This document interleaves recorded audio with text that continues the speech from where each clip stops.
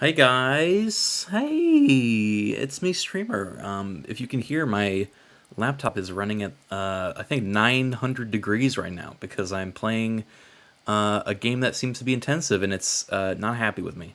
Can you hear that? Do you hear the fan running? No, maybe. Sounds normal. Okay, good. Hi. You hear a little bit? Okay, all right. Hi everybody. It's me. Hope you're doing well. I know I said Stellaris was going to be tonight, but when you're scheduling as many people as we have been, you'll inevitably get someone saying, "Oh, I can't make it that day," and so then they move it. And so it's been moved like 3 times this week. But the DLC for Stellaris, the new one, is coming out in like the next day or two, I think. So we are going to be waiting till that comes out and then playing it then. So that is the plan. I think it's going to be a lot of fun. Thursday. I think I could get access tomorrow. So if I get access tomorrow, we'll probably play it a day early, and then do a multiplayer stream once we have everyone. So Solaris is coming soon, but while we're getting hyped up for it, I figure why not try a different space thing, which in this case is Warhammer 40k.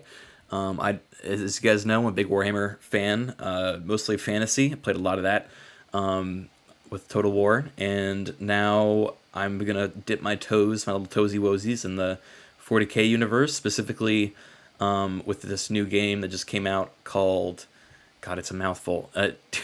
It's called. Wait, you can see it before I can. It's on the fucking name of the channel. Chaos Gate, Warhammer 40k Chaos Gate Daemonhunters. And it looks kind of like an XCOM style, fly around galaxy, kill demons sort of game. So seems like fun. Strippin told me about it, and I figured I would give it a shot. So here we go. Chat death. I was actually just setting that up. As I've learned, because I've been watching Bricky videos on Strippin's channel. Here, let me show you guys what I'm talking about. In fact, I'm gonna try to call him. Strippin's just been watching these videos for like 2 hours, and me too, man. I've literally been just staring at them. They're really good. If you guys want to get like more info on the 40k universe, While you are still alive? he's done a pretty good job of breaking them all down. So yeah, they're pretty good. I maybe we'll watch them too. Sam's eyes. He's loving this. Look. So when they torture you for 20 years but keep you alive, and when they're done, they will turn you into a living piece of furniture or clothing. Yeah, so it's been pretty cool. There's some there's some crazy stuff here. And yeah, so I think we were gonna both try the game and see how it goes.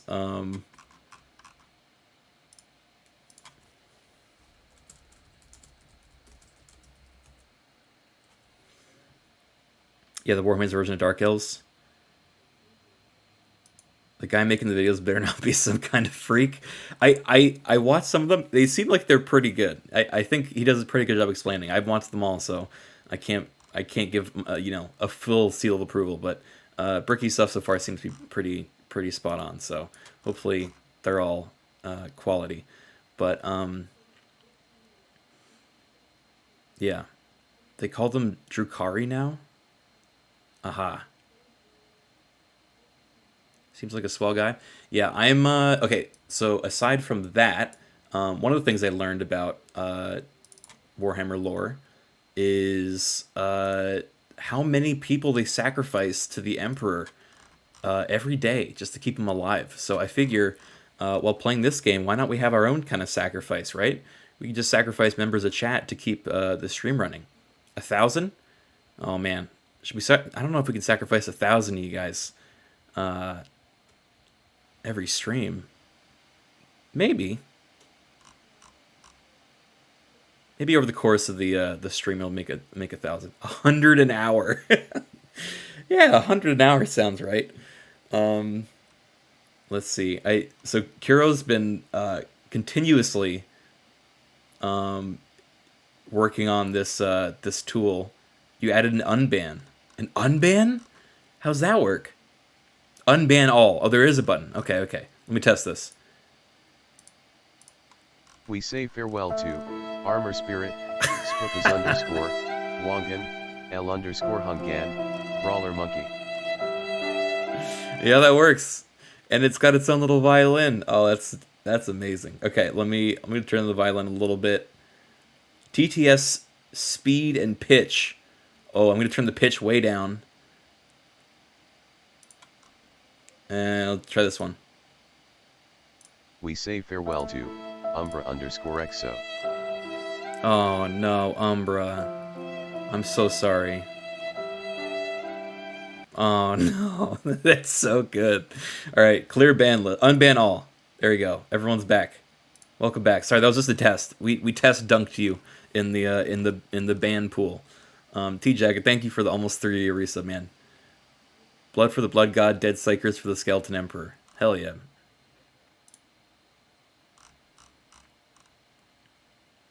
I finally got picked for something and it's a ban.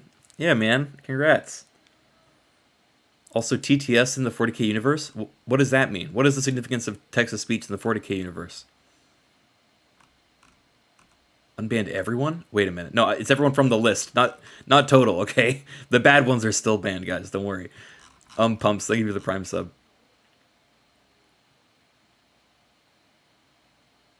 Video game clap. Thank you, Jacksaw. Very good. Not the text-to-speech emperor? You should check out Gene Stealer Cult Lore. Is it fucked up if we watch Strippin watching Bricky? I mean, he's already just watching content, right? That's not worse.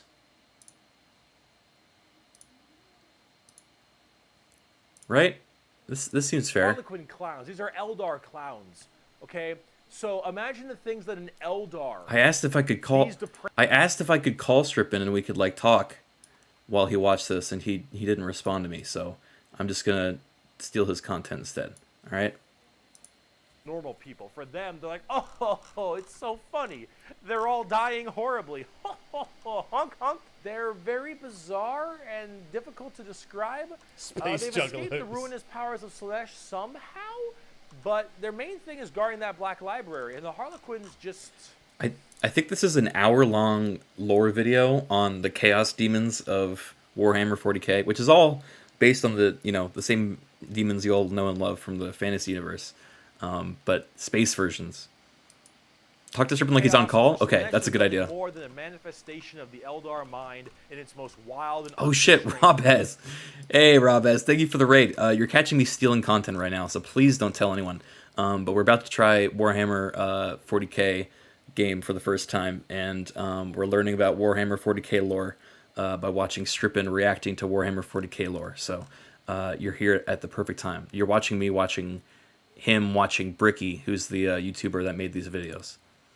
Madness, but merely a wave of perfect existence fulfilled by its own savage momentum. They're very strange. The Harlequins, Drukhari, Eldar. I like these guys. An anomaly that make humans seem completely easy to understand in comparison. They range from rekindling their civilization. You play plenty of Daemonhunter? Oh, great. Yeah, I've never tried it. And also clowns. They're all over the place, but honestly, they represent quite well and are rather interesting, especially with the whole Slanesh murdering everyone bit. So, yeah, Eldar. Now, bugs. Come on, they following me, man. Bugs. Following me. The bugs. The bugs. The Tyranids. Now, you want to talk something a lot more fun, a little more simple than all this crazy Eldar shenanigans? Let's talk the Tyranids. They're bugs. They look like Zerg. Hell yeah, they look like Zerg. You want to know why they look like Zerg? Because they were actually supposed to be what Zerg were. Can I watch Bricky with you? Uh-oh. Sure. Do you want me to go in Discord? He's on my DMs. He's talking to me. Criken's messaging me asking if he can watch. Why is it so loud? Oh my god. Hello. Hey. Hey. Can I watch Bricky with you? Yeah. Do I need to screen share? Yes, please.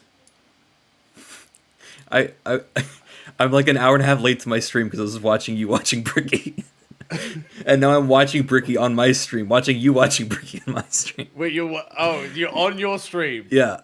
watching me watch Bricky. Yeah, I'm watching you react to Bricky, and then Well, I was... let's go to Discord. then. Okay, I can okay. screen share. Yeah. Thank you. I'm like begging him to like let me share his content. Can I please? Can I watch this with you? That was a disaster. It's okay. It was only a little bit pathetic. It was Hey. so that they had to get rid of them, so they made up the Tyranid, and they said, Oh, yeah, they please, ate sir. all the space dwarves, and now they're gone. And I'm fucking angry, and I'm Wait. pissed all the Apparently, Space Dwarves are back, dude. Yeah. Jess said. cloned them. Want to watch? Oh my god, this. Is Wait, if I Were start you up my guys all just stream, lurking and watching? yeah, I was supposed to start stream like 20 minutes ago, but I keep Yeah, watching. me too, brother. We were just watching fucking I it. was Yeah, supposed to so stream bad. and I didn't So because wait, I've been watching. We're all Okay, I have a stealing plan. content. Woo! So while Sam's watching that guy and Criken watches Sam watch him, I'm gonna watch you watch him, and then Summer's gonna watch me I'm gonna hit watching play you now. watching him. Okay. Okay. Okay. Apparently StarCraft is supposed to be a 40k game in the beginning, hence why they look so much like Eldar, Zerg, and the Imperium of Man. Like, kind of space marine-y, those Marines, huh? They look a little bit space marine-y to me. Maybe. I don't know. You really fucked up on that one, Games Workshop, didn't ya? Tyranids are a giant infestation of unfathomable proportions. These are giant, extremely bio-advanced hive mind organisms that are basically all about absorbing as much biomass as they possibly can to evolve. This is so and cute, guys. mutate to be extremely I know potent the and Warcraft, powerful and kill. We're all just watching Bricky anything in their together. power. They are probably the least evil faction in all of 40k because all they want to do is eat shit. They want to nom nom the entire galaxy. They hangry and we food. Also, this Tyranid hive mind has a presence in the warp. In fact, Tyranids in their own right have a massive presence in the warp. They have a thing called the shadow in the warp specifically, where when they are coming in to invade a planet, they have this weird ability to kind of cut The off audio is the desynced. warp on all the psychers on that planet. It's And okay, how it's do you okay. get help across the stars? Well, you need the warp because you need that for interstellar travel. So with people unable to call for help from the Tyranids, Wait, that's these are fucked. just easy pickings. And an entire giant Tyranid hive fleet comes out of orbit and just will massacre, absorbing all that biomass and turning them and all of their other So when they come to the Tyranids planet, like, into all the even phone more lines are advanced dead, monsters. like, you They can't- come in so many varieties too, all based on what is important.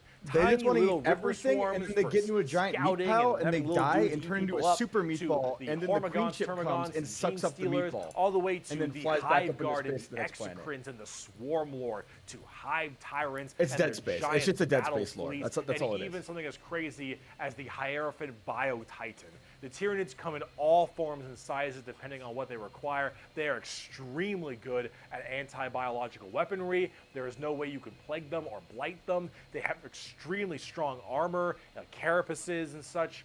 Tyranids are nigh perfect organisms and are pretty spooky when it comes down to how they handle all of their genetic material. Keep feeding them, they'll keep evolving. They keep on creating new horrifying organisms to spread across the galaxy. And you know what the most terrifying part of the Tyranids is? We might be surrounded.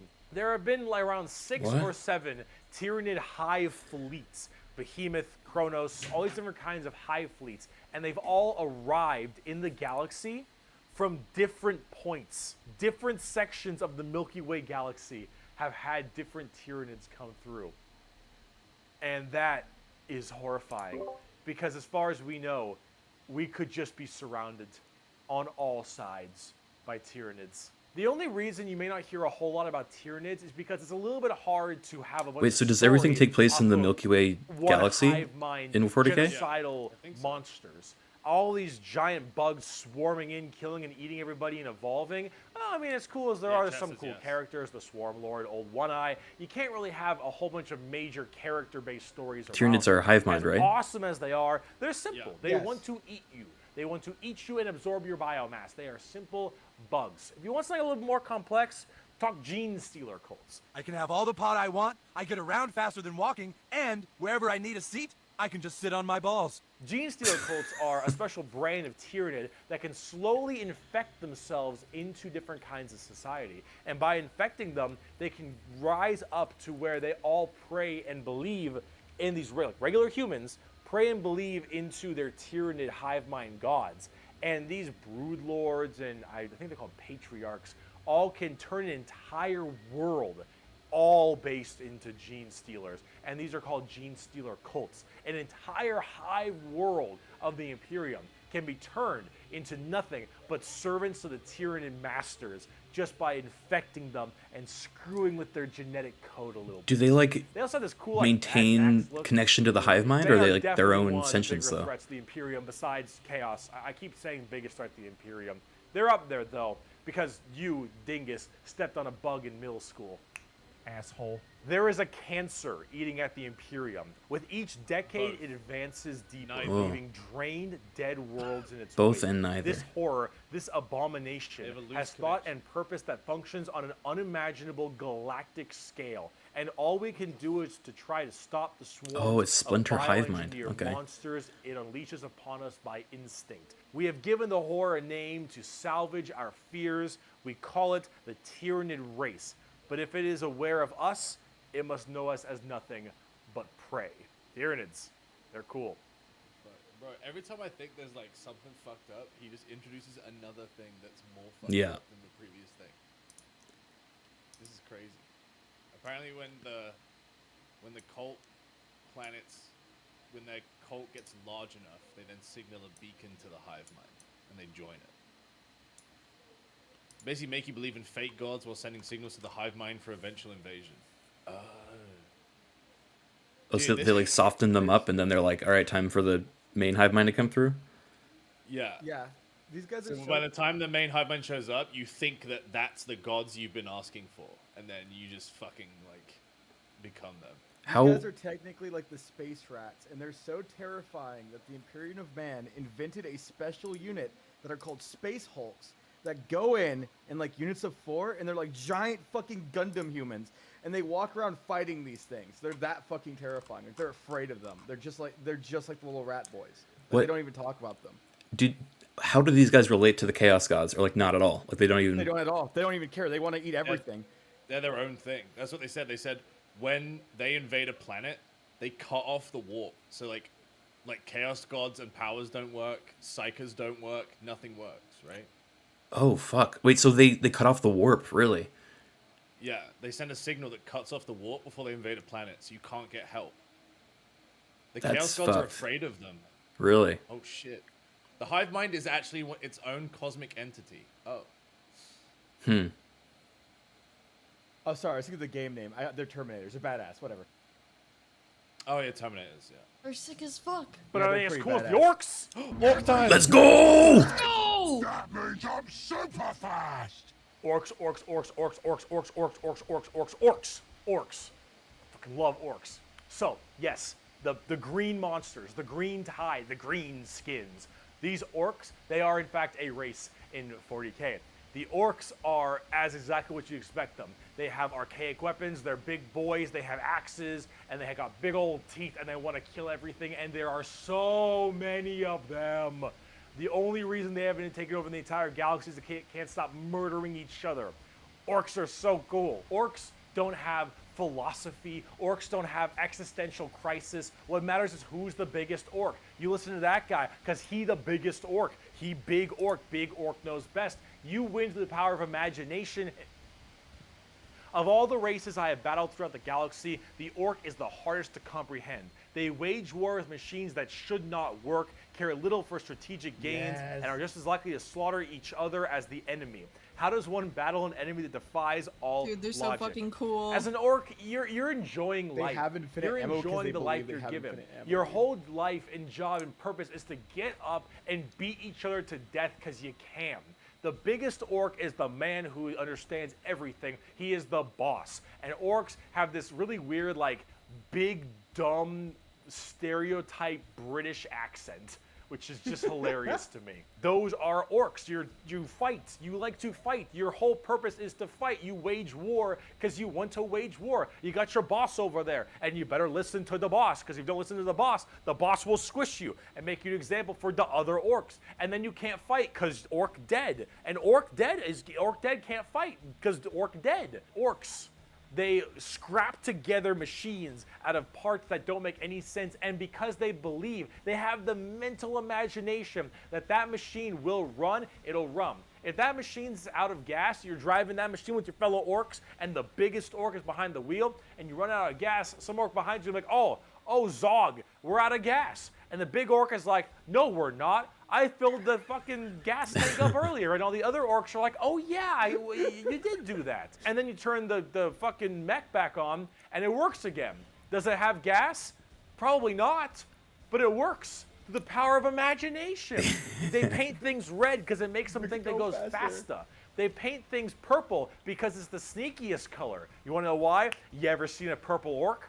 Didn't fucking think so. Orcs are also like ancient as hell. They're back in the Eldari time frame. But back then they were called Krorks, and they were much larger and scarier and far more intelligent.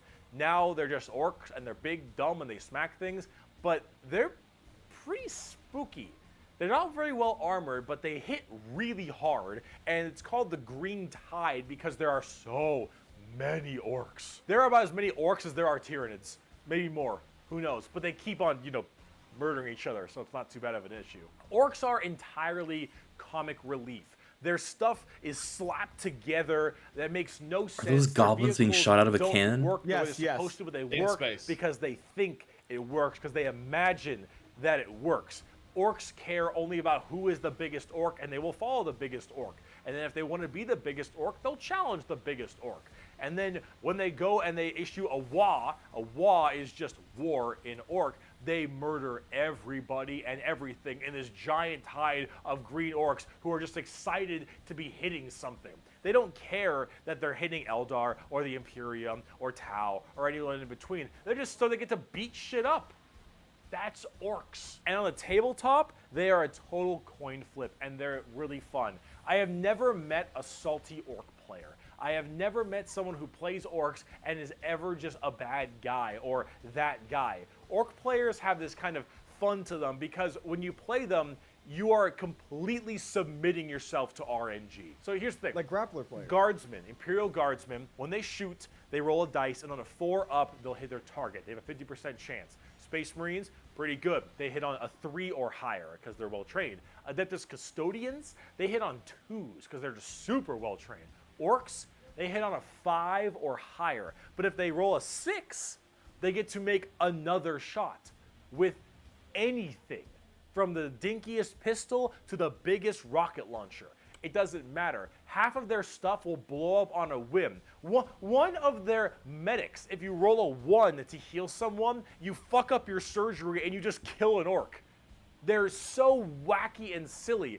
But the thing is if you roll well, you roll high, and you keep rolling high, you are going to crush people. And if you don't, you lose. I mean, that's what you get when you play orcs. That's what happens when you play orc. It's a coin flip, which is why you can't be a salty bitch when you play orcs, because things won't go your way. It's just a roll of the dice. You're playing a dice game. But if you're going to have fun and you want to be stupid and you want to be silly, you're going to play some damn orcs. But on the opposite side of the fun part of this, let's talk about the Necrons. Well, you can't just skip the Let's go! Wait, there's so much more about orcs. They didn't talk about the. We can watch videos after this. But Chat. there's goblin communists. There's goblin communists. They're so cool. Why Okay. We'll watch more after, dude. So, Alright. if I'm getting it right, aren't the orcs kind of like Kuatoa from D&D? So like they believe in something so hard it manifests, kind of like their gods? They have the most Yeah. powerful psychic powers in the universe, but they don't know it. They forgot that they have psychic powers, and because of that, they can manifest anything into existence. But if they realized they did, they would be so powerful they would ruin the universe. So they're exactly like Kuatoa in 5e, creator- and they're just yes. big fucking stupid, but they can make shit because think- they're cool. I can't remember. The creator made another race before them. I don't know if it was the Eldar or who the fuck it was. I don't care because Eldar are boring. But they made them, and they were super smart, and they kept getting more psychically powerful, so they had to become stupid because they just destroy everything. And now they just kind of wander the universe. Also, they self-reproduce. Whenever they die, they just turn into spores, apparently. I don't know if I'm getting that wrong. Yeah.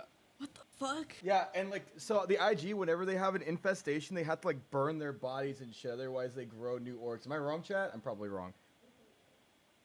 Wrong? Okay, whatever. Fucking who cares? They have superpowers, though. Fuck you. There's a story with orcs where the Imperium army were fighting and they ran out of ammo, so they started saying pew pew and the orcs would die. Yeah, They no, thought it was yes, what? yes. If they think you're strong enough, they will believe whatever you do. So whatever you do, that will manifest in their heads. The only orc story that I do know is there was one orc who hated chaos so much he went. Hey, into the warp and Bricky. ended up, like fighting Khorne. What's up, man? Thanks for Or stopping something. by. We're badass. we're watching you. Khorne liked it so much. This he shit's revived crazy. Khorne I've never to really. fight, You do a really good job like, contextualizing all this, so demons thank you. for his entertainment for all eternity or something. That's so. Hey, fucking metal. we got Holy Tuska shit. the Demon Killer. we Yeah, got yeah. Bricky himself in my chat. Everyone say hi to Bricky. Thank you for making these Yo, videos, what's up, man. Ricky? Wait, he's Yo! here? Yeah. We're Dude. reaching his content. That's pog as We're fuck. reaching your content. Everyone, go man. subscribe to him so he doesn't Yeah, oh, strike now down we the like- channel. Yeah. Woo! Hey Yeah. guys, make sure you like open the video, leave it on silent, so he gets the money, and turn off your ad blocker. And also, please don't sue us. Yeah, no, these are great. We're all late to stream because we're watching How about Sam you- watch them. Yeah. Yeah, fuck, I gotta start. Okay, I hate the Necrons anyways. I they're started boring. my stream. I was like, I'm watching Boone, watch Criken, watch Strippin, watch 40k lore. All right, we're going into the Necrons. The Necrons are Oh. spooky, scary skeletons and very grimdark again. They have a much more fleshed out lore than before. Back in the day, they were just undead Egyptian space terminators, and they still look that way, but now they actually have a story. So way back in the day, you had the Necron tier. Kind of see a theme here: Eldari, Eldar, Krork, Orc, Necron, and Necron tier. So the Necron tier were this race of generally kind of shitty people. Not because they were personally shitty, but because their lives were awful. They were ill-fated to a horrible existence of like radiation and a terrible planet they lived on, and everything just really sucked. Being a Necron tier was just really depressing. They really were looking for immortality. They were extremely reliant on the hope that they would eventually find the key to living forever and just stave off this horrible nature that they were thrust upon them, and therefore they could become the most dominant race in the galaxy. And they found this group. They're called the Old Ones. Imagine them kind of like the Forerunners in Halo or the Xel'Naga in StarCraft, right? These Old Ones were these strong, pretty much omnipotent beings, and they, of course, knew the key to immortality. So the Necrons went to them and said, please, show us your ways. And the Old Ones said, piss off. Not really, they were a lot more humble about it, but they did not want to share their secret of immortality with the Necrons. The Necrons, of course, took this very well and waged war with them, kind of under this united That's Chad. banner. The Some Chad Necron shit. different dynasties didn't really like each other, but under this one man, the Silent King, he thought the best way to unite his race was to do this giant war with the Old Ones out of spite for them keeping the secret of immortality to them. This was known as the War in Heaven, and this is actually like a multi-stage war, because during this war in heaven, they discovered the Star Gods, a whole new race of people known as the Catan, or the Catan. These Star Gods were also very much like Old Ones, almost omnipotent beings, and they too had the key to immortality. And so the Necrons went to them and said, hey, can you help us fight off the Old Ones? Can you help us kill these Old Ones, you, the Catan? And the Catan said yes. And in fact, we can help provide you with the immortality you so desperately seek. So the Silent King of the Necrons decided to make a pact with the Catan to allow them to Like the accept bone this legs. generous gift of immortality Yeah. upon them. But this, of I course, crack had up been a whenever I see the horrendous legs, dude. trap. And the Necrons were dragged in chains to this biotransference where their flesh was stripped from them, replaced with nothing but a metal hollow shell, as their souls were ripped from their body and fed to the Catan. And the Catan fattened up. They got chonk on the souls of the Necrons. As this was their plan all along, they consumed the flesh and souls of the Necron tier and turned them all into unwilling robotic slaves just to serve their will. And then, with their new-founded Necron army, they pointed their guns at the old ones, and the Catan continued their domination of the stars and their genocide, complete and full genocide of these old ones. The old ones did their best to stave it off. They even created other races, the Eldari and the Orcs, to try to fight off the horrifying Necron army and the Catan above them. But there was absolutely no possible chance for them. And the old ones were absolutely extinguished across the galaxy. Their entire race completely removed. Full-on 100% genocide. However, during all this, the Catan, so just infatuated with their victory, started fighting each other for fun, for sport, and for small differences, doesn't matter. The Catan, with these overpowered people, they're going to eventually hit each other at some point. And as they began just menially fighting each other, the Eldari and the Orcs actually started pushing on the Catan's borders a little bit, giving them a little bit of a run for their money. And as this continued, this is when the Silent King, who retained his consciousness, decided to leap into action and start a full-scale revolt against their Catan masters. And this revolt was bloody, as the entire Necron army was surged off to destroy these star gods. They were able to, just after suffering horrendous losses, were able to turn the tide of the war. And they took these Catan and they blasted them. Because as these star gods are unkillable, they were able to break them into thousands of shards and entrap them in giant stasis vaults to now actually be slaves to the Necrons. And with the Necrons having the entirety of their old gods enslaved to them, they realized that soon their race was about to be attacked by the overcoming new races, the Eldari and the Krorks. And so what they did is they retreated into giant stasis tombs in order to preserve Tomb King style and their strength for when one day they would be reawakened and they would be able to rule the galaxy that was rightfully theirs. And then some dingus Adeptus Mechanicus guy diddled with a green console, and now the Necrons are back, and they see all these primitive races on their lawns, and they think, get the fuck off of it. Necrons are back. Isn't that the setting and plot of Mechanicus, the game? The galaxy I think they're the ones that wake up the Necrons. Now, at tabletop, they're a lot like that.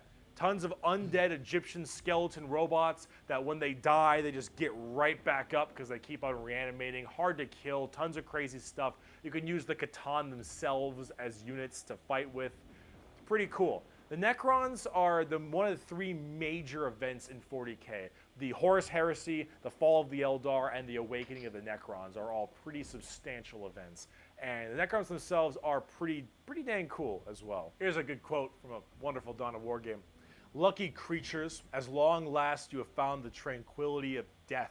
I was like you once, clinging to life and blind to the truth. When I uncovered the truth, I too shuddered and paled with fear.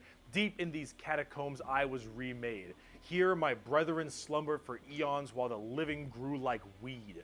My Lord knew this day would come. He had plans for us all. We would purge this world once more. So come, poor victims of life. We will grant you tranquility in these crypts. Kronos will be a tomb world once more. Necrons are also pretty smug. Trazen the Infinite especially, a little dickhead. But speaking of dickheads, last race, let's talk the Tau. We made a fucking walkie.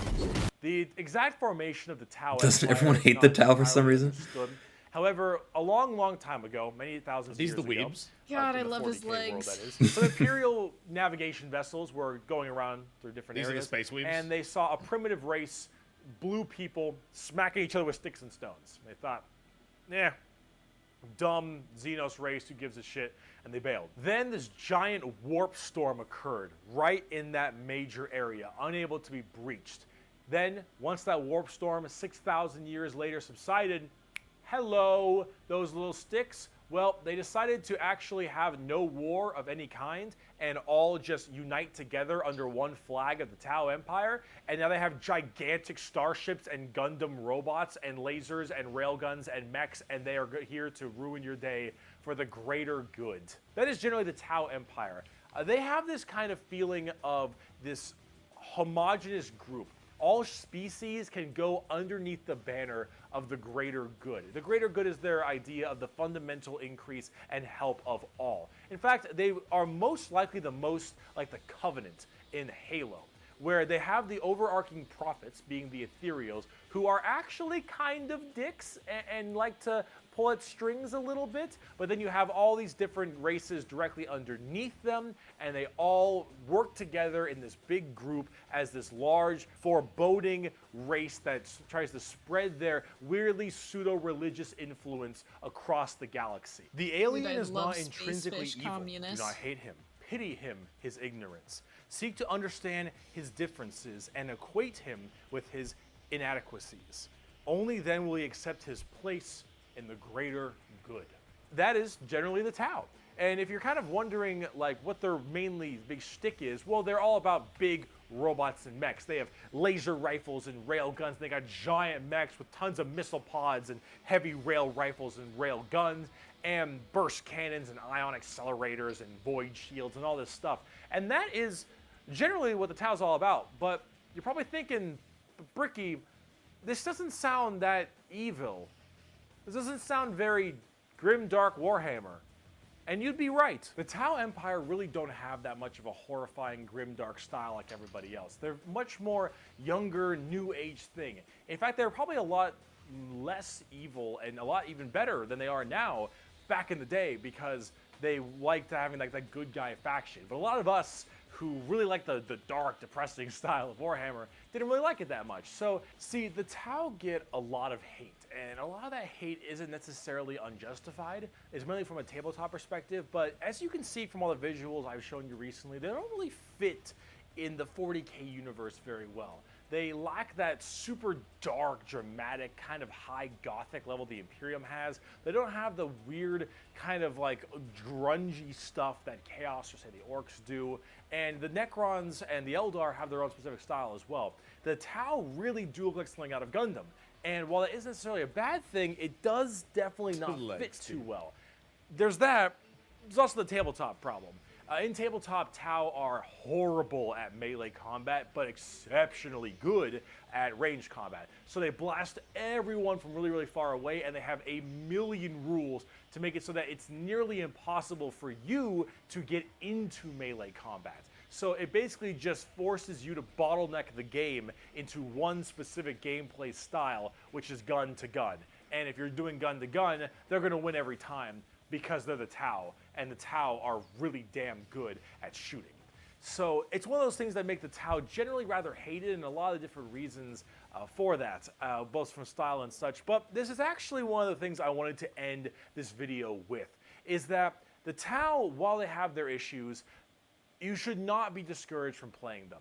I'll make plenty of Tau weeaboo jokes, of course I will, but it's all generally in good fun. Anyone who legitimately doesn't want you to play a faction is an idiot, and you shouldn't be giving them the time of day. You pick what you think is cool and what you like. In Warhammer, especially now, factions get better and they get worse. They grow and then they fall.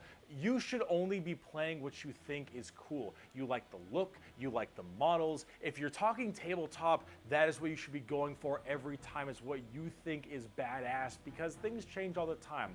But the universe of Warhammer has so much going for it. Every faction has something interesting, every character has a story, and there's a million stories to be told. The universe is vast and exciting, and while it is dark, depressing, and horrible, that is the damn charm. And out of everything I've told you in these two videos, if anything you could take away is the reason why so many of us are so into this series and why we like it so much. Because with so much variety, such an expansive universe, and so much that can be done, you can find yourself having a pretty great time. Thank you so much for watching this video. I hope it has been informative to you. If you'd like to see more of me, Bricky, we have twitch.tv/. Thank you, Bricky. Thank Yeah. you, Merchandise Bricky. Chat, go check him in out. which Show some I love. was wearing all of my merch, but underneath this because I had to wear this so it wasn't black or white for the green screen, which is a little unfortunate, but it's fine. If you'd like to see merch, it is in the description. Also, if you'd like to support me on Here, I'm gonna pull them up. That was neat. What's your guys' favorite factions? Favorite faction? Mm-hmm. I don't know, man. I wasn't expecting. When you wanna wanna read something. I didn't know like the depth of it. I thought it was like Space Marines, some orcs. That was it. Yeah, I didn't know how like And chaos. in depth it was. That was my impression of 40k. Was like there's orcs, there's chaos, there's Space Marines, but mostly it's Space Marines versus chaos.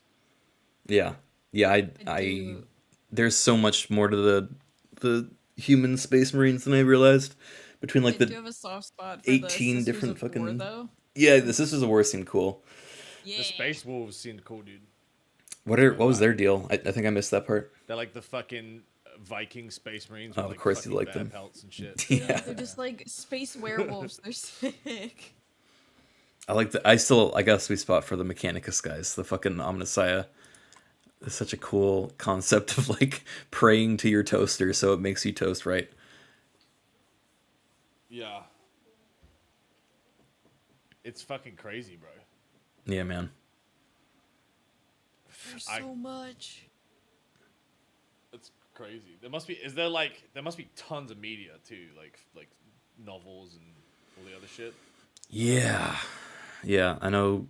I think Chippers knows more fantasy than he does 40k, but he still knows a ton of 40k. So he's like, told me a bunch of little stories and anecdotes. I feel like there aren't that many hit 40k games. I mean, Dark Tide's coming out pretty soon. There's the one that I was gonna try today. I think you're gonna play in 2, right, Sam? Which one's that? Oh, the Warhammer one. Yeah. Yeah. I'm on like mission 3. Okay, It's cool. fucking good, dude. Is it good? Yeah, there's like, it's clearly very different from XCOM, but like you can interact with the terrain. It seems like there's a lot of depth to it. So Sweet. Yeah, I'm gonna try that today.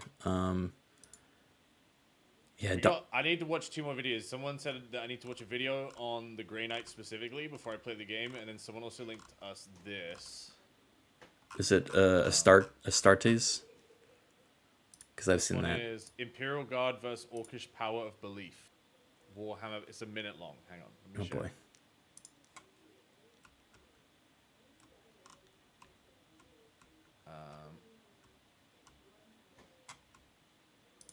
What the fuck? How do I screen share again? I forgot. Oh, there we go. Hold on, let me pull it back up. There we go. Boop. What's this one?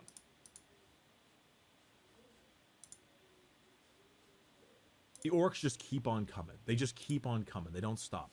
And eventually the guardsmen run out of ammunition with their las guns. And then the company commander has an idea. He points his las gun at an enemy and he goes bang! And then an orc falls over dead. And then the guardsmen look at him and they're like and then all the orcs just start falling over them. Because they believe they've still got ammo, I assume. until a group of 6 orcs run over the hill and they just won't fall over from all the banging. And then they hear chanting in the distance. And then as they get closer, they hear, I'm a tank, I'm a tank, I'm a tank, I'm a tank, I'm a tank, I'm a tank. No fucking way. I think it's bullshit, but I love the story. It's a great story. No, that has to be real because that's fucking great. Holy shit. I'm a tank. I'm a tank. I'm a tank. I like the orcs. They seem like I guess like the Tau and the Orcs seem like the least evil, but they're still pretty bad. Yeah. I guess the Tau don't even seem that bad. Neither do the Orcs. The Orcs are just like one track, right? Yeah. I don't understand how any of these any of these versus each other sounds like fucking I can't imagine the power levels of all these different factions in relation to each other. Says at the start, right? Like the reason that everything is so overpowered that nothing is overpowered. Everything cancels each other out. in the universe. Yeah. Yeah, I have like no sense of who would win in a fight, which I guess is part of the whole design, right? Like somebody said in my chat, they quoted like one of their favorite tweets about 40k. They were like, one of my favorite 40k things is that by any sane metric, the Necrons should be the top dog, but unfortunately 40k is not sane, magic is real, and they're rubbish at it. Poor guys. Aw. Wait, the Necrons, I get that they're like souls encased in metal, like kind I of. didn't understand the Necrons really. Yeah, I know that they rose up against the elders that like made them, and then like. Right, but Bricky said that the Catan stole their souls and forced them to become a robot slave army. So then, how did the king keep his mind? And then, how did the king convince all of the soulless soldiers that were slaves to turn on their masters? If they had no souls left. Is the souls equal like freedom of will, you know? So like if you don't have souls, you have to. Kept their minds. The peasants were mindless. Oh. Their personalities without souls, not souls without personalities. Right. Okay. So they just like they can't feel emotions, but they Wait. have logical thought. What is personalities without souls? What does that mean?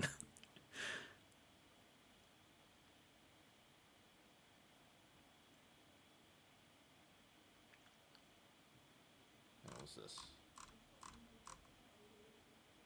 Apparently there was some new lore added for Necrons after the after this video was released. A skeleton that tells jokes. Okay.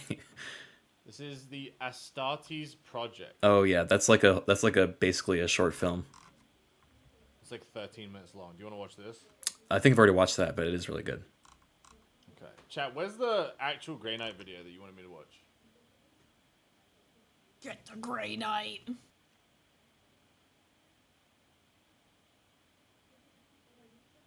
Luton, right? Luton 09?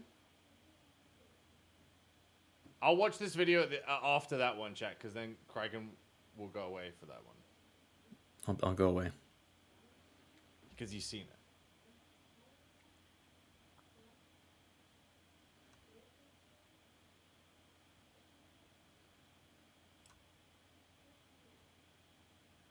Astartes first? No, Astartes after. We can watch Is Astartes it first. long? Astartes, I'll watch Wait, it again. how long- It's really good. How long is the Grey Knight video, chat? We can watch Astartes again. It's okay, guys. Chat's throwing It's 2 hours just for Grey Knights? Oh. Oh, it's only 1 hour. Okay. Commit. I'm ready to commit. I'll do an hour. You can do Astartes first. I don't know if I'm gonna watch another hour. We'll do Astartes first. Okay. Yeah. Here we go. I'm leeching off Sam's YouTube choices. Okay, we're ready.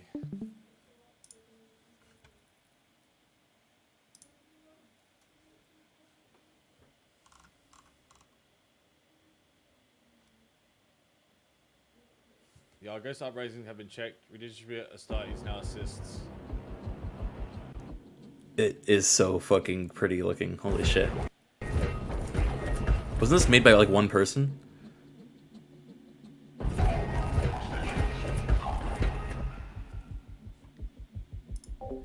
Hey yo, thanks Bricky. I will definitely be hitting you up when we look into more of this, man. Thank you for your videos. Again, everyone go check out Bricky on YouTube and Twitch if you like Warhammer stuff. And I know I'm gonna be giving his channel a follow. I want to see more of his explanations on things. They're pretty good. They hired him afterwards? That's so sick. Damn right, they should hire him. I love stories like that. Someone makes like a fan edit and it goes fucking gets their whole career started. Like, this seriously looks like Overwatch cinematic, like, quality, though. It's really good quality.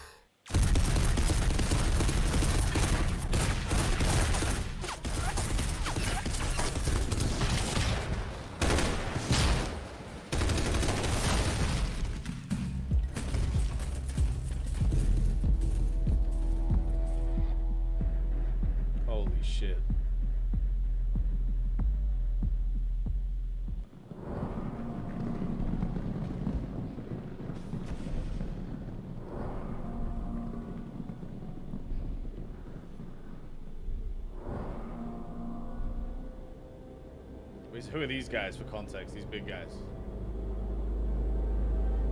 I don't know.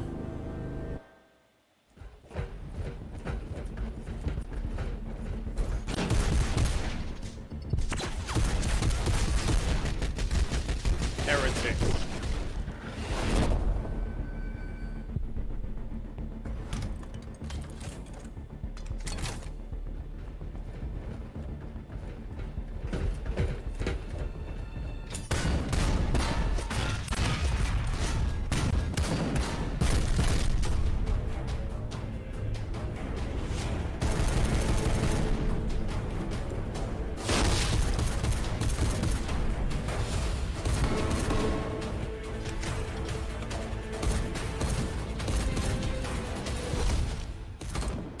Oh my god.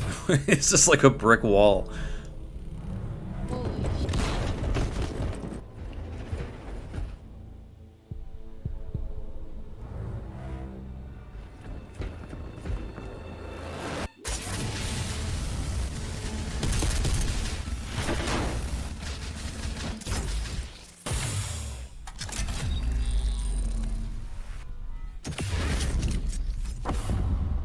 That was in a pistol? Holy shit. I fucking aim. Holy. How do you beat that armor? It seems like it's just a walking tank. Maybe these guys have the answer.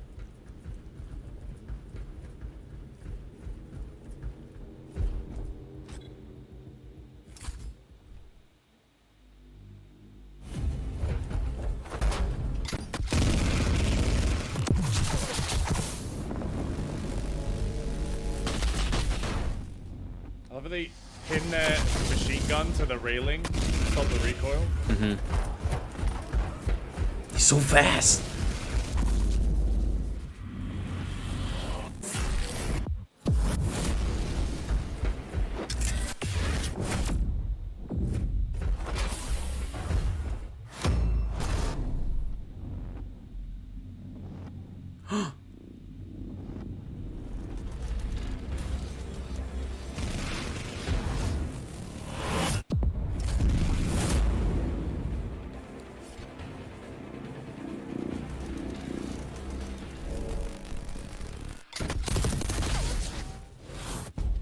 Oh!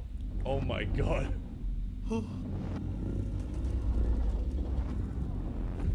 Look how hard it is for them to stop one of them.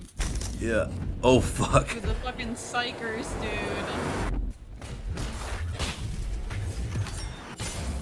Oof.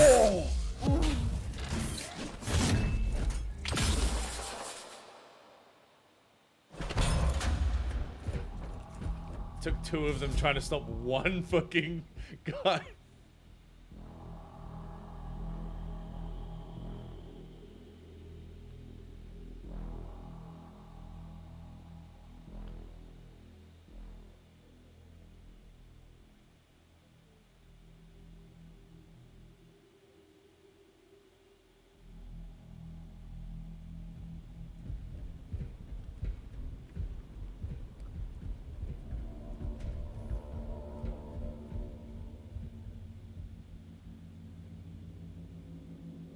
Egg.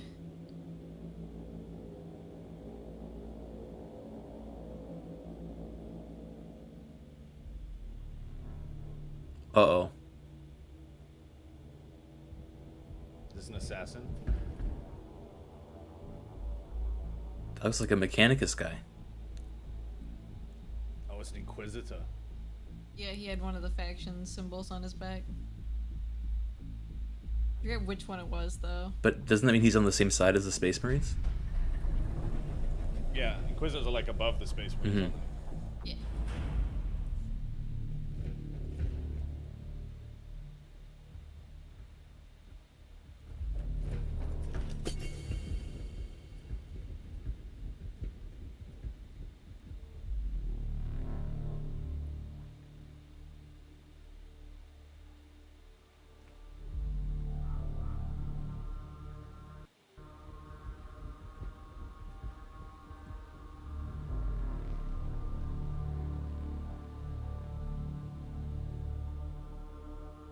foot.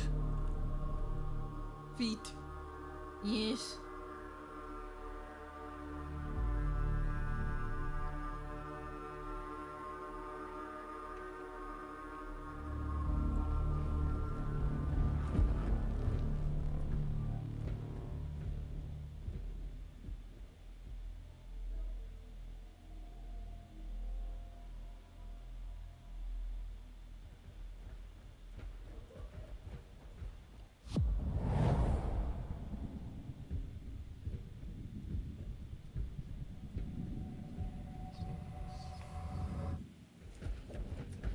How do we feel about this orb? Good or bad? Pretty bad. Bad. Bad vibes from the orb.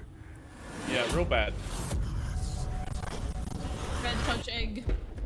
It's trying to corrupt them as they approach it. It did the Warhammer ding.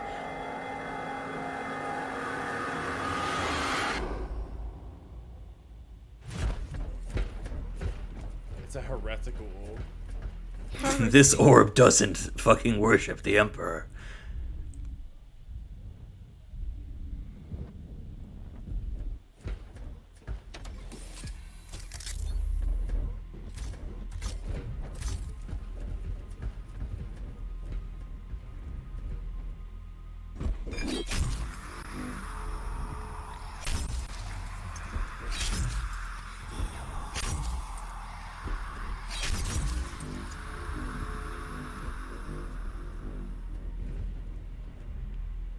Now what?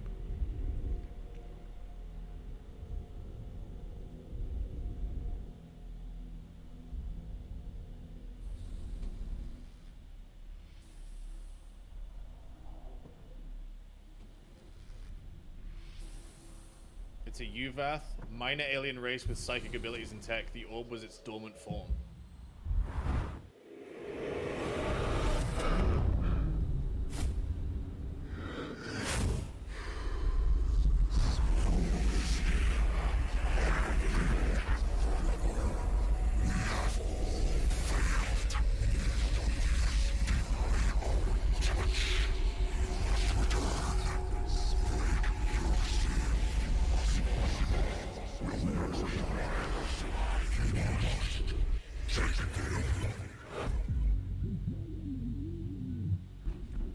Oh.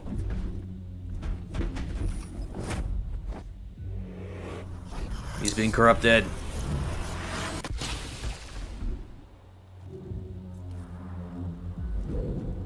Oh, did it get him?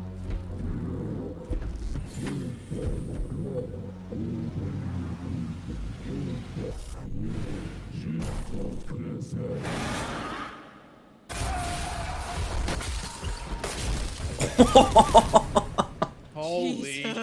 shit. Fucking nerd. Knocked him the fuck out. You're like, nope. No, this must be a flashback, right? I think there's two Flashback. orbs. They tracked the orb because of what happened. Uh-oh, it turned magnetic, their one weakness.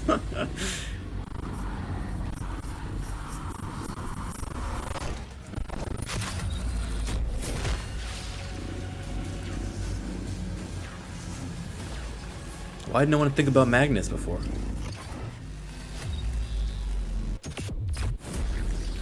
Oof.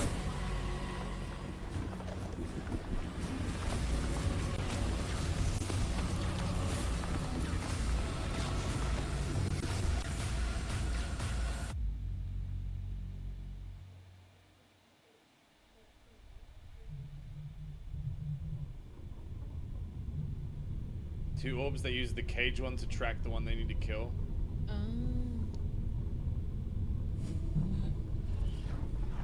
Oh shit, that looks cool.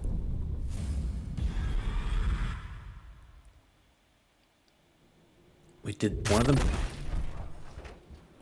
Did someone shoot the tentacle thing?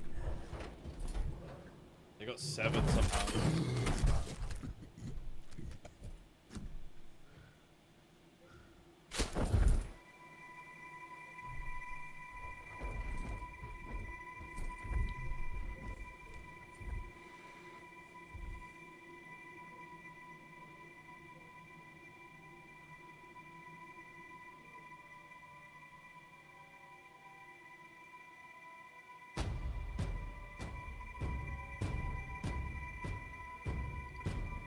And was that... Holy shit. So that was a tomb world at the damn. end. Yeah, Machad said it's the alien thing that is not a canon thing. It's like the guy made it up, but it's fucking so cool. Cool. Watch credits. Okay.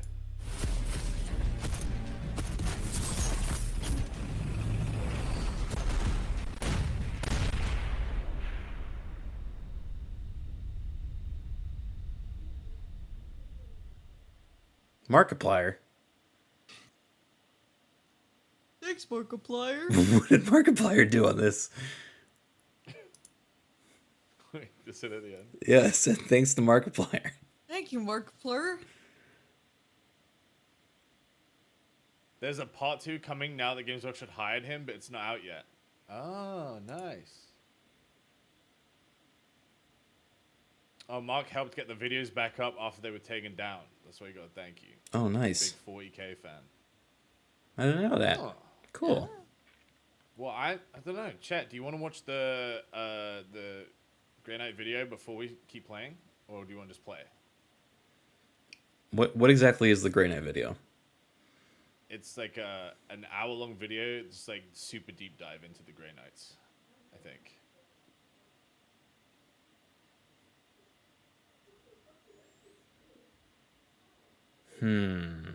My lord. You don't have to. I think I will. I'm gonna watch it and then I'm gonna play. Okay. I'll peep the beginning.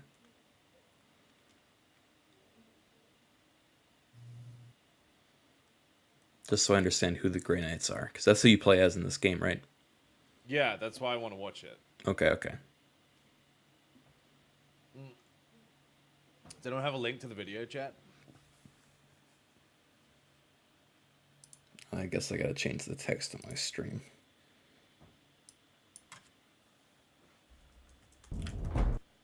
The Grey Knights Part 1. Fuck, here we go, dude.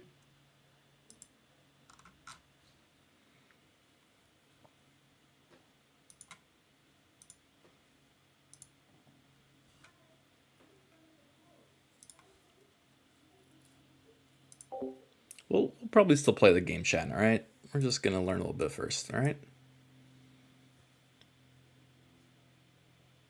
I have my mac and cheese. I'm ready. Alright, I'm ready too.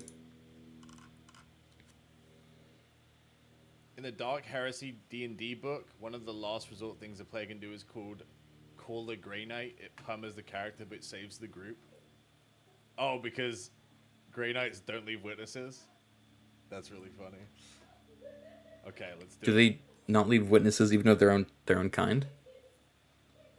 They can't leave witnesses because if you know Grey Knights exist, then it means that it confirms the existence of demons. And if you know demons exist, you're more susceptible to demonic influence. So they What just the kill fuck? everyone. They're literally like no witnesses. Yeah, Wait, that because, means like, I know about like, Grey Knights now, so we shouldn't watch this. Oh my god. It's we Why would know. you- They're Dude, coming it's for us. too late for us. Coming for Fuck. us. Fuck! I'm sorry, it's too late. We just have to keep going. The Warhammer fans are gonna start the purge, dude. We just have to hope that we accrue so much knowledge that they accept us into their ranks. Yeah, we have to prove that we're I- valuable I to can't them. hold a gun. I'm tiny. I can't do this. Chat, this video is by Luton09. It's a 2-part about the Grey Knights.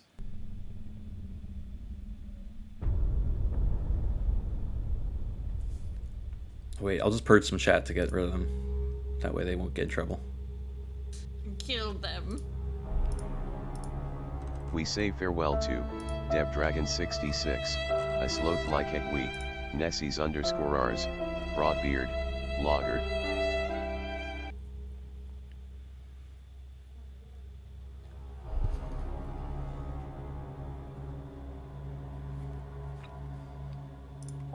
Oh yeah, chat, for those that don't know, we have a tool now where I can randomly ban or time out people for 5 to 10 minutes by pressing a button. And that's how we pay our tribute to avoid Exterminatus, alright? Imagine if you banned Bricky. Maybe, man, maybe. Freaky, thank you for the 10 months. Who's the third person? Right now we're watching with Strippin, Criken, that's me, and Summer Salt.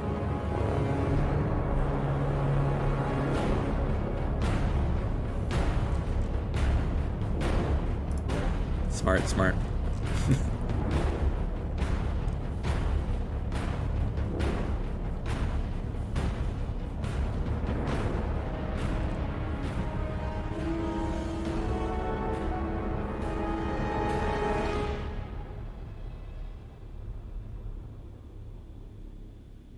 Alright, I'm excited.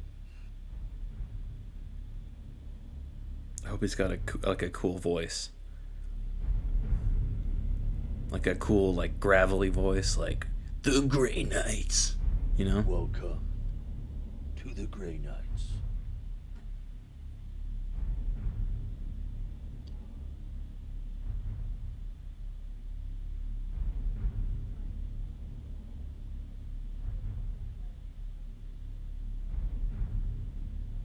I'm ready to get chills. Here they come. Whispers are sometimes heard on Imperial worlds of an Astartes force, rarely spoken of or seen, but to those enemies of the Imperium who know their names, forever they are feared. If standard Imperial Astartes are on many worlds rarely seen, if ever, then the Order of the Grey Knights are comparatively invisible, barely a myth or a legend, likely spoken of as Silver Angels and no more than that. We've seen already some of the darkest entities that exist in the galaxy of the far future, and that humanity is able to wield such forces as the Imperial Astartes. Is that still who stand as Kairos? the last fragmented bastions of defense Chat, it's too against the fast. nightmarish terrors that seek to Wait, claim you're humanity playing it from the fast. galaxy. Few forces, though, have the Chat pure said and 1.5. distilled ability He I got talks 1.5. fast. the tools required to face the ever more threatening horrors that the Imperium must. Nor do most Imperial forces carry the strength of mind or the willpower to do so. Those who face the worst nightmares of mankind are known simply as the Grey Knights. Their order founded at the end of the heresy to stand as a bulwark against the entities of chaos and the horrors who threaten humanity. Even fewer individuals will qualify to join their honoured ranks than those who seek enrolment to join these standard Space Marines. The Grey Knights are a highly secretive order, yet rightly feared by many as a force with unrivaled powers and unbreakable mental will. Unlike the regular Space Marines, if you could ever call them regular, those brought into the honoured ranks of the Grey Knights are implanted with a gene seed directly imbued with the power of the genome from the Emperor himself. Grey Knights exist outside the standard chain of command comparative to the Adeptus Astartes, who follow the subsequent commands of the Adeptus Administratum, the High Lords of Terror, and now the Lord Commander of the Imperium. I didn't know they The came Grey from Knights the are in Emperor. fact not aligned Yeah, they have with the actual regular Emperor military seed in Imperial them. forces, but are instead a part of the Imperial Inquisition, who, unlike all other forces within the Imperium, answer only to the Emperor himself, and as such operate outside of the ordinary okay. structure of Wait, the can you pause it Imperium here? of Man. Fuck. They are a Yeah. That was helpful for a second, like understanding the tree. So the Inquisitors literally only respond to the Emperor. Yeah. Yeah, they're above. I think it said in one of the other videos that the Inquisitors are above most of like the general structure of the other part of his order. Like, they're pretty much above some of that law-based stuff. Yeah. Okay. They can Like do whatever the, the fuck they want as long as it's start deemed of, as the necessary. start of the game, an Inquisitor shows up, and the Grey Knights are like, "Yeah, we'll do what you want." And I was like, "Chat, why are they doing that?" And they were like, "The Inquisitor's basically their boss." Yeah, the Grey Inquisitor is Knight's like boss. the voice of the Emperor sort of thing. Yeah.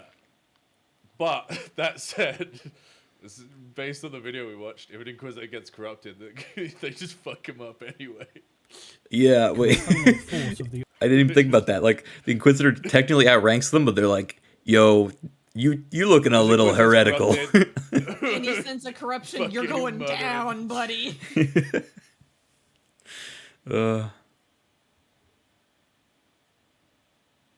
1,000 Grey Knights defeated Angron in the first battle for Armageddon. It never happened. 3 survived.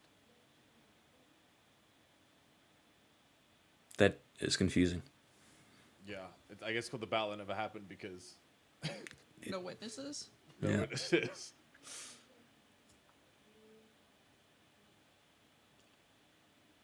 Ordo Malleus, which is a subset of the Inquisition. The Ordo Malleus is otherwise simply known in layman's terms as the Daemonhunters.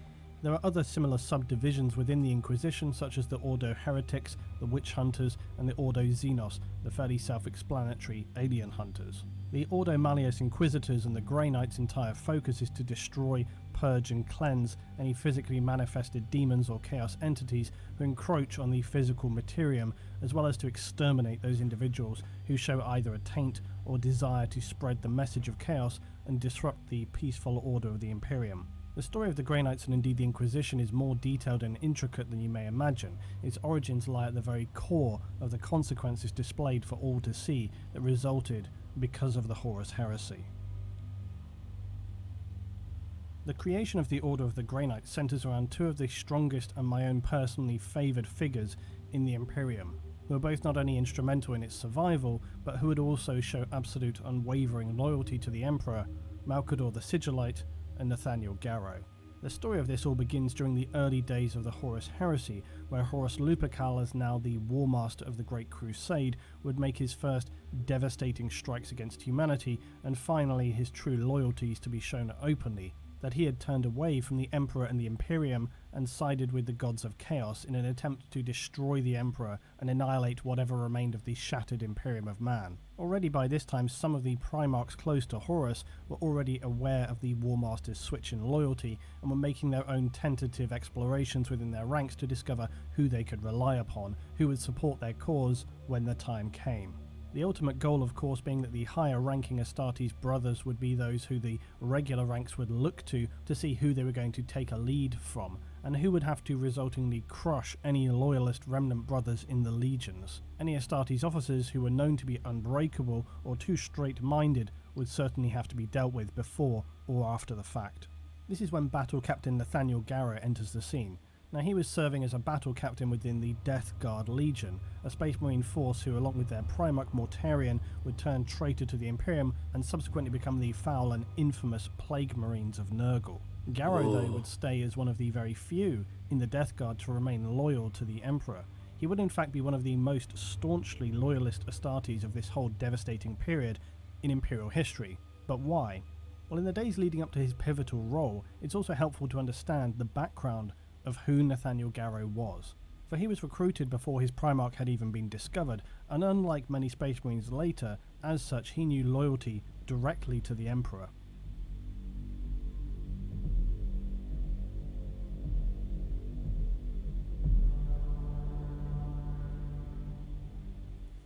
Garrow was one of the earliest members of the 14th Legion, when it had still been known not as the Death Guard but as the Dusk Raiders. At this time the Legion carried not the later well-known marble white and green trimmed armour, but instead had a dull grey and crimson shoulder plate. They were named for their tactics, using devastating raids that would commence as soon as the light had faded.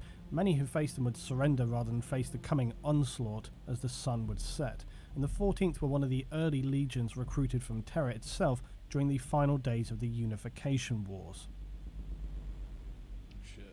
These warriors were some of the strongest of their breed and served to cement the early Legiones Astartes and prevent any risk of fracturing toward the ultimate success of the Emperor's Unification War. More importantly though, and this remains to my mind critical to Garrow's role in the Inquisition and the Grey Knights, was that the Emperor did not subdue the warlord clans from which Garrow came as part of his unrelenting war across Earth during this time. In fact, quite unusually, the Emperor actually sought a peaceful resolution instead of crushing them under the weight of his Thunder Warriors.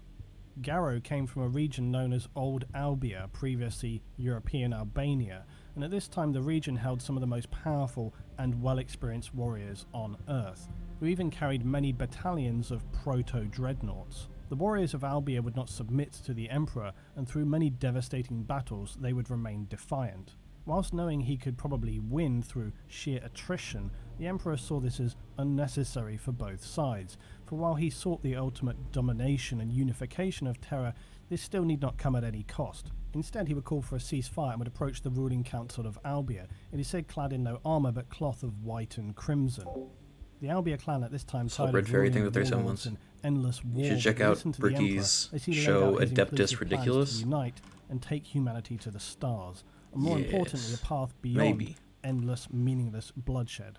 To the great surprise of his generals and councillors, the Albia Council accepted the Emperor's plan, and without any shots fired, would become part of the Emperor's great vision. Even more importantly, the way he approached the situation would bring the powerful Albia warriors into the Emperor's ranks, not as being physically and mentally subdued through a war of attrition, but as those injected with passion and loyalty for the cause. Dude, the Emperor was This such would a make the Chad. Albia ranks some of the most zealous and loyal supporters to the Emperor, revering him above all others. More importantly, Albia would gift its most powerful sons to the Emperor, who would in turn become the first of a new breed, now known as the Space Marines. These early Space Marines would quickly gain reputations among their existing forebears as relentless, disciplined, and experts in survival and endurance. They would systematically destroy any target assigned to them and throw waves of armoured super soldiers against their foes. As time passed, their originally grey and plain armour would begin to show ranks and embellishments that had been part of old Albia. Shoulder plates especially would be painted deep crimson, the colour of the blood of their enemies.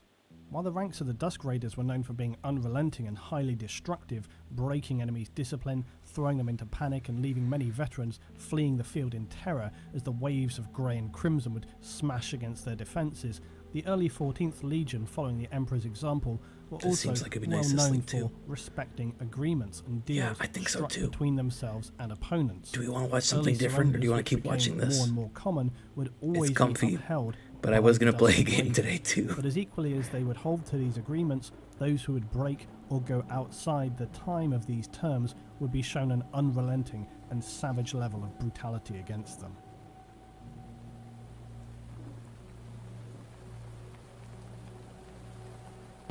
The Dusk Raiders would continue in their sole loyalty to the Emperor for as long as 80 years, until the time came for them to be reunified with their designated Primarch. This would be far from the joyous event that many had hoped for, but indeed a much bleaker shadow that fell upon the Dusk Maybe Raiders. we'll wait till we get to a They good would be dissolved and broken down, a good place to recreated duck by out. Mortarion as the Death Guard. Their prior honours and loyalties scarcely remained. For one thing, up until this time, the Dusk Raiders had been nearly entirely Terran-born from old Albia, yet after their recreation as the Death Guard, their forces under Mortarion's leadership would originate from his homeworld of Barbarous, and any could see the divisions and fractures of loyalty that this was potentially going to cause. These divisions would finally break out into the open at the inception of the heresy, whereby Mortarion would judge at least 1/3 of his legion as loyalists. We to the haven't even Emperor, gotten to the Grey notably Knights yet. most of Yeah, them I don't know. Original Dusk Raiders. This is like And deep here's where we would origins. see some of the first horrific acts of treachery in the events of the Istvan III massacre. The governor and forces of the Istvan system had risen in rebellion to the Imperium during the Crusade, and as such many loyalist marines were deployed to subdue and rein in these rebel forces. The War Master Horus would lead the campaign to secure the region, and legions participating would be the Sons of Horus, the Emperor's Children, the World Eaters, and of course the Death Guard. Mortarion would deploy a large contingent to the planet of Istvan III, notably those he had deemed loyal to the Emperor. Horus would unleash a hellish bombardment of virus bombs to the planet, and any Astartes unable to find shelter would be exterminated, along with the civilians across the planet itself. This onslaught led to the estimations of as many as 8 billion deaths, and the remaining gases of the decaying and dissolved remains of organic matter across the planet were now filling the atmosphere. These would be ignited, causing a firestorm that raged across the entire planet, melting and bringing down many hive cities that remained, and Angron of the World Eaters, in a thoughtless rage, would deploy to the surface to then slaughter the remaining loyalists in a battle that would last for months. What the fuck?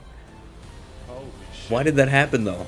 Because there's a couple people that were like, This was all going on though. Battle Captain 'Cause Nathaniel Horus was Garrow like, of "Fuck the the Emperor." aforementioned Dusk Raiders and subsequent Death Guard No stood rebellion. aboard his worn-out assigned frigate, the Eisenstein. In the confusion of the Istvan III massacre, Garrow was one of the first to see the truth of the ensuing heresy and immediately took flight to escape any retaliation from the heavily armed traitors surrounding the planet. The ensuing flight to escape the traitors was not without significance. My chat says Horus saw it as the perfect opportunity to get rid of most of the loyalists. So when all the people that the Emperor trusted were sent there, they tried to just explode the planet. and it worked. So just Yeah. the entire planet. It was like, Yeah. yeah, fuck them. They're all traitors. How do we get rid of these guys? We kill that entire planet. significant difficulty, and all of the loyal Three Death Guard loyalist Astartes who chapters remained were aboard the wiped out Eisenstein under in the a single command of battle. Garrow swore to deliver the critical information of this betrayal to Terra, no matter the cost or the challenges thrown against them. After an extremely difficult journey, eventually Garrow was able to make contact with and finally bring the truth to the loyalist Imperial fists, delivering his message directly to the Primarch Rogel Dawn. Dawn, though, upon hearing this declaration from Garrow, reacted in a blinding rage and nearly executing Garrow on the spot for having voiced such unthinkable and unbelievable accusations to the hallowed champion of the Emperor, Horus Lupercal. Yet Dawn would be convinced, and upon finally realizing the truth, knew his only course of action was to return to Terra and bring this critical matter to the Emperor himself. Garrow, though, as one of the most zealous and loyal believers of the Emperor, had sworn and believed to his core that it had been his quest and his responsibility to bring this to the Emperor, to voice it himself personally, and it was a crushing blow that he would not be allowed to do this, and instead, along with the remaining loyalists, be imprisoned on Luna, as they had now been subsequently deemed an unknown quantity. What? And this demonstrates the absolute fracturing of trust in the Imperial forces that has now begun in earnest, where before they could never have imagined such treachery to be possible, now no one could be trusted. For Rogel Dawn, Garrow and his retinue least of all, for having had direct contact with not only traitors and heretics, but also the unmentionable and unknown horrors of the warp during their journey. It would be left to the Emperor himself to determine if they were in fact loyal and trustworthy to the Imperium. He looks or should goofier be every pawns in picture the of him, games dude. of the Chaos Gods. Garrow, He though, looks like a was restored still Jesus like powering the portrait trials from of like his medieval times, era. and he'd now be faced with a battle never seen before, where one of his Marines who had been injured by Nurgle's corruption whilst on board their flight through the warp on the Eisenstein now would be possessed and reformed as a true abomination, a demon of Nurgle, or the Lord of the Flies. Garrow would be forced to fight this foul entity after it wrought devastation to the Lunar Fortress and eventually defeat it outside on the surface of Luna itself, banishing it back into the Immaterium. Now there is very much more to the story there were of demons on the Nathaniel moon? Garrow at this time. Oh god! Wait, so him and all the other loyal guys got locked in a prison, Fuck that. On a Give me the moon. popcorn.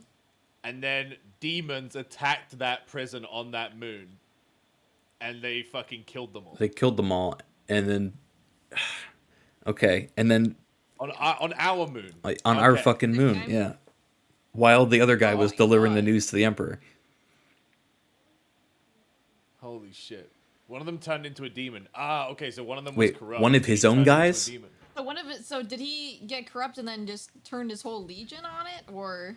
No, so the loyalists, the people that came back Oh. to deliver what had happened, got imprisoned because no one could be trusted, and one of them, among the ones imprisoned, turned into a demon. He was Okay, infected so by- it's he like got one of infected by his Nurgle guys, during the yeah, battle. during the trip, got infected and turned, and then they all killed him.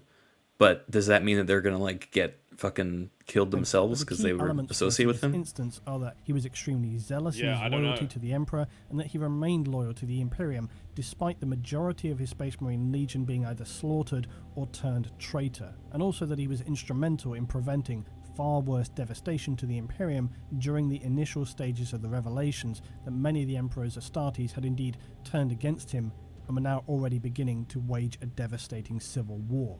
All of this is important because of where the story of the Grey Knights now turns. He was sus and needed to be At ejected. this early juncture, the Horus Heresy was now openly underway. However, to put things in perspective, it's worth remembering that this civil war actually only lasted for a period of roughly 9 years. And before we begin to look at the Grey Knights in earnest, we also need to understand the founding and formation of the organisation that they are part of. This is, of course, the Imperial Inquisition, and this is where we return to Nathaniel Garrow.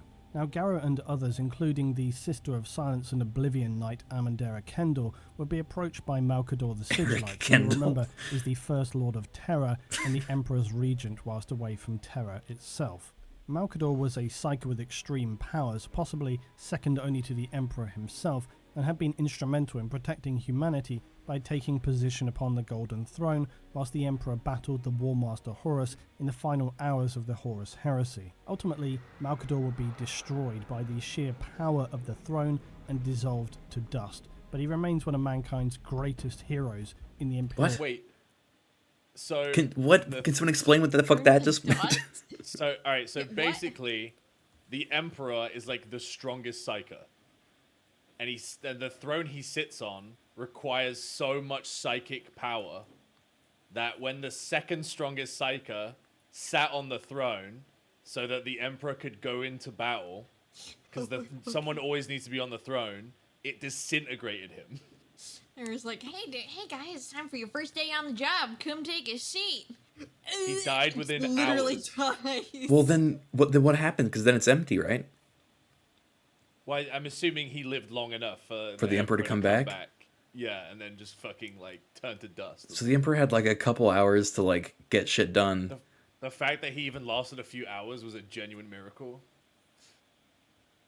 It's just like, imagine showing up to work and they're like, yeah, all you gotta do is you gotta sit on this chair. Yeah, you know how the throne works, Criken, right? It's like a energy source that apparently powers everything and keeps demons away. It's a giant lighthouse that lets you like navigate the warp. So without it, like humans don't have interstellar travel. Oh my I got god! It's like powered by like Psycho. The throne was supposed to be used as a massive galactic GPS, but one guy fucked it up and opened a hole into hell, and demons were pouring out, so someone had to hold the door closed, which is the chair. Okay. Oh, that's a good way to put it. Okay, that makes more sense. It was really supposed to be a webway. Magnus did it? That's why he's on life support, because if the Emperor ever dies, the hole he's keeping closed will reopen. Everyone's saying Magnus is a fucking loser because he did, apparently. Magnus did nothing wrong. Magnus did everything wrong. Magnus, you dum-dum. You silly dum-dum. Okay. Anyway, let's continue. Of man. So at the early outbreak of the heresy, Malkador would approach these individuals and propose to them that he was considering creating a new organization within the Imperium, one requiring, above all else, individuals who carried a strongly inquisitive nature. Armandera would have her face and skin scarred to bear the sigil of the Regent of Terror using a composition of liquid metallic scarring. This would also be applied to Nathaniel Garrow's power armor, having all of his Death Guard markings removed entirely. His armor was now a pure grey silver and carried only the markings of the sigillite, a mark which for thousands of years would carry terrifying weight and power throughout the Imperium and to its enemies, an infamous designation of a stylized letter I with 3 horizontal lines sitting centrally within it. This was the future marking of the Imperial Inquisition. It was prior to all the events of Nathaniel Garrow that the Emperor himself foresaw the need to order Malkador to locate individuals who would form an organization who those within would display unquestioned loyalty, a strength of mind and courage that was absolutely unbreakable. A tall order to be sure, and furthermore this organization would answer to no one but the Emperor himself. Its sole objective would be to protect the purity of the Imperium and prevent its corruption by the witches, traitors, mutants and Xenos. Malkador's quest would lead him to search the galaxy for those who would become responsible for ensuring the safe future of humanity. The heresy had already demonstrated that the Astartes of the Emperor were far from incorruptible as the Emperor had once hoped them to be, and so the establishing of a body to oversee all and whose entry requirements were beyond extreme had become an absolute necessity. Garrow, having been marked now as one of the first, if not the very first members of the Inquisition, would be tasked by Malkador with locating 7 other Astartes whose loyalty was absolutely without question. Their legion being traitor or loyalist was irrelevant to Malkador, only their loyalty to the Emperor and to the Imperium in both a physical and a spiritual sense mattered. These individuals are the founding core of the Grey Knights. One of the first Astartes that Garrow would seek out was an ultramarine by the name of Tylos Rubio. A powerful psychic by the Emperor, Space Marines had been outlawed from using psychic powers. This oath to the Emperor, especially among the Ultramarines, was sacrosanct, and so when Garrow located Rubio fighting a fierce battle, he refused to leave his brother Ultramarines, as any Astartes would do. But Garrow, believing Rubio to be one of the Marines he knew suitable for his quest from Malkador, decided to remain and assist the Ultramarines in fighting their battle. However, the intense engagement they were fighting against the traitorous word-bearers quickly deteriorated, and Rubio, realizing they had few options remaining, decided their only chance of survival was to unleash a devastatingly powerful psychic attack, in direct violation of the Emperor's decree. Subsequently, after the battle, despite having saved many of his brother Ultramarines, Rubio was now held in disgrace by them, and upon seeing their turned backs, he realized he had little choice other than to take an oath of moment to Garrow and dedicate himself totally to following the orders of the Sigillite. Of the City Light. The next Marine to join the retinue would be a captions are curious choice, and Astartes Captain Mesa They're Varan, trying, dude. The previously captions are of the trying. World Eaters Legion, which had now turned traitor to the Imperium. Similarly to Garrow and many Astartes across the legions at this time, Varan had disconnected himself from Ron had and disconnected swore himself. vengeance upon them. Yet unlike the clear-headed strength of Come on, Atlas and Ron. Tylos Rubio, Varan was like many others among the World Eaters, quick to anger and longing for blood and combat, so initially seeming a strange and even unfitting choice for this new order. Yet through a situation of deception and corruption involving a flotilla of refugee ships and multiple supposed loyalist marines from legions including the Emperor's Children and White Scars, Varan would demonstrate through a series of fierce close-quarter engagements that he not only held extreme loyalty to the Emperor, but that he could also control his internal rage and showed great restraint in abiding Garrow's wisdom. Later on Terra, while reporting back to Malkador, Tylos and Varan would enter upon Garrow wearing their now plain grey armour marked with the distinctive eye insignia of the Sigillite. Varan exclaimed that he wished to become part of this new brotherhood, and Garrow accepted, under the express conditions that Varan constrain his desire for fire and retribution. Oh my god, The time this for is these their things would be Avengers later, Assemble and their moment. immediate and more critical mission was to remain in the shadows, to fulfill their mission for the Imperial Regent, and the days for vengeance and physical fury would come soon enough. So I'm gathering that like the Grey Knights are just basically the Space Marine version of the Inquisitors.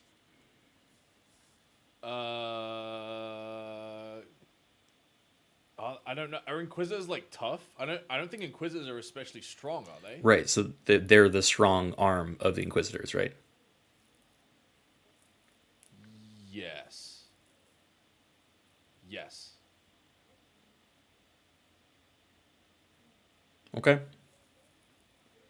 I feel like that the sums it vibe. up. That's the vibe I got when I started playing the game. Grey Knights are just for demons. Okay, so not to root out heresy.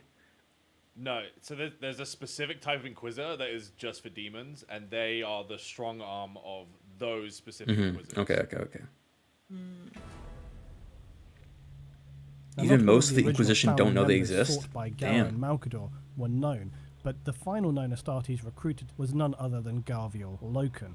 Now, Loken is actually a fairly established figure in this early breakout period of heresy, as he once was a member of the now infamous Mournival within the Legion of the Sons of Horus, formerly the Lunar Wolves. Now, this was the closest advisory circle of officers who would counsel their Primarch and now War Master Horus. This group all held a strong bond beyond that of the usual Astartes brothers as an extension of the informal warrior lodge that they had become familiar with after the conquest of Davin. This looks like a bad Regardless of porn its game. origins, though, the Mournival was tasked with advising actually Horus does, doesn't it? in many roles, including Oh my tactics, God. diplomacy, even ethical choices. I don't know what game this is, but it definitely looks like a weird porn. Yeah. Yeah, 100%. Someone said, I'm glad I chose to like the Space Wolves, because someone said apparently the Space Wolves are the only group that know the Grey Knights existed because one Space Wolf fucking beat the shit out of them or something. Horus was a master of diplomacy and compromise before his corruption by chaos, and the involvement of the Mournival was partly a charade and partly genuinely useful. It certainly enabled Horus to retain and legitimize his decisions by portraying the appearance of making balanced and even-handed choices, when in actuality he would often use others as a smokescreen to merely give additional weight. This to guy's decisions heretical, right? he had He's already got made eyes in on his advance armor. in his own mind. He's the guy that turns heretical, yeah. Yeah. Before the Gabriel eyes or after Loken, the after eyes? the horrors of the Istvan massacre, finds himself there Before. abandoned by his After. brothers. As with the other loyalists, he would be subjected to the harrowingly traumatic virus bombing of the planet, which would horrifically slaughter billions, Astartes and civilian alike. However, not all Astartes on the planet were biologically dissolved out of Not all the Astartes. existence. Many survived in bunkers, and as fate would have it, one of those survivors was Garviel Loken. Now completely mentally broken by the severity of his brother's betrayal and simultaneously the appalling atrocities he had witnessed, compounded by now his isolation on Istvan III, His Loken was farm. devoid of his own identity, his mind no doubt suffering some kind of automatic defense system that's known to occur when a person suffers an especially traumatic event. Sometimes a person's mind will essentially erase its own memories as a means of psychological self-defense. Loken, now believing himself to be a guardian of the underworld, given the sheer volume of horror and death all around him, titled himself Cerberus, believing he was now the only remaining loyalist marine in the galaxy, and the one thing he knew for certain was his duty and his loyalty to the Emperor and the Imperium. He thinks he's the only loyal person in the galaxy? So he was on the planet where Horus betrayed everyone and Right. nuked them to shit with Nurgle bombs. Yeah. So he And saw everyone die and all that shit. Yeah, it basically fucked him up so bad that he got main character syndrome, and he was like, "I'm the only one." Okay. I'm the Oh last wait, one he was left. trapped on the planet alone? How did he survive? One of the bunkers, they said. Oh, he was fuck. Like, he was like in one of the only bunkers that didn't fail, and so now he's like, I'm Cerberus because I'm the last thing defending the Emperor. Rejected him, he would do his duty and guard for all time the biologically annihilated ruins of Istvan III. Why But is that he was guarding until this? Malkador the Sigilite's chosen warriors would arrive, of course. Nathaniel went Garrow had crazy. returned with the singular task of attempting to locate Loken, who they believed to be alive somewhere still on the planet. And more importantly, believed Aw. him to be a strong candidate for the Sigilite's quest, if he was still alive, that is. The City Lights quest. Garrow, Rubio, and That's a Varan level were 70 discovered quest, dude. After combat with Cerberus and disturbed creatures who deceptively initially appeared human but were in fact Nurgle demon hosts, that the one they sought was in fact the deranged and psychotic Cerberus. After a final battle between Garrow and the self-titled Cerberus, Garrow would eventually be able to reach through the fog of trauma that clouded Loken's mind and reach the few remaining shreds of purity and honor that was the Astartes, previously known as Garviel Loken. But now he was about as far from being a glorious superhuman Astartes, a pinnacle of human development. He was not far from being described as more like a wretched, mentally barren animal. But as with all encounters during this time, the sense of skepticism and suspicion was powerful. Was Loken truly what they were hoping he would be, or was he even perhaps something far worse, more sinister, a deceitful agent left by Horus to spring some shrewd trap upon those loyal to the Imperium? Maybe. The retinue would return to the Somnus Citadel on Luna, where what would follow was the first of many interrogations that could be perhaps quite appropriately classified as an inquisition. Loken would be pushed to the very knife edge of death multiple times as he was mentally and physically tested beyond the limits of even an Astartes. And even then there were those who did not believe his loyalty was not just a facade and that he harboured some latent evils to unleash at an appropriate time and place. The trials of Garviel Loken cut to the core of the problem with the heresy and traitors to the Imperium, the issue being that even having sustained horrific interrogations and survived to see the other side, it could still not be said with any certainty that Loken was indeed truly loyal. It was different for the others like Garrow and Rubio and Varan, who had through their actions displayed their loyalty, yet even then, to be pedantic, where do you draw that line in the sand? Horus himself had shown that any number of loyal and heroic acts didn't amount to any absolute sense of immovable loyalty to the Emperor. All of this was Herbal tea loyalty to the Emperor. absolute sense of immovable loyalty A move herbal to the Emperor. A move- All to of the this was Emperor. pushing towards the sense that in order to ascertain the best possible chance of purity and loyalty, you had to be extreme in the extreme. In the end, it all comes down to a simple matter of instinctual trust, and for many members of the Imperium during the time, trust was a commodity that would be increasingly difficult to come by. With Loken being the last of the Astartes warriors Garrow had set to recruit, he had ultimately completed his quest for the Astartes Sigilite. warriors. Malkador would bring the 12 robed biggers who now represented the finest and most stalwart What's a members of the biggers? Imperium before the Emperor himself. 8 of these would be Astartes, and another 4 were human lords of the Imperium. Astartes. Some of the Astartes came from the now traitor legions, and others from remaining loyalist legions. These facts would ultimately be irrelevant, as the only key factor to their being in this place at this time was their total devout loyalty to the Emperor and the Imperium of Man. Star The Emperor was teased. pleased, and Malkador could mark up another success for himself in service as the Emperor's regent. Having now been rehabilitated, Loken would embark on a quest set out for himself alongside another of Malkador's knights errant to ascertain the loyalty of the Dark Angels Legion and their Primarch Lionel Johnson. The events that followed would be appropriately full of shadow and deception, but ultimately end in abject failure. And this entire episode compounded Loken's already badly damaged sense of self and further undermined his perspective and the core reason for his existence. Loken had been forged by the Emperor as a pure weapon of war, but now he found himself playing the games of intelligence gathering and subterfuge at the behest of Malkador the Sigillite, discarded and severed from his brother Marines that had stood forever with him. As his mental state continued to deteriorate, he found himself caring little for these other so-called knights errant working for the Sigillite. On the abject failure of his mission and his subsequent return, this would lead Loken to become increasingly isolated within an abandoned garden biodome on Luna. This created a surreal juxtaposition of one of the Emperor of Man's finest warriors, never having known anything in his life that could be described as peace, yet here he was, in the most peaceful of surroundings, tending to an abandoned garden, devoid of grounded, stable thought, lost amid the liquid flows of his delusions, barely knowing which were genuine and which were half-imagined ghost memories, spliced together with trauma and shattered emotions. During one of these lucid periods, Loken would find himself again speaking with his dead battle brother Tarak Torgadan. The internalized conversations Loken would have with Torgadan. Oh no, we're back to the porno game. Had in his garden of rehabilitations recreated the water garden where he and the Mournival first swore a sacred oath to serve the Emperor above all Primarchs and to ultimately uphold the Imperial truth. This was the mental keystone that Loken had needed for all this time. These fragments of memory filled that mental keystone position to secure the route open across a bridge that would allow Loken to access and unlock all of his involuntarily suppressed and previously locked memories. He could recall all of the prior horrors and misdeeds of Horus, the questionable decisions, the rash, the suspect, and the outright unnecessary, the Interax, Davin, and the Oretian technocracy incidents, and certainly not to mention the abhorrent atrocity that was the Isstvan III massacre.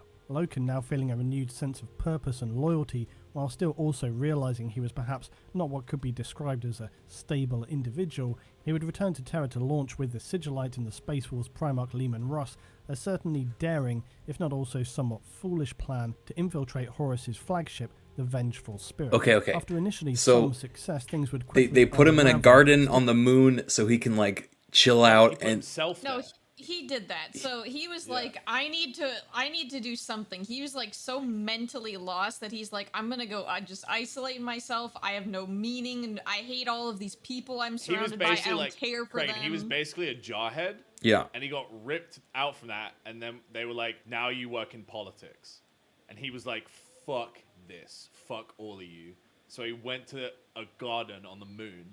He just and he needed just a minute. Yeah. Started like fucking like having crazy delusions, and one of them was like an old memory that like unlocked all his suppressed memories and like stabilized him.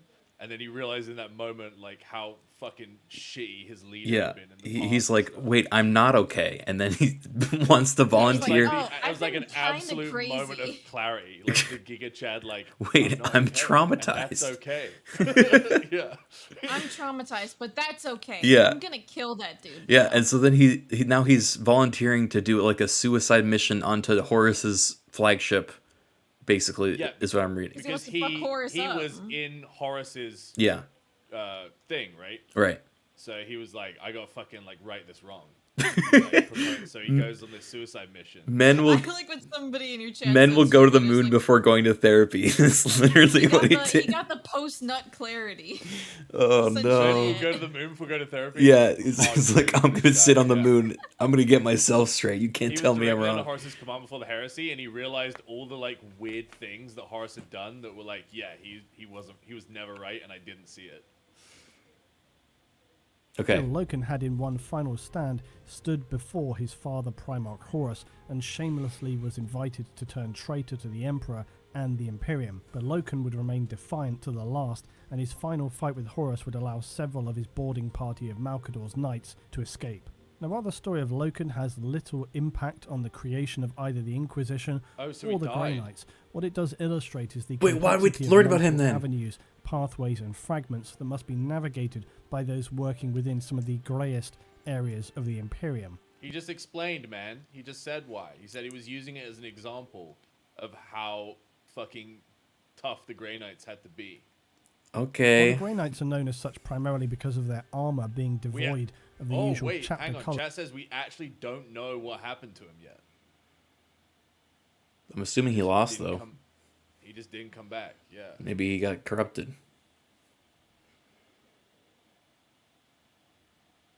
We know he got out, but we don't know what happened to him. Huh. Oh. Interesting. Oh my god, this is So he part could just one. be out You're there right. somewhere. You said this was Those 1 hour. markings. It's You can just also part read one. beyond One. the simple aesthetic description and consider that the work being done by the most loyal of warriors and their Inquisition counterparts is of a very grey nature. The story of Garviel Loken aptly illustrates this when you consider that after all was said and done, even Loken himself could not know if he was truly loyal to the Emperor until the situation was presented squarely to him by Horus standing there on the War Master's flagship. And these events were illustrated a crucible of loyalty. The Astartes, the Emperor's greatest creations, had been proven to be just as fallible as regular humans when it came to the dark forces of the warp. Garviel Loken, though, was one who stood as a new force to hold back the tide of corruption, temptation, and to resist those who hunger to endlessly feast upon the souls of mortals. These new Astartes would, as Loken demonstrated to the gods of chaos, have immense and incorruptible willpower, superhuman figures who would stand like unbreakable rocks, where other men would be consumed by the tides and storms of the warp that would lash and overwhelm them. Those of this new breed of warrior would stand firm, a force that could not be broken or kneel, a soldier who would scream fury into the void and care not what was given back in return. A symbol of the Imperium that would choose obliteration than suffer the indignant despair of corruption. The minions of chaos now had truly something to fear, for how can a force that's very existence resolves around corruption defeat the incorruptible? The abhorrent creations and traitors of the warp gave me would now goosebumps, dude. face a new breed of warrior, one whose Wait, I time wasn't of paying stealth attention. and What did he say? subtlety was fast drawing to a close, and who instead would You're now lying. exert the true I wrath missed it. of the Emperor's spirit. Oh my god. What the? You missed it? What do you There's mean a you lot of missed it? talking, dude. Best line. I missed it. I'm sorry. What was the best line? He was just saying like the chaos gods were shitting themselves because their entire strategy revolves around corruption, and they now had to face like this group of absolutely incorruptible warriors. Okay. But aren't there like 12 of them? Cool, but you weren't even fucking listening. There's like 12 of them. I don't get the big deal. Because they went out and they found like the fucking like the guys with the best mental in like a 40 trillion person galaxy. Mind Like, you, the 12 like- guys with the Yeah. best mental, better mental than the Emperor's sons. Yeah. like these are essentially already Doom guys, so they're already kicking demons' Okay, ass. yeah. Now they're just kicking demons' asses even better. Okay. Malcador and Nathaniel Garrow had forged them from the finest warriors in the Imperium of Man, and they would be the first of many. They would be the Grey Knights. Someone said the kind of guys that go 0-12 in league but still say GG. That's fucking facts.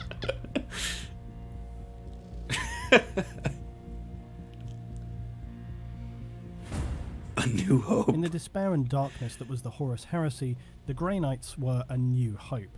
As would often be the case going forward, those Astartes that formed the founding of the Grey Knights nearly all possessed supernatural skills as psychos. Now, while this had been outlawed by the Emperor, Psychos. it was now realised as a necessary evil in order to combat These the guys sheer are fucking pervasive and psychos. unstoppable forces of chaos. Under the Emperor's instructions, this new and highly secretive force would head to Titan, the largest orbiting moon of Saturn.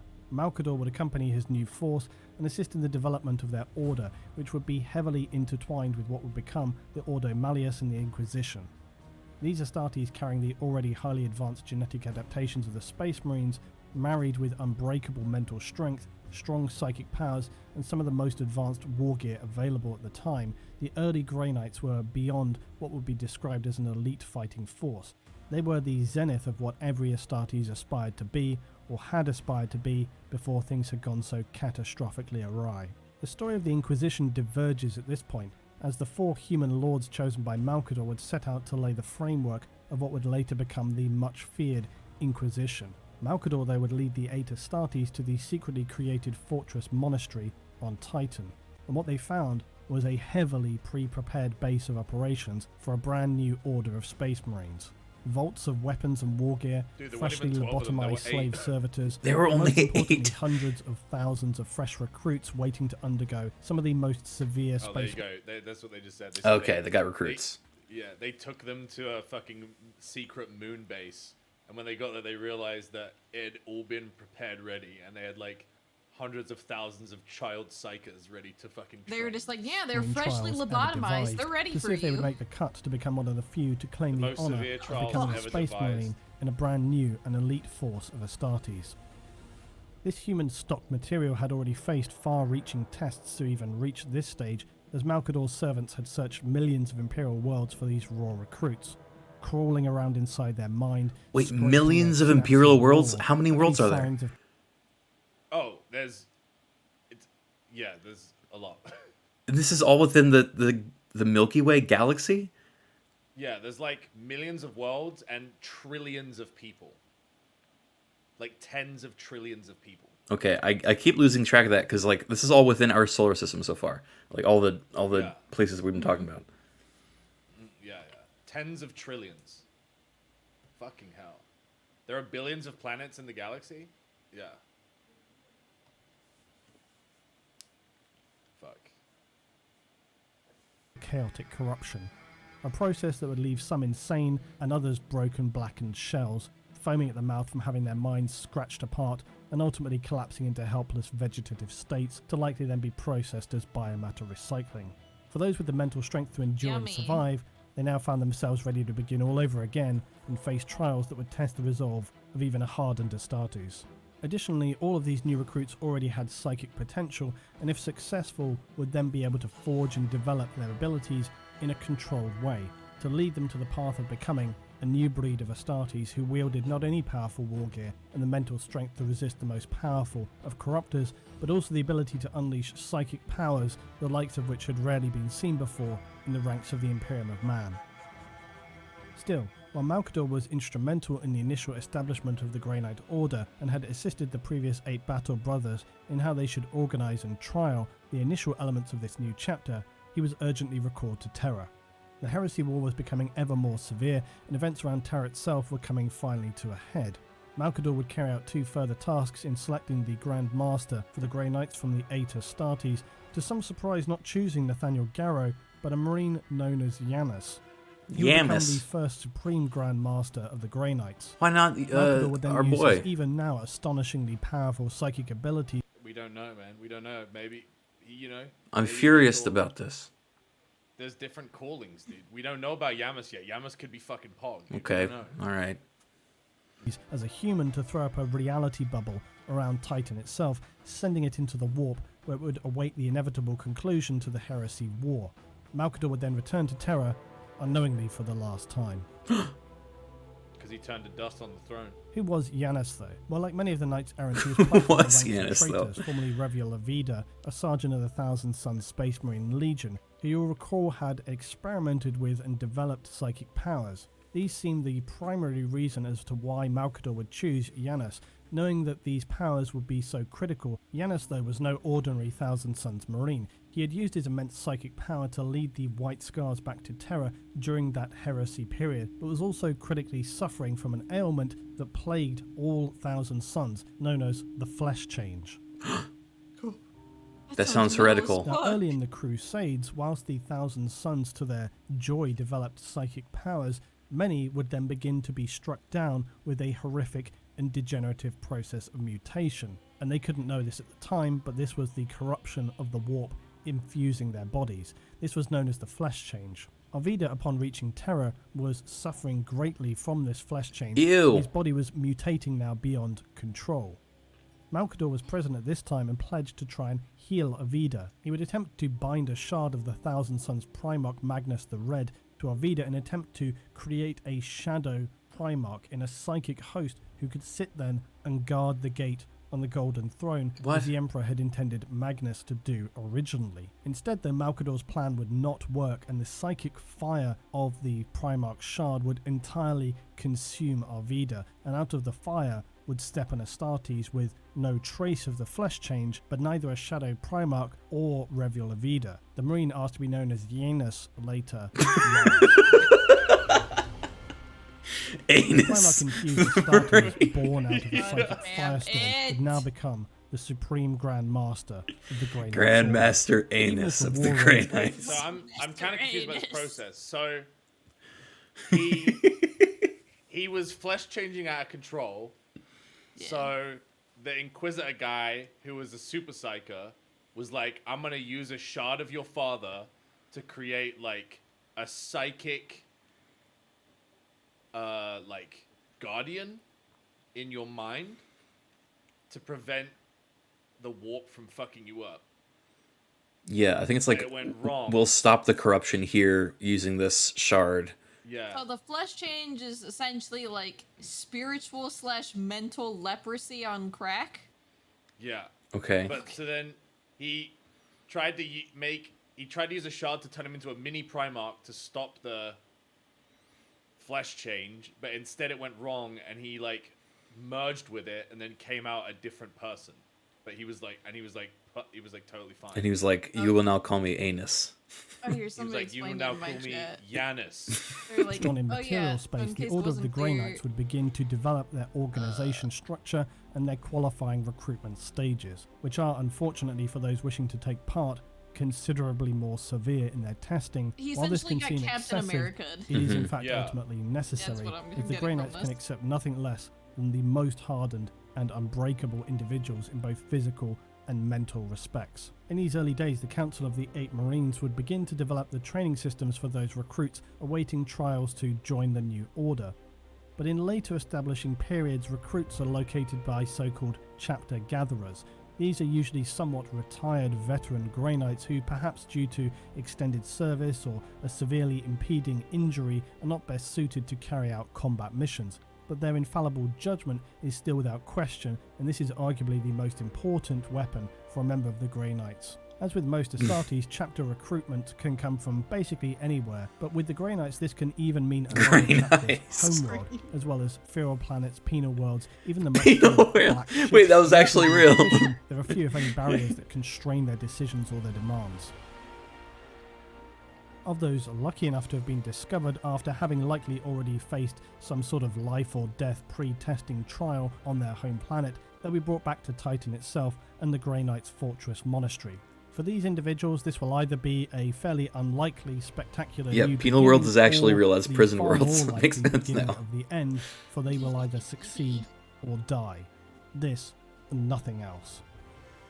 As with what we might qualify as ordinary Space Marine trials, if they can be called as much, the recruits are put under immense physical and psychological testing, and this can be any number of trials devised to push them up to and well beyond the limits of what an ordinary human should be able to withstand. Unlike ordinary Astartes trials, the Grey Knights often begin their trials for many recruits by, instead of being taken straight to the fortress for the usual testing of physical trauma, laceration, pain induction, and mentally scarring tests that will leave some a crying, shivering, gibbering wreck. That was so much fire. Oh no! Oh, Summer, I'm sorry. Breaking beyond That's help, on brand, or though, leave isn't others it? Gritting their teeth through to the end, refusing to submit or break.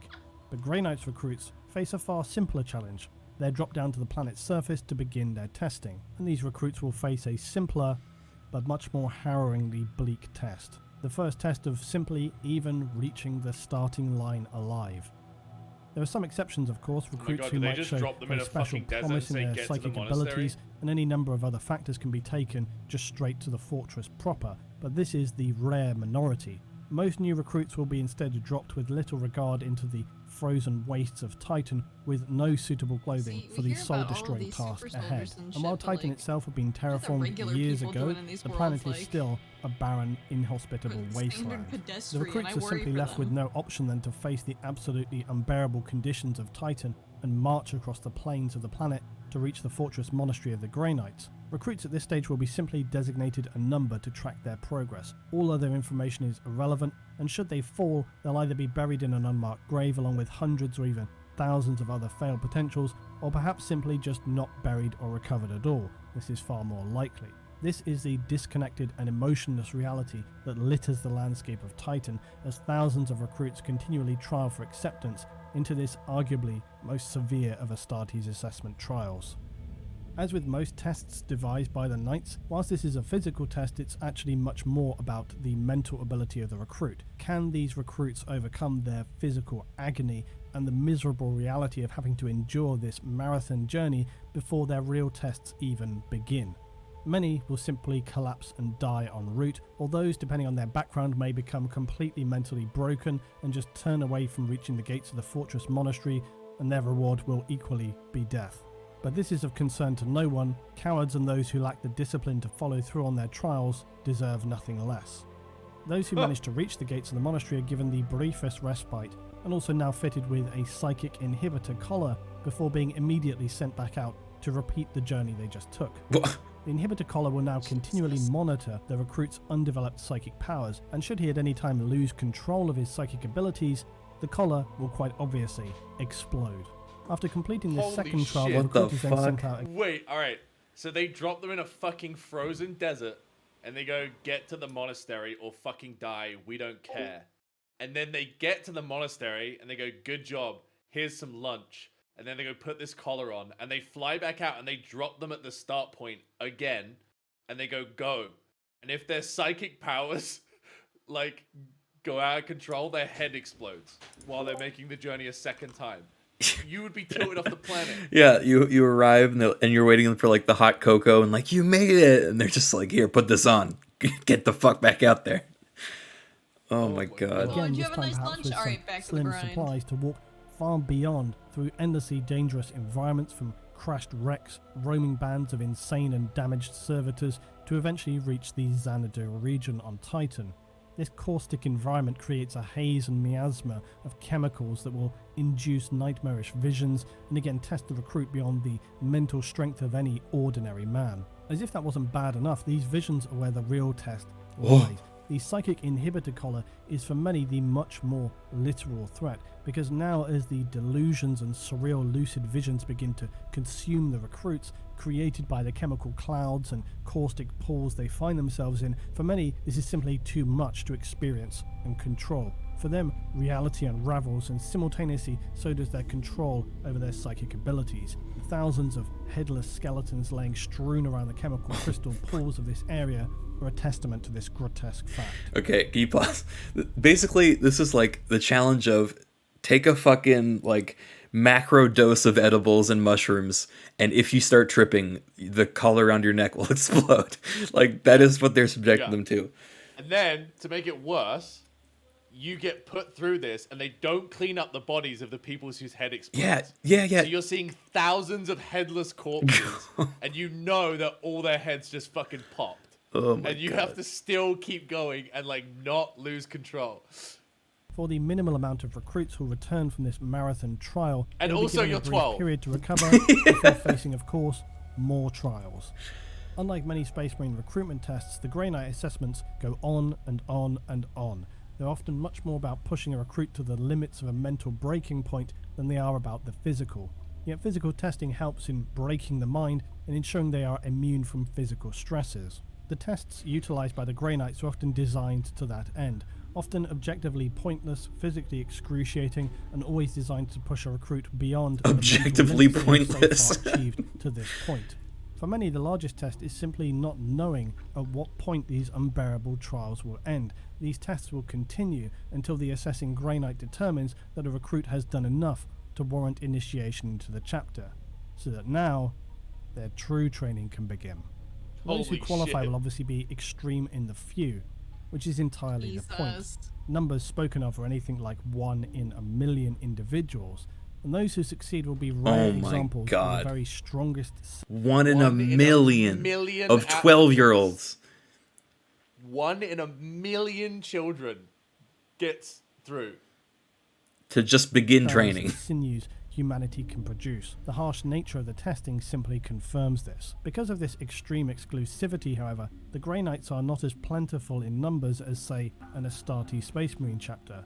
But what the Grey Knights lack for in weight of numbers, they'll make up for 100 times over with their weapon skill, physical and psychic powers, and above all else, a completely unbreakable will. Unsurprisingly then, after reaching this point is where the real trials begin. And as with the standard Astartes, advanced bioengineering and surgery are used to develop and condition aspirants what will be required of them in the months and years to come. Grey Knights will also have silver hexagrammic purity wards embedded under their skin and throughout their entire body. This is to enable them to be essentially untouchable by demonic entities, to be able to stand naked against the power and raging storms of the warp. Of the warm. Grey Knight Naked and aspirants will afraid, also need except to not pass the afraid. 666 rituals of detestation. These ritual trials are said to be nightmarish enough to mentally break even a veteran Astartes, but at this stage comes arguably the most severe test of a recruit. All recruits reaching this stage will then have their minds scrubbed and memories of their What is previous this? lives up to this point What? wiped. But the It was reason like for a this is to Sims even more modded, like, assuredly animation. secure loyalty to the Emperor and simultaneously prevent potential horrors of the warp.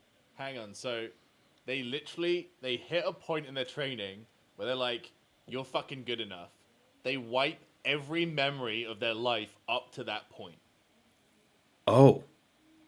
Because they're like, we know that you have unwavering loyalty to the Emperor, and your memories won't affect that. We're just gonna fucking wipe you clean. So do they not know all the training they did to get here, even? Like, all the 900, like, million other dead kids that they fucking At least were you in don't training gotta with? remember that. Oh, I Okay. guess, like, yeah, because they put them through this, like, huge genetic transmutation, make them fucking stronger, faster, bigger, and then they just wipe their memories. So I guess they think they've always been that way?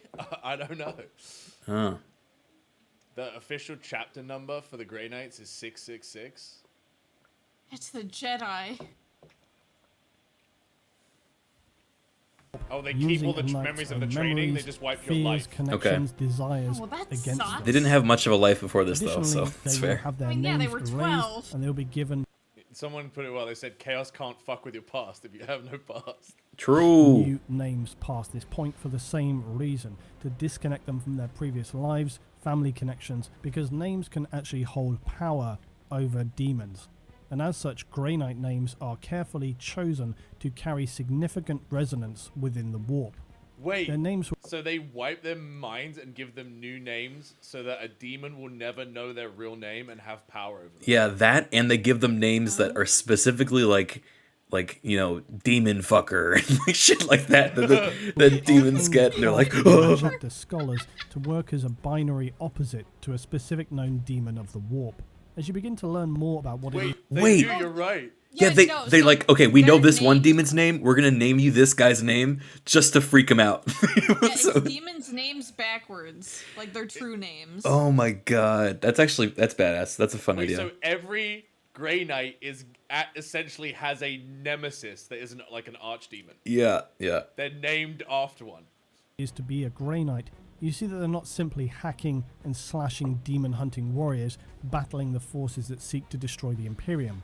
To be a Grey Knight is to be purged of all that you are and were, and to become a literal living weapon of the Emperor. Understanding this gives more strength to their scripture and their sayings that are not designed simply to sound terrifying, but are a very real interpretation of what it means to be a member of the Order of the Grey Knights.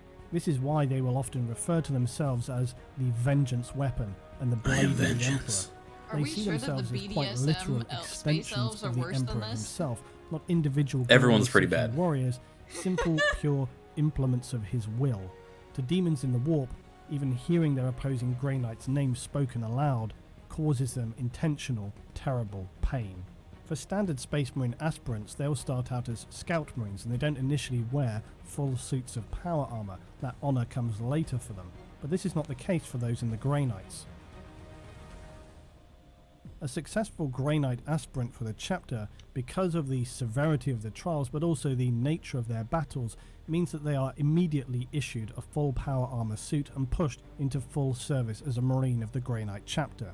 Elite is really not a term that can quantify the scale of achievement that is secured by becoming a Grey Knight Space Marine, becoming one of those one in a million Space Marine. individuals. But it would be fair to consider why anybody would put themselves in that position in the first place. And the answer to that is really very simple. Most applicants for the Grey Knights probably know very little of what awaits them. They will, however, be carefully selected by the veteran Grey Knights who visit their homeworld, and for those who are chosen by what to those humans must appear to be demi-god-like figures they never dreamed they'd see with their own eyes, the idea of refusing selection would be unthinkable, as fears of tarnishing themselves and their families with severe dishonour and shame would be rife. Unbeknownst to them, of course, their families would likely be mind-wiped after the whole process anyway, but those rare few who show the strength, courage, sad. and above all indomitable human spirit to survive and proceed to the next stages of testing will hold with them the most powerful weapon any Grey Knight would choose to have, an absolute and unbreakable faith in the Emperor of Man and the Imperium. And that, to begin with, is surely enough. Hey, we made it. The BDSM elves might have turned a person into sentient soup and then fed him to his friends, but at least they didn't kill a billion kids. They probably did that Just too. saying. They probably did that too. I would argue they did way more than that.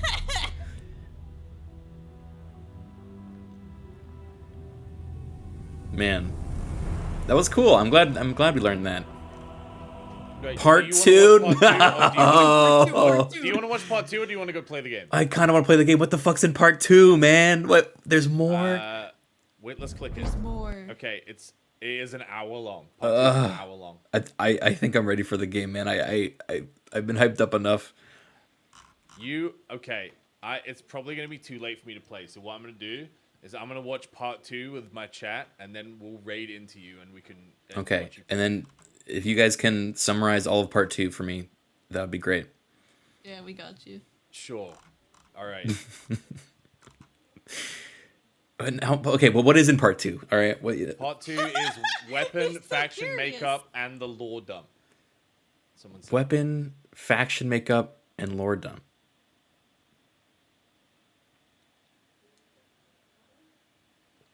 No. Chat, does part 2 just summarize part 1 more?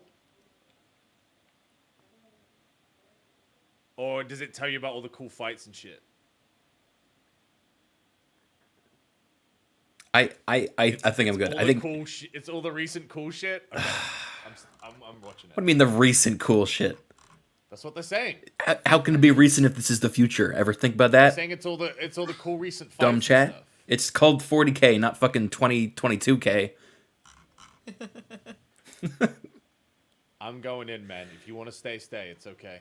If Cal, you don't, I get Before you it. start it, can I have a pee break? Oh my god, yes. Let me go take Chat, a piss. All right. Chat, you can have a pee break too. Let's all have a pee break. Okay. Pee break. I'm gonna play the game, and I'm gonna put your You play the stream game, and we'll come on my see other you monitor afterwards. and just watch quietly.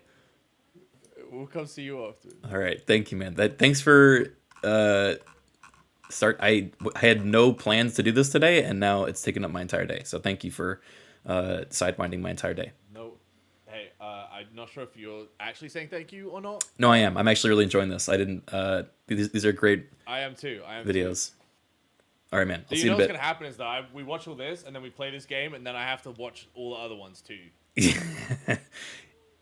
Wait, what are other ones? Okay. Dude, we've only watched Grey Knights. There's like fucking no. 18 different types of space marines. No.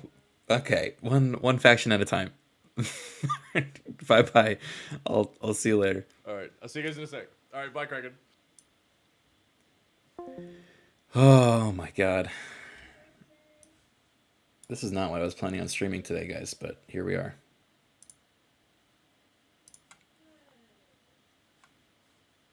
You guys enjoying it? You having fun?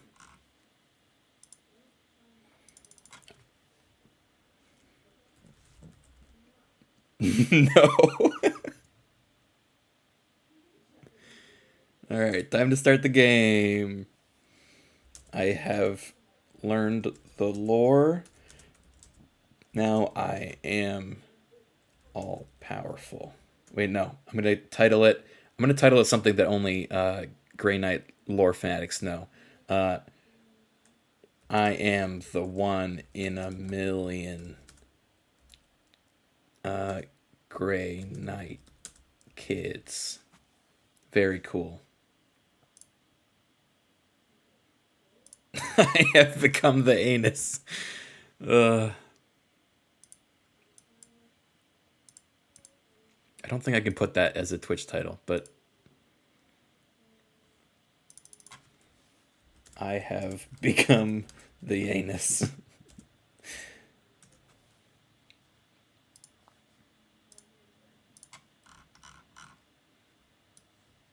All right.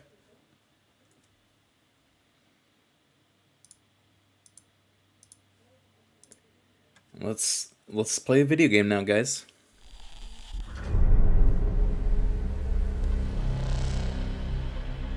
Now that we know everything about the Grey Knights. For centuries I have felt their coming. Shrouded in vanity, they believed themselves obscured. Free to wage their covert war upon the pure and the righteous. Even now, they gird their souls with contempt, stalking their prey with a morbid pride. But they do not see the reckoning I have prepared for them. For their crimes, they will pay with most holy sacrifice. I can't tell if this is the good or the bad guy talking.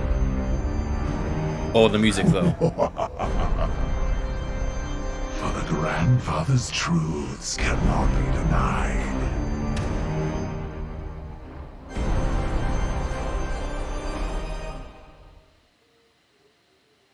Grandfather's Nurgle. Whoa.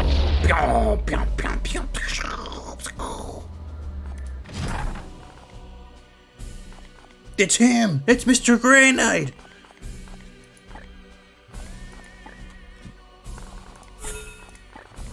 Alright.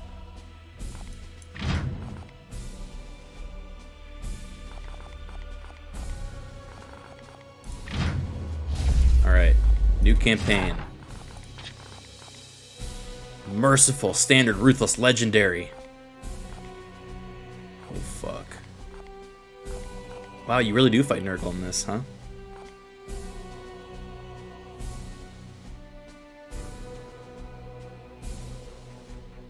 Legendary.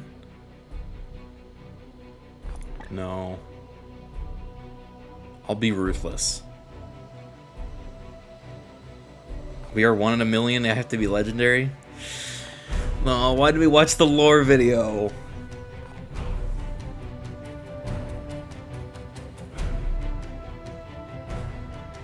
Guys, I never played this before.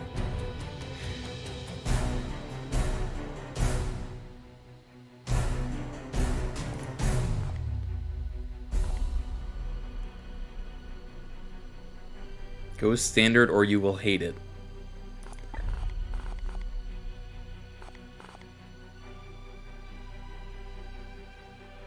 Ruthless?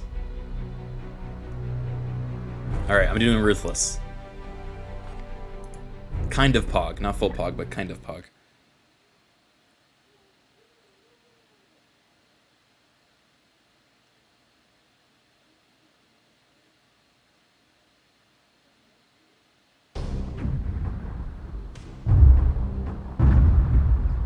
It is the 41st millennium. Loud.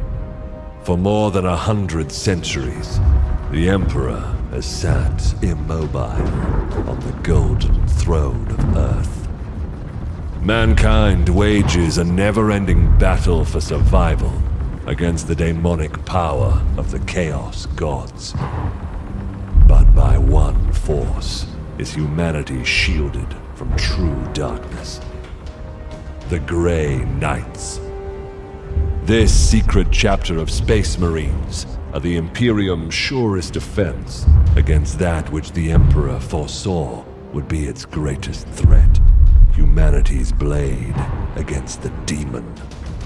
For in the grim darkness of the far future, there is only war.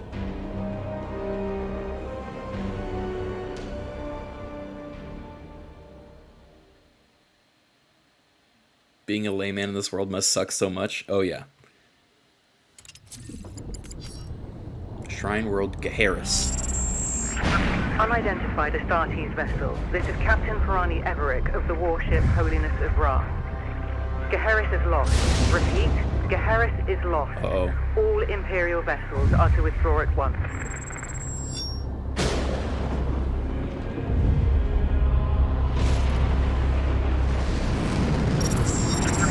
Astartes vessel, do you read me?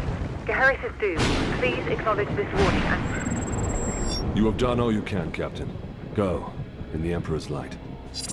You cannot sail into this storm. We do what we must. Farewell, Captain. Uh-oh. Tech Priest, report. Hexagrammic wards are under maximal pressure. Tech Commander, Priest. we cannot maintain this orbit for long. Dispatch the assault team at once. I will join them and put an end to this myself. Your will be done.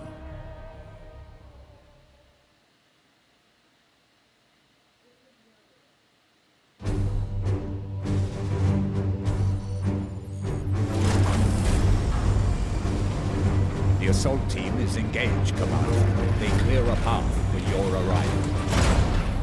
Here I stand. One unbreakable shield against the darkness. Whoa. Bible hat. Tonight the Cadium falls, Hector. Our quest is finally near its end.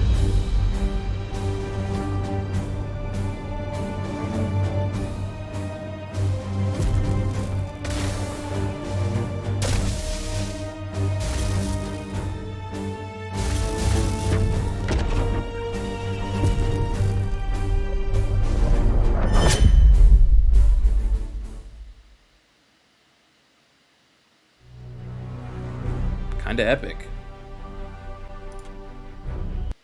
Oh, sorry, I'm paused. Before we start, we should probably make a quick sacrifice for some champ members to keep the Holy Emperor's seat juiced up. So I'm going to go ahead and time out 25 people for 5 minutes. Thank you for your service.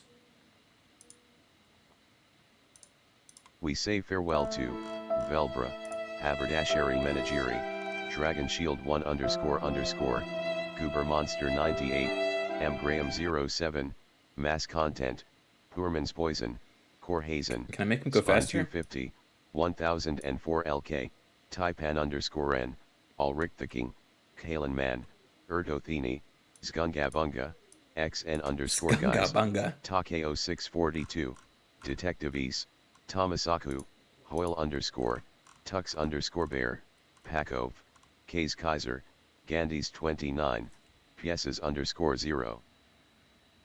Rest in peace. See you in 5 minutes.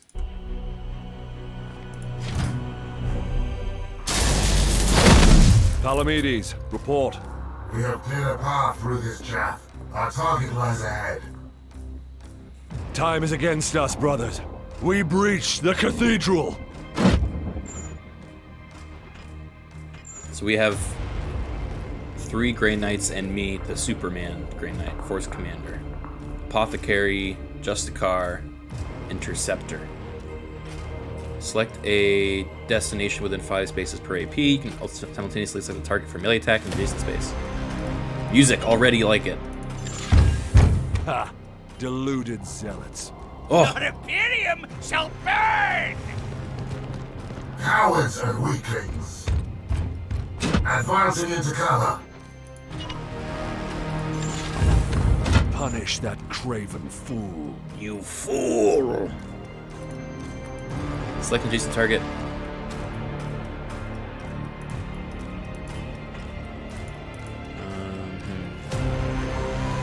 Select destination within 5.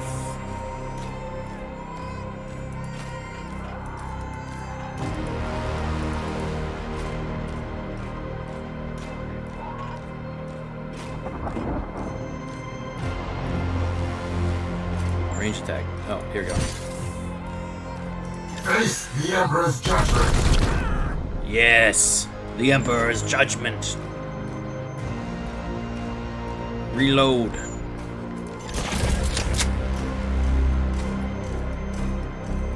I will end that heretic. Yeah! Alright, that guy's got his fucking sword.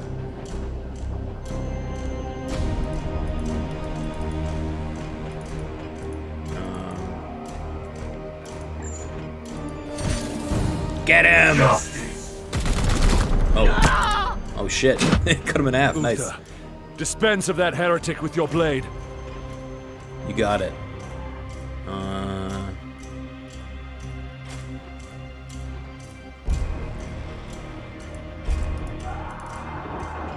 Grant them no quarter.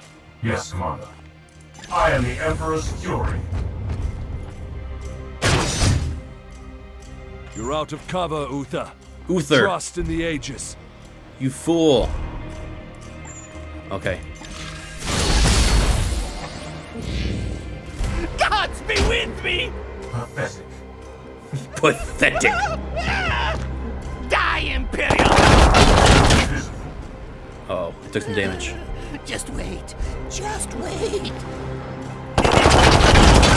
Oh no! Please! What? Here's a good spot. Uh-oh, uh-oh, uh-oh. Time stands against us. I will breach the cathedral. No, we gotta fucking kill these guys first, man.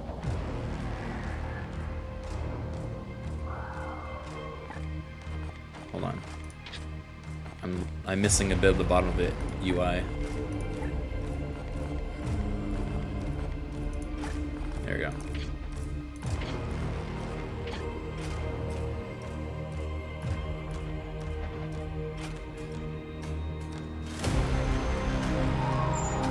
Oh.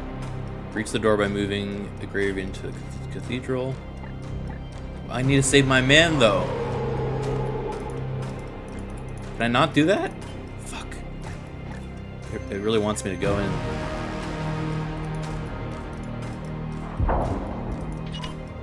Shit.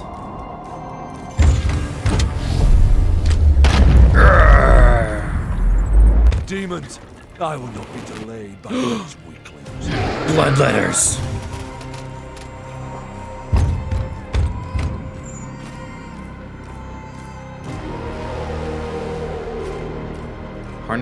Hazardous objects are identified with this icon. They can often be used with your advantage. Select the pillar. Oh.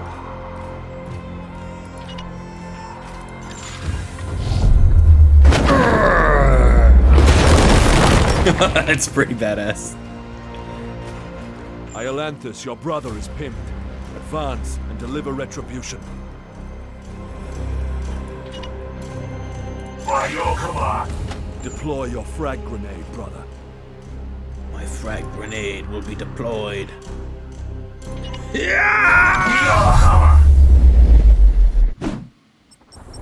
Wrath! I love the flavor text. Is really neat. Judgment, Uther. This feels like definitely in theme, you know.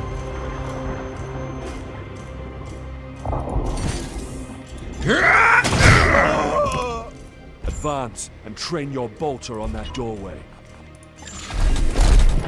Unleash your blessed ammunition the moment they are exposed. Palamedes, prepare for the demon's charge. At once, Commander.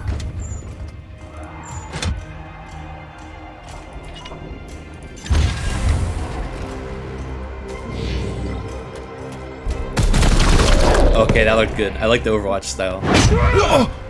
No. No! My 1 in a million.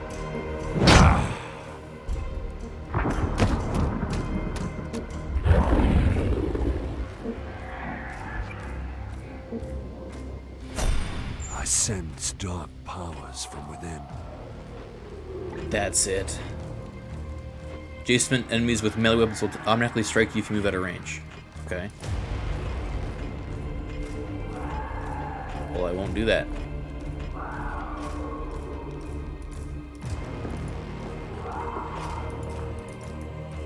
Why are you telling me this?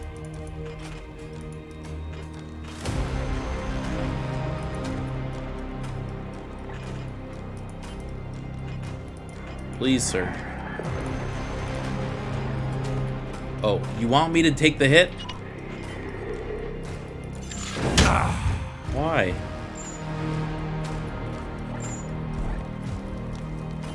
Fury of the Ancients. These soulless curs shall hinder us no longer. Okay.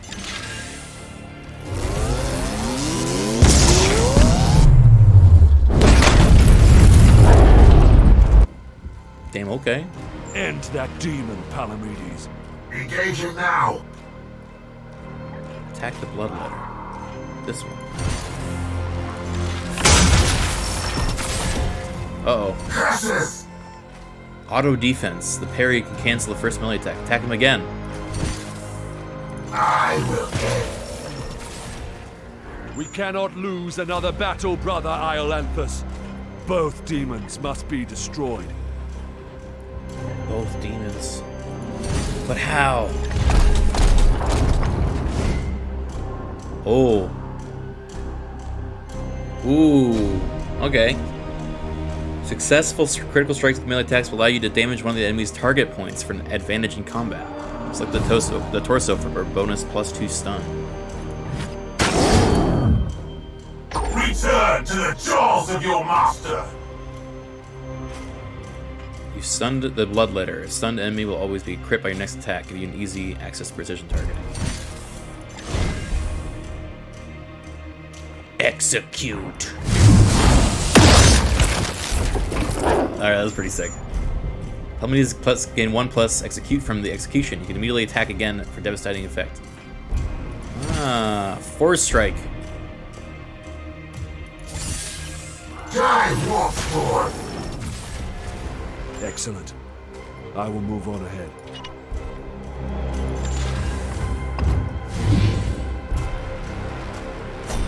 There is not much time, brothers, but we must prepare for the coming battle. I can sense enemy reinforcements. Uh-oh. Palamedes, resuscitate Uther, so you may both defend against them. Uther, get up. Take up defensive positions, Palamedes. The enemy reinforcements will be here soon.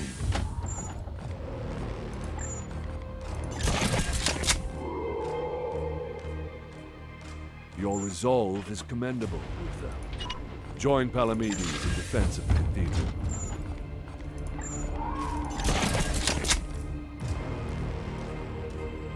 Iolanthus, with me. There's a breach in the wall ahead. How's the volume, by the way? Should I turn it down? I will breach the inner sanctum.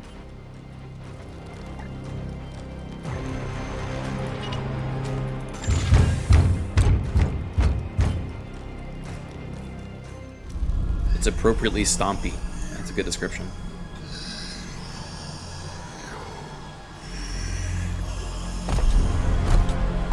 Stop this heresy at once!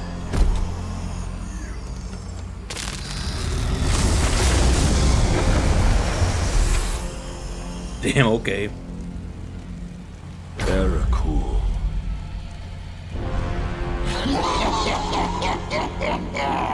Futile!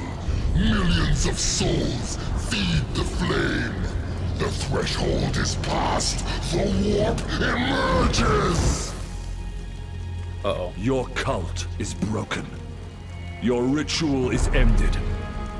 Relish this breath, for it is your last. Blood for the blood god! Skulls for the skull god! He said the thing! No, I'm fucking dead.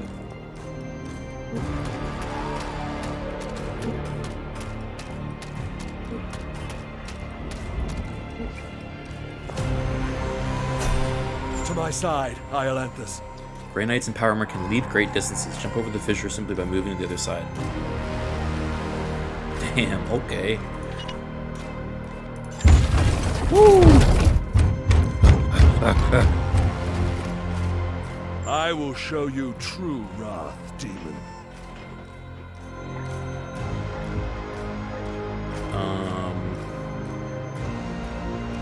How do I fight this? Does it really want me to melee him? Okay. Yeah. Wait, that really did something. We must protect the cathedral. Overwatch and multiple shots. Overwatch grants 1 range attack for each AP remaining when used. Okay. So I have 3 AP, so I can Overwatch 3 times?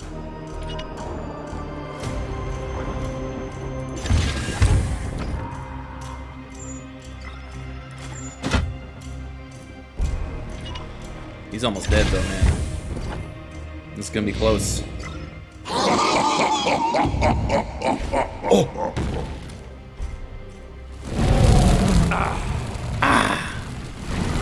Ow! One down. No!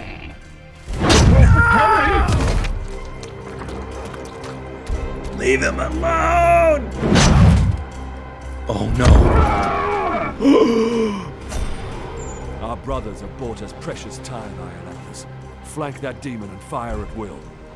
Flank that demon and fire at will.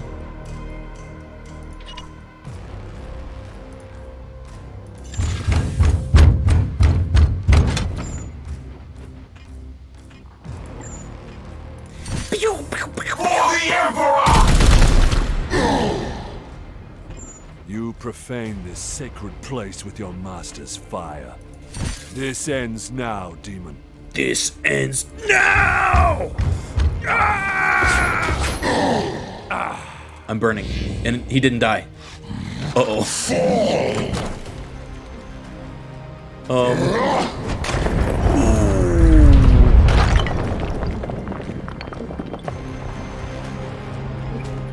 This ends next turn. For the Emperor.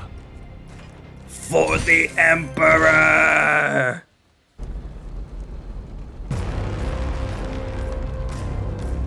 Pathetic mortal! Weakling spawn of a false god! I am the light that banishes darkness. Your prayers mean nothing!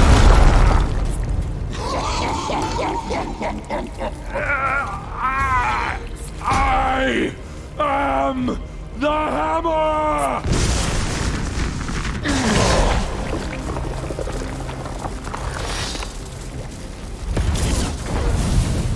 You have beaten me for now, little knight! But the war I fight is eternal! Okay, you win.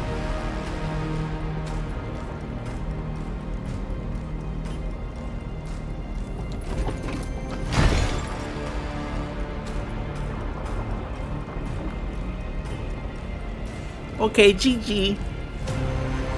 Analysis. Work signatures fading. Then the blood ritual has ended. Where is that report? Report! Where is the commander? Uh-oh. He died a champion's death. Blade on blade against the foulest blasphemy.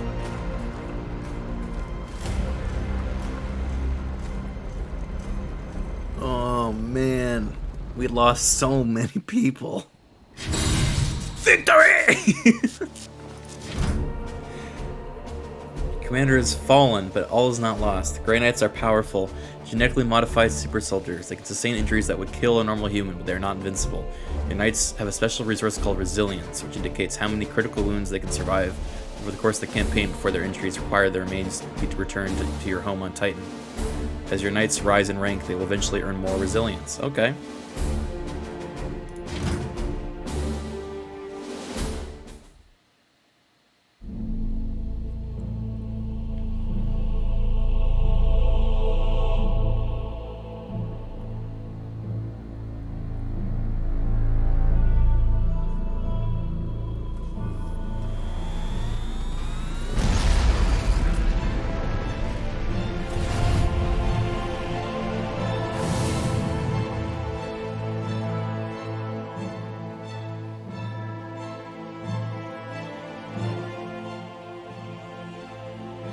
A long campaign, over at last. A victory at the cost of the commander's life. Alive, he was ever a faithful servant to the Emperor. A true hero.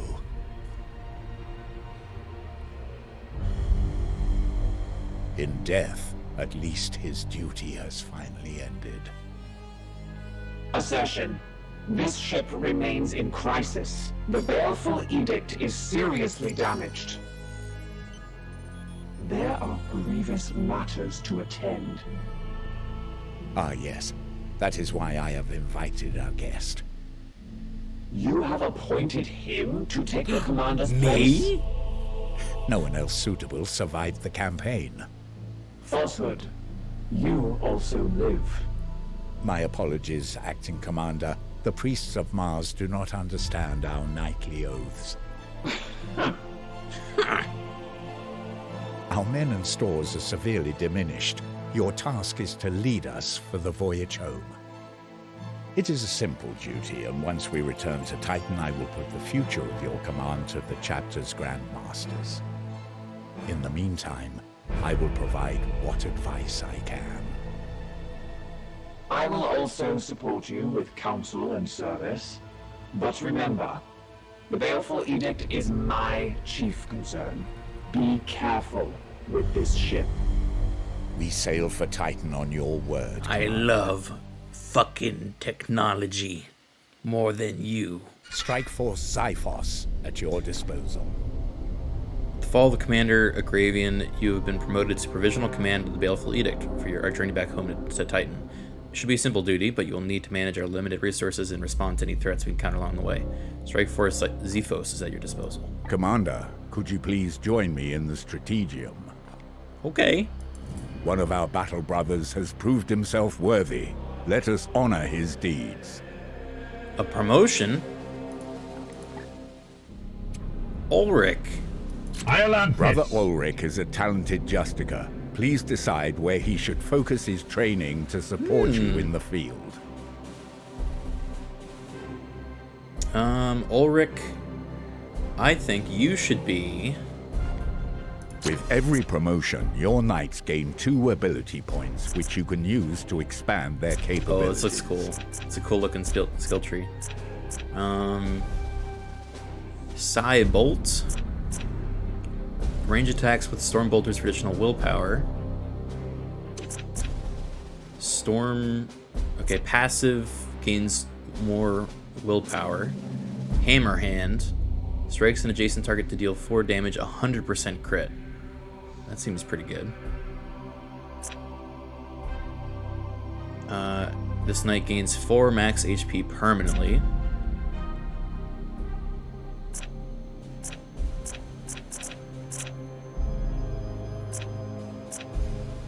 Aegis Shield. Terminator Armor. That seems pretty cool.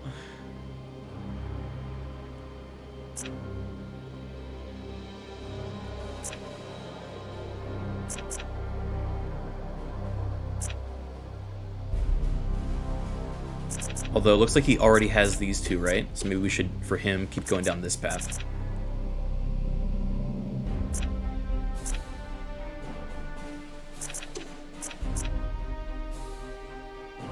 I'm gonna get him this. So we can get him the Psy Cannon.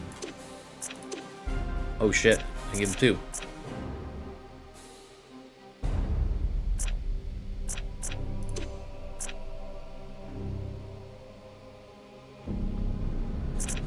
He's gonna be our ranged boy.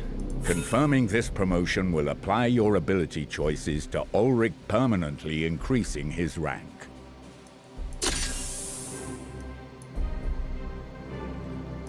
Now I want to get him a Psy Cannon.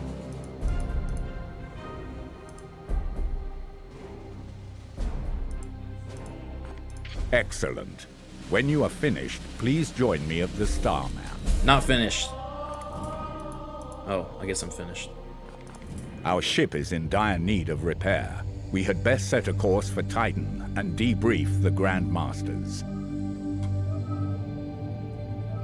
Issue the travel order to begin our return to Titan. Okay. That's a cool looking ship, man.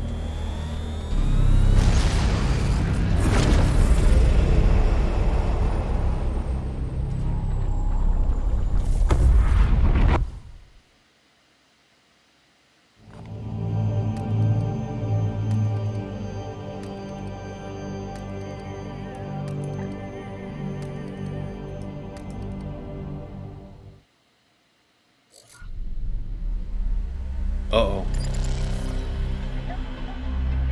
Wake up, everyone. We got activity.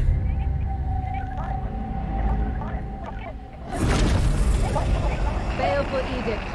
In the name of the God Emperor. Dominus, who is this interloper? Code scrapings indicate an inquisitorial transmission. Oh, fuck. Baleful edict. Prepare for my arrival. Duty calls, Commander. We should open a Vox link. Inquisitorial vessel. Permission granted to come aboard.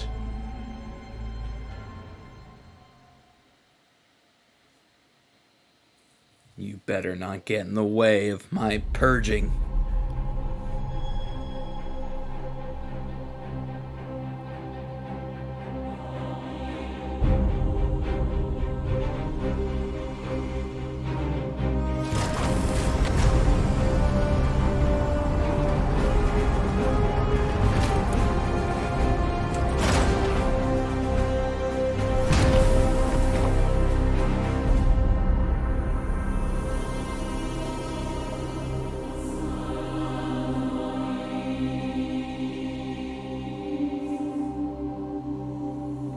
Toad, thank you for 62 months. Dude, the music is great, and the ambience, like, so far, super impressed.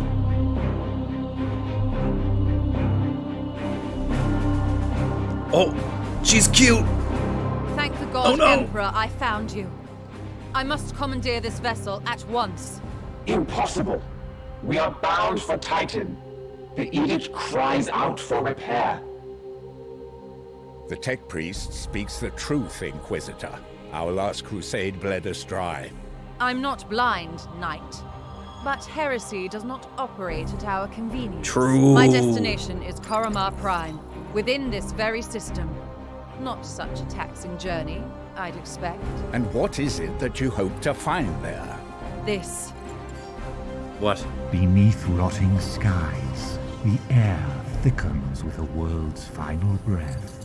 Seeds planted in flesh and bone, watered with blood and tears.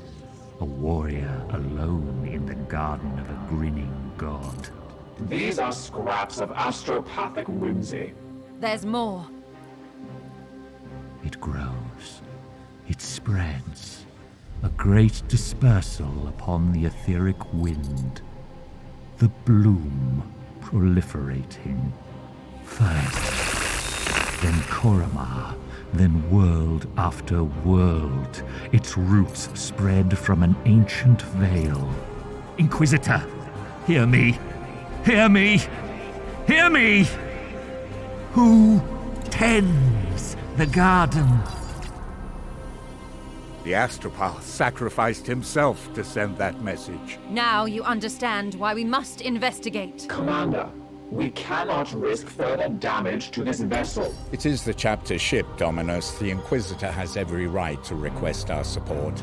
It is not a request. Commander, with your leave, we will set our course for this Koromar Prime. Yes. Good. That will do for now. Ooh.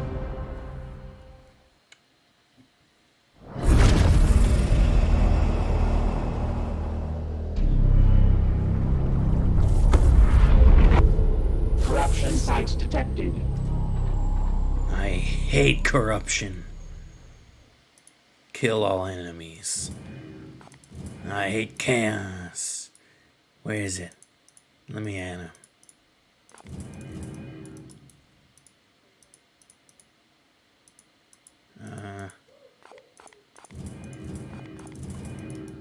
If we do not investigate this threat, the consequences will be dire.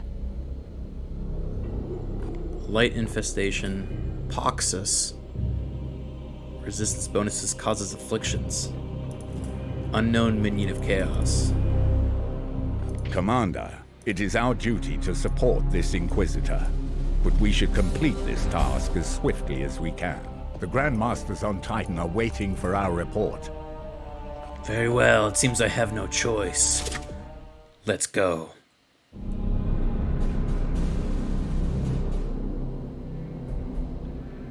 Report. Signals from quarantine beacons detected in the upper atmosphere, but the surface itself is silent. Plague, Commander. Send your squad to the surface. Knights of Titan, you are the instrument of the Emperor's will.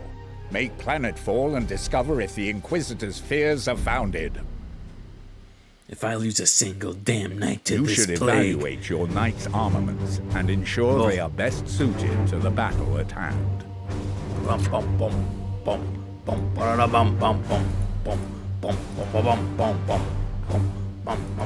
The Nemesis Force Halberd can inflict a preemptive first strike on an adjacent enemy. Choose which halberd you would like to equip. Your options will be limited and...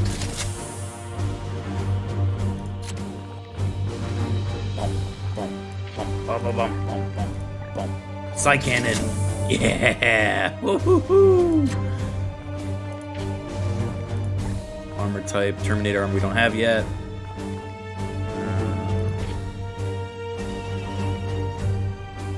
Swap knights. Ha! Ha! Narthicium. Okay, I think the rest is probably good on their own. Rugen. Rugen. Ooh. All right, chat. The way we're gonna work is if anyone dies or we have to recruit a new Grey Knight, then we will ban viewers to represent the recruits that don't make it through the selection process. Okay, it's gonna be a mass recruitment drive whenever we have to recruit a new one.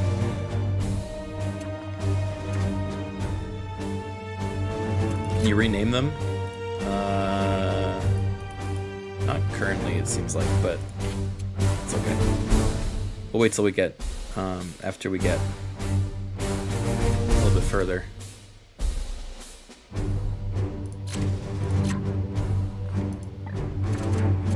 Iolanthus.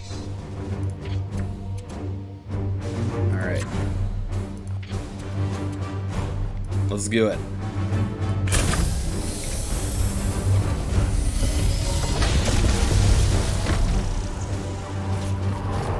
Switch clack back, thank you for Prime sub.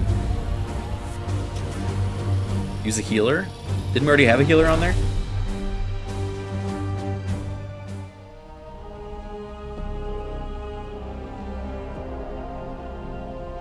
Oh, I may have swapped it out? Well, time to just be very good.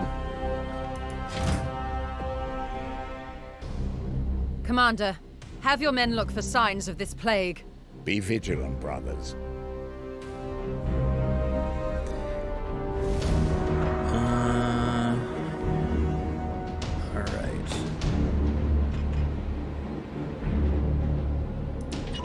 Moving now. Foes are near, be wary, my brothers.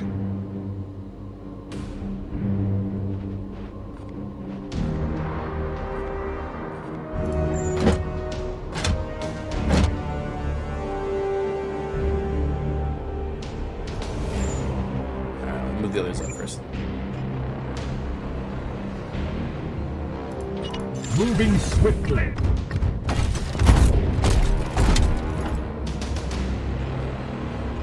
Rugen. Rugen. I am with you. Storm.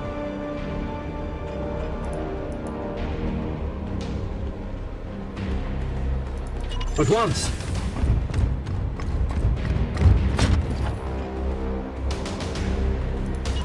once. Bloom rises. Interesting. Wait, so what is this?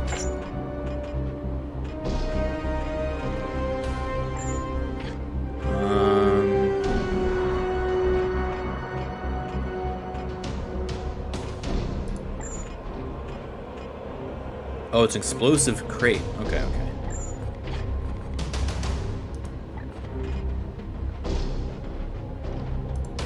Taking position. Aha! Powers protect us.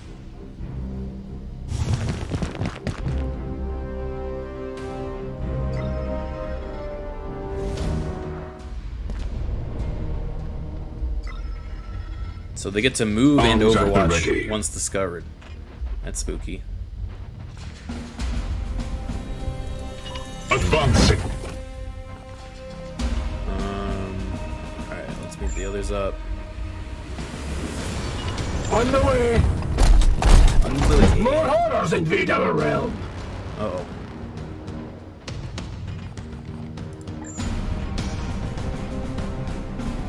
Is there a chance to hit?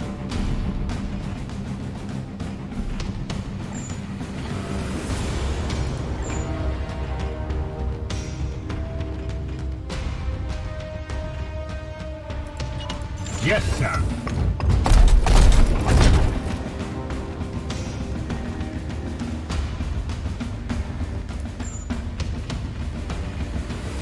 Explosive crate. This one will. Yeah. Dumb cultists.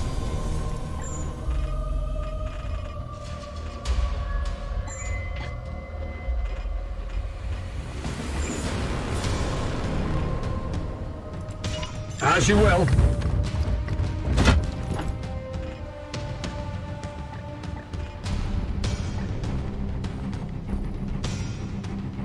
Teleport. Interesting. Can't reach any of them yet.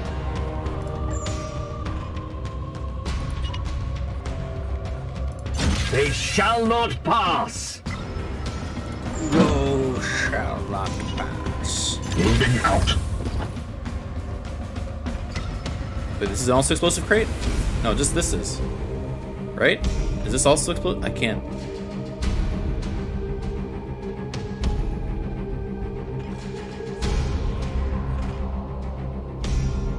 I can jump over there. That uses 1 AP, and that's all I have left, so I'd be sit and duck.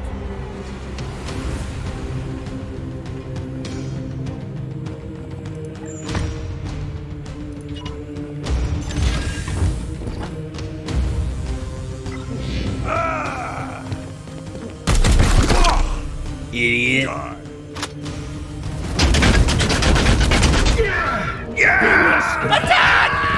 Oh my fuck! They're just running in, they're crazy. Holy shit. Ball, monster!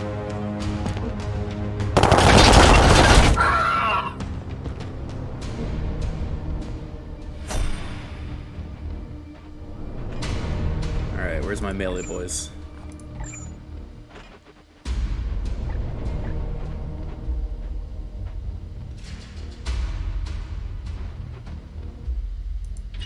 I am with you. Kick his ass. We are the hammer. Onward, brothers.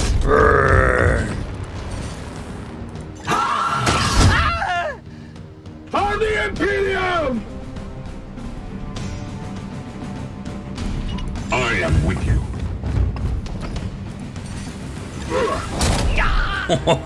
Threat eliminated. Alright. Those guys are down. Where are we going next?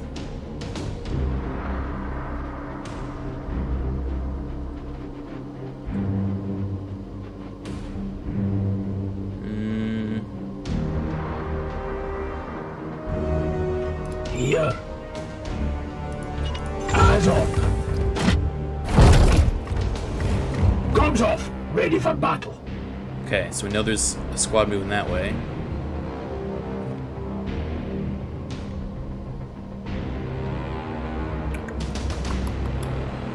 Do I want to Aegis shields?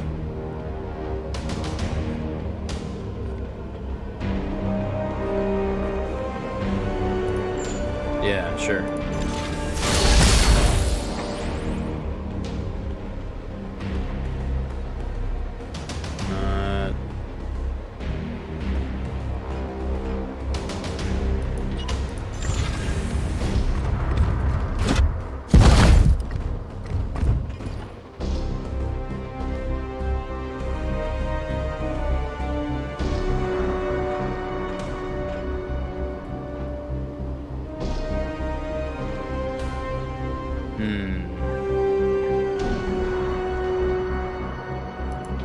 Moving out.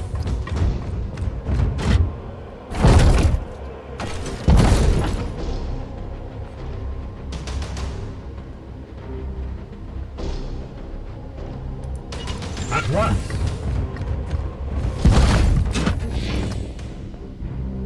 Okay. Oh, I'm worried about this bloom situation. Okay. Yes, sir.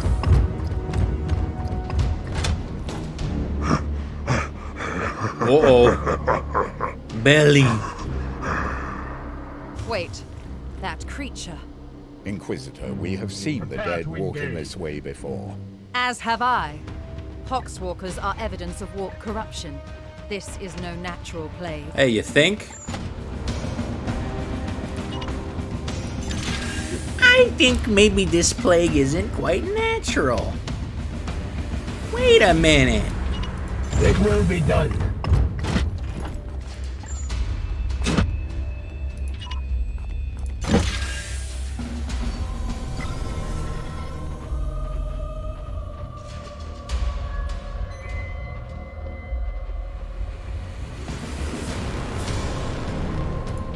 On my way.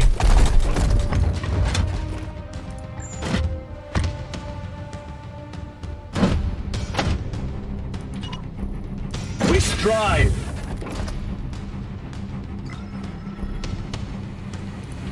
Taking position.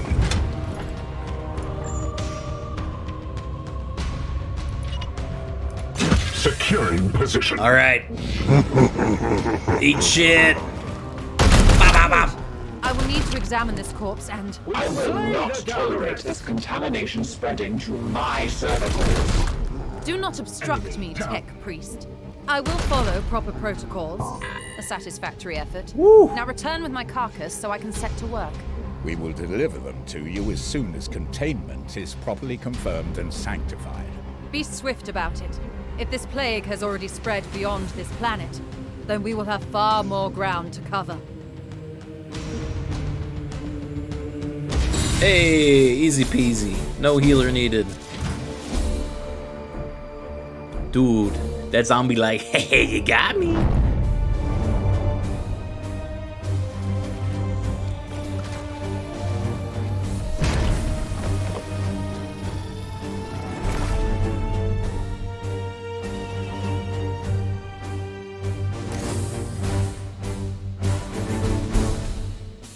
Alright. Light wounds. Does duty end? -3 max HP for 24 days. Come on. Can't promote anybody. Mission objectives achieved, Commander. Our guest wishes to speak with you in the Libris. My library.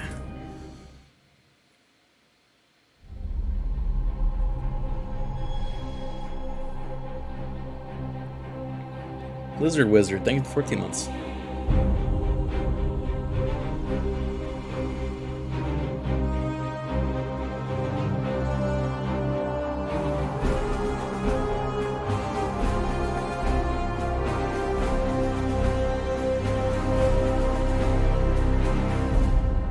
I must commend you on this impressive archive of demonic lore, Commander.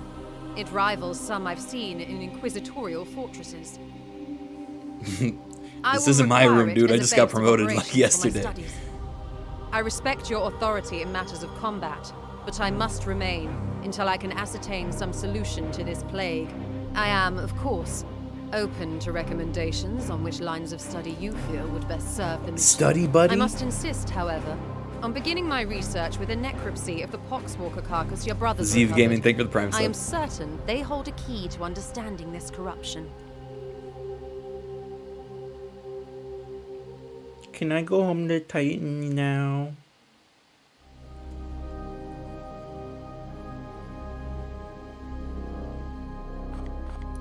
I will conduct a necropsy of the recovered corpse to see what I can learn. Okay.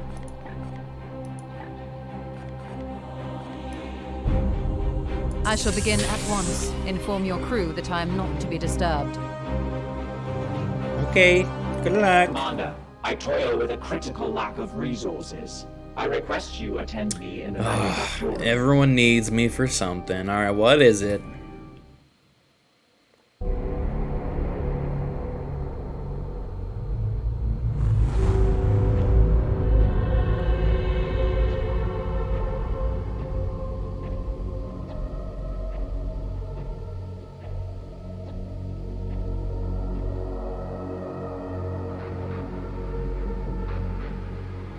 Is that the jumping circle?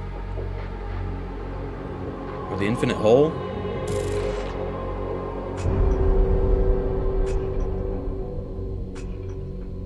This feels clean and messy at the same time? That's a good way of putting it. My servitors have restored the manufactorum to operational use, but the edict remains severely damaged. Without access to a proper dockyard, restoration will be slow and limited by the resources we can requisition from Titan or nearby inquisitorial enclaves. As of this moment, reviving the edict's core power output takes absolute primacy. Okay. I must improve the edict's power output in order to conduct more extensive repairs. Go ahead. Take 6 days. No problem. Anything else? I must now interface with the logic engines. I trust you have a great deal to attend to. Just gonna go date the engines now. Alright. Commander, I have adjusted the star map to display our current sector. However, our intelligence here is sparse. Phobos, thank you for the gifted sub, man. I suggest we bide our time until the Dominus restores power to our scanners. Okay. Just let me know when the tutorial's over, okay?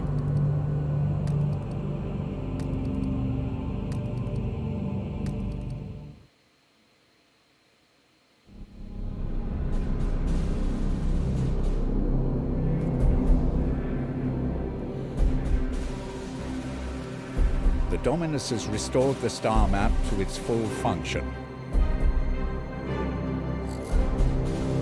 We are receiving a barrage of scanning data and astropathic scrapings from across the sector. This plague appears to have already spread its tendrils far and wide. We are faced with reports of 2 infected systems. We should monitor this infestation carefully and judge where best to direct our forces while the Inquisitor pursues her answers. Failure will cost many souls. No pressure.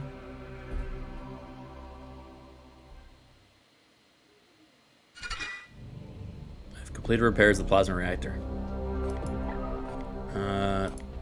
Protocol demands a preliminary salutation. Consider this requirement fulfilled. Hi to you too. We must activate quarantine protocols with that poxwalker specimen.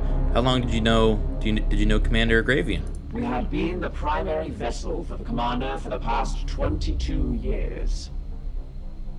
Oh. Let's talk about something else. Waiting for new input. We should probably quarantine the Poxwalker, huh? I will not have the edict put at risk, even for an Inquisitor. Oh. This is no ordinary corruption, you know? The ship will remain sterile. Is this like a dating sim? We'll hold up until we're done in the sector? The baleful edict has never let any of the brotherhoods that have traveled in her down. It's like a dating sim, but you're talking to someone whose like mic gain is like 300% on like a $20 mic. That is the way of the Inquisition. Okay, bye. I must attend to repairs. Do you wanna... Should we repair this? Oh. Why can't we? Servitor production offline.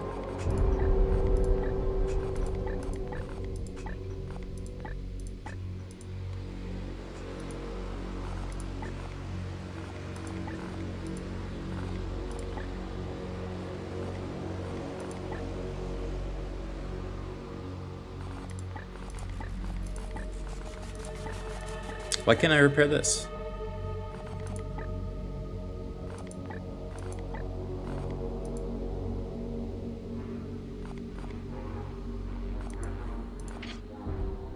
Building bugs sometimes, save and reload might fix it.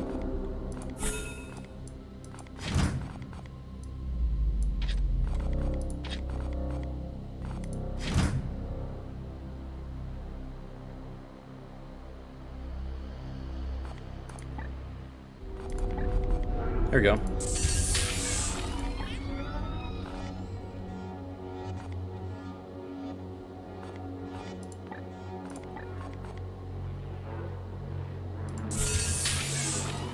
Oh. No.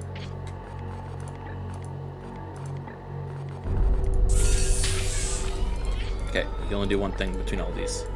Oh, there's an Exterminatus! When you deepen planet beyond redemption, you can declare Exterminatus upon it.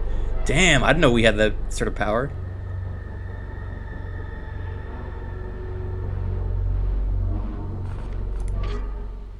Phobos, thank you for another gifted sub.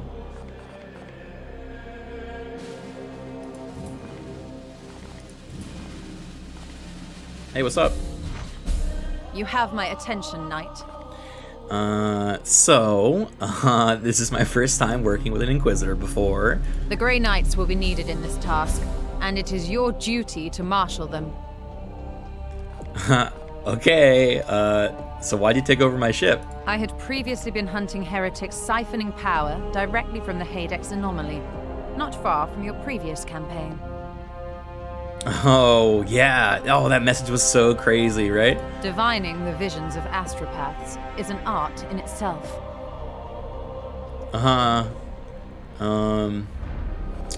Anyway, wanna talk about something else? If we must. How's that old, zombie thing going? This one appears to be some kind of host. An object is nestled within. That's kind of weird, right? It is different from what I've seen with these puppets in the past. Crazy. Alright, I'll see you around. My research beckons. Oh, she's still doing that, okay. Protocol demands a preliminary salutation. Consider this. I must attend to repairs. Talk to Hector. Do you seek wisdom, Commander? I am no ancient, but might be of some help. So how about this Inquisitor chick that boarded the ship, huh? She already makes demands on a ship badly in need of restitution. Yeah, so like we kinda have to do whatever she says, right? Even we must respect the authority of the Inquisition when the situation demands it. I know you invoked us as Chamber Militant. It is a term that has fallen out of fashion. We in theory can be called upon by the Ordo Malleus in which she belongs. If the title is antiquated, why use it? It was a strategic decision. Ancient customs are invoked when the Inquisitor should now abide by, such as giving us tactical command in the fleet. So it is not only Inquisitors who can play these diplomatic games. Ah, clever. Whatever best helps you, Commander. Why aren't you leading us? It seems the Emperor has other plans for me. Ah. An imperfection. A matter between myself and the Emperor. As ordered by the Grand Master Voldus, my penance is to serve on the edict but not leave it, staying above the battlefields I crave to fight on. Alright. I hope I can be of some use. I hope to do justice to the dead guy's legacy. He had a fitting end to his noble life. Like so many of our brethren, he kept his secrets well, but I know he despised the servants of Khorne most of all. Why the Blood God? Why indeed, it is not my place to say. There's a stillness around the old commander, a seething hatred that I didn't see in him against any of the other enemies we faced. Of course, Khorne, being created by rage, would in turn be fed by Agravian's hatred. That has the nature of the irony of chaos. We are the Hammer. Remember Sick. that. Sick, we are the Hammer. Ooh. Ooh. Alright, this guy needs to rest. What, you need 18 more days?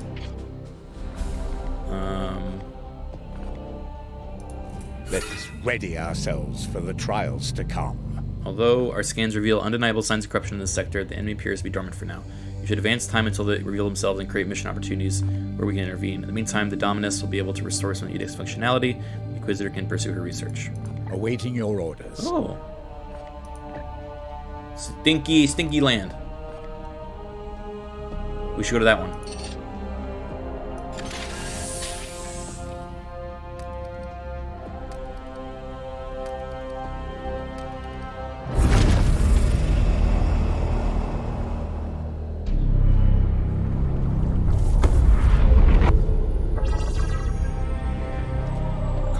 Level 1.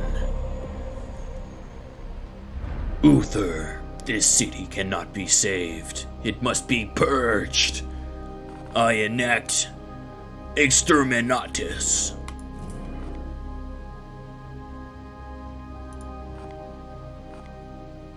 Nah, just kidding. How do I pass time? Advance time.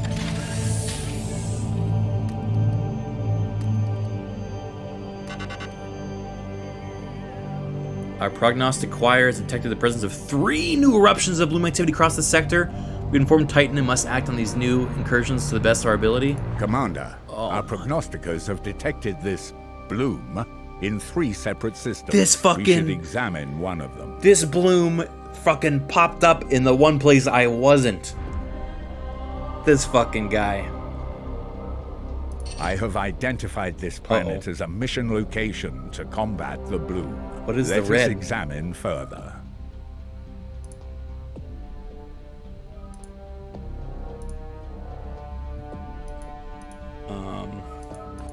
From here, you can see some details for this mission, including the resources that Titan's Armory will make available to us if we are successful. What do we get? Nothing.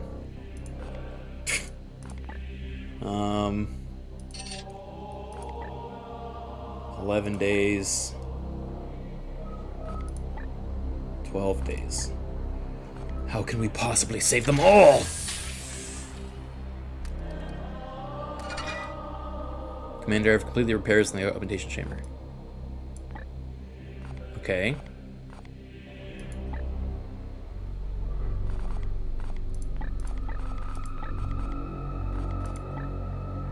Improved reactor output 1.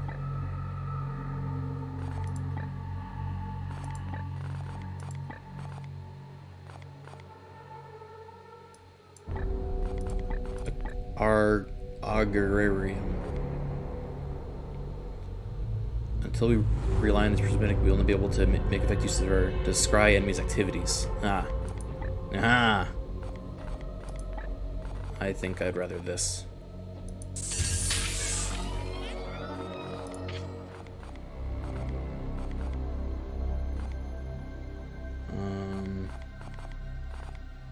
What's up, Lunette?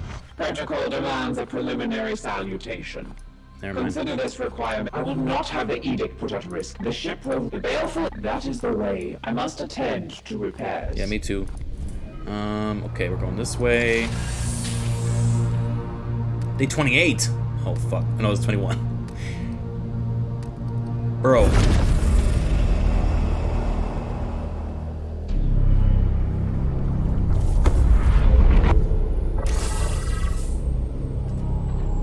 1 day.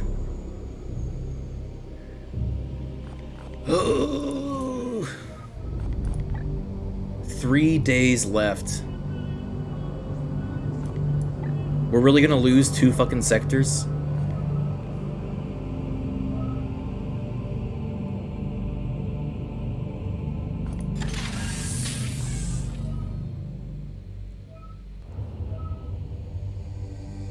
Wait. This guy's got 3 more days? Oh, okay. You know what? You're out. You're out, buddy. You're out of there. We're only repairing 1 person at a time? No freaking way. I get a grimoire. I don't know what that means. Let's do it.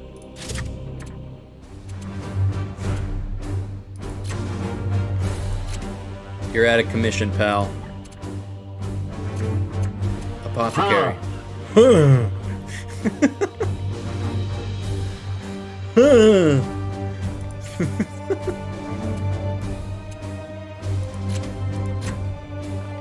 Wait, what's his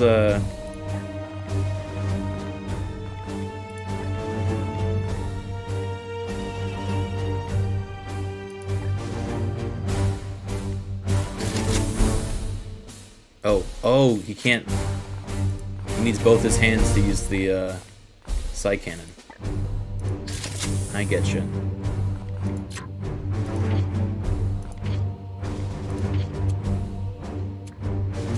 All right.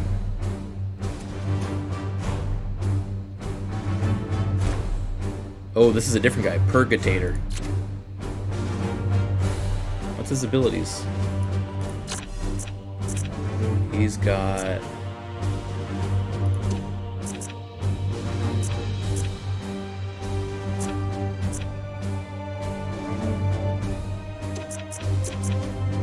Wait. Purgator is the range class? Middle shows you... Sorry, it's a little loud.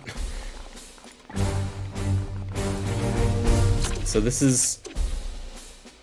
The Purgator can equip Side Cannon, Silencer, and Incinerator. They gain +2 crit damage for all their ranged attacks. Okay. Let's try the Incinerator.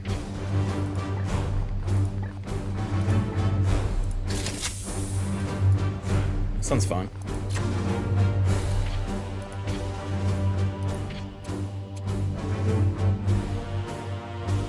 Yeah, fuck it.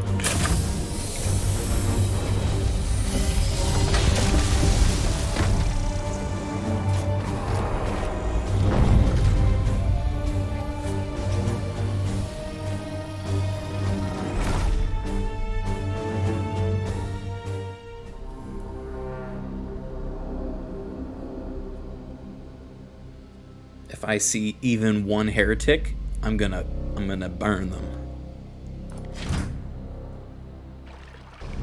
The psychic disturbances here echo those I encountered on Koromar. The hive cities are abandoned, but there is life below.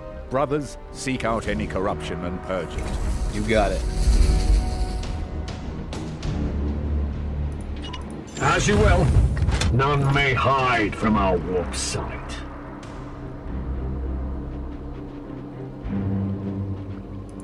On my way?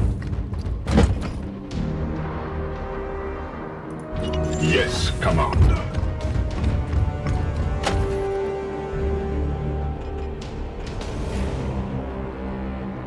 Taking position.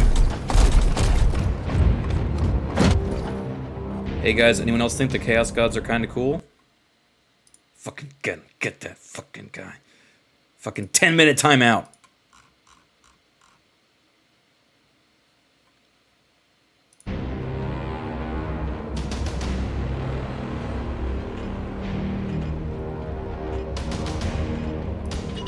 It will be done.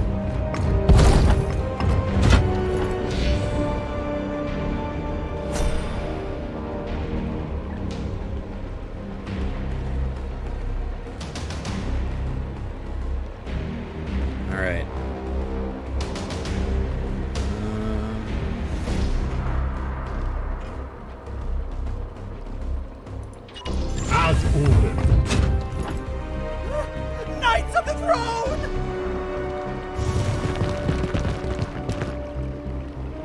You pricks.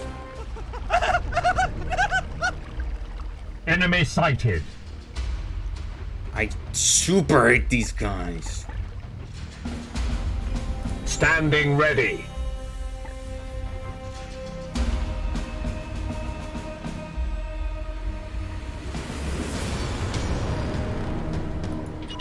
We strive.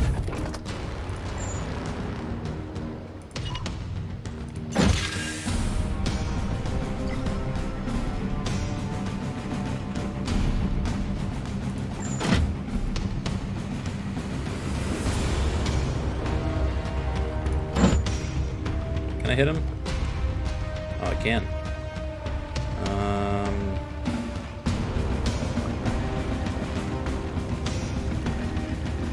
Shoot this statue down. Target all units in a line over 4 range to deal 6 damage. Ooh. Aye, sir.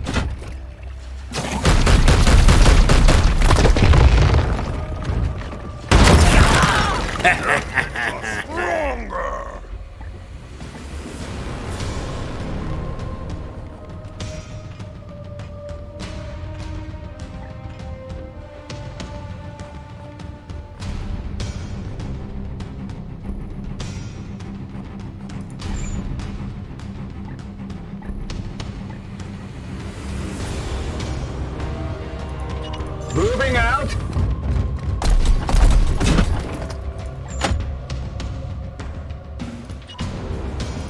I will hold them here.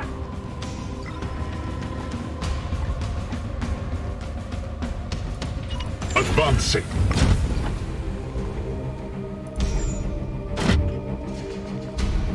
Promethium spray. Shoot a flame hazard over arc 60.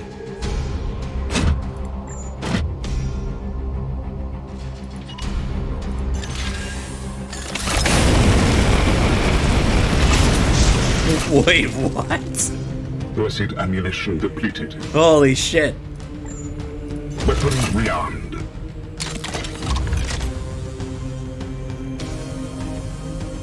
Cross our holy fire.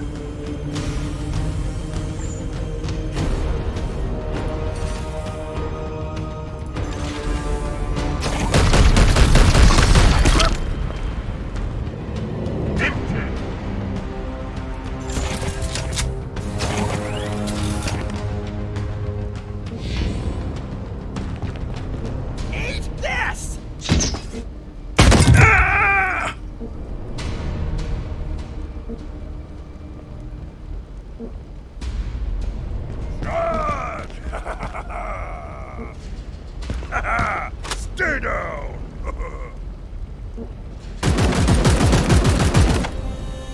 Bastard.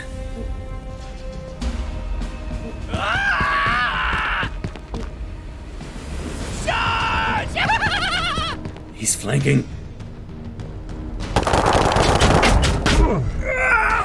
Does he yet stand?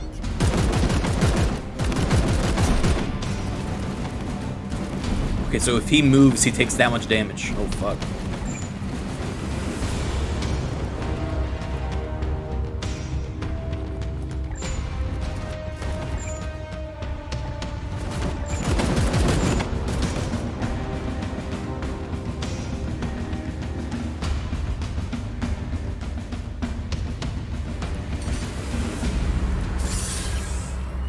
Feel my wrath. Cut his ass in half.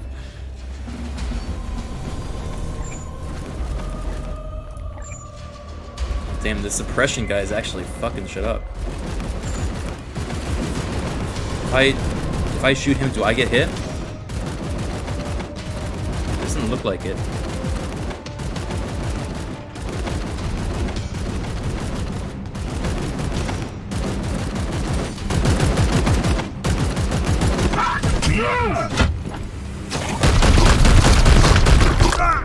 At once.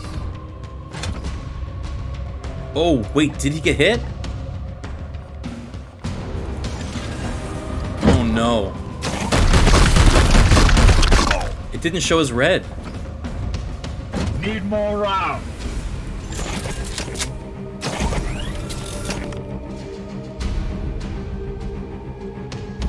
Oh, fuck. He took so much damage. It didn't show that he was going to get hit. That's why I took the shot. Heal him? Yeah.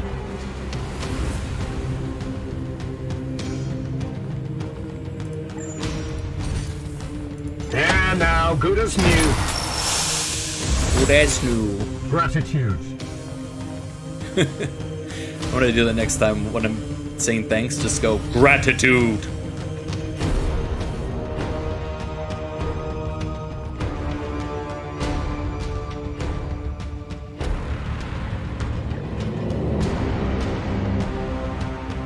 How's 40k XCOM? It's pretty fun. I like it so far.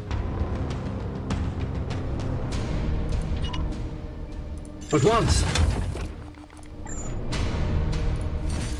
Cybolt, go! Foe destroyed, Commander.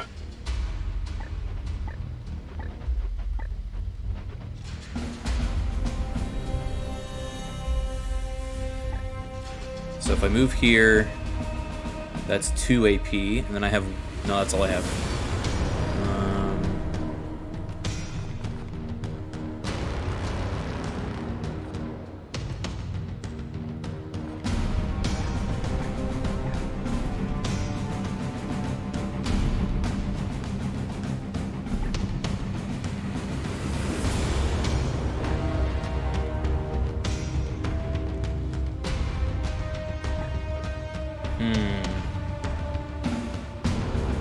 The Flamer guy is a little interesting. I think I go here.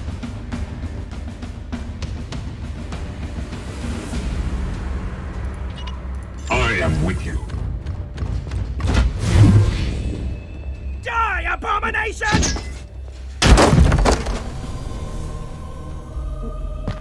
Die, die, die! What? He pinned me though. How do I get? Oh my god. Die, die! Fucking smart guys. How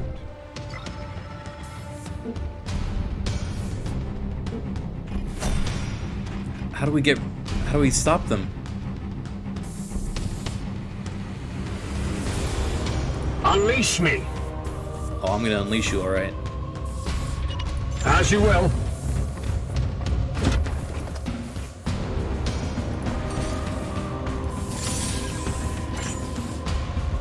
Oh, this means running into Overwatch. Okay, okay. Hold on.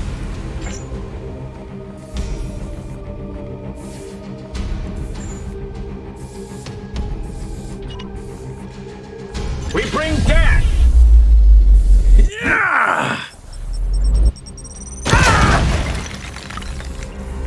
Oh, it moves them too. That's interesting.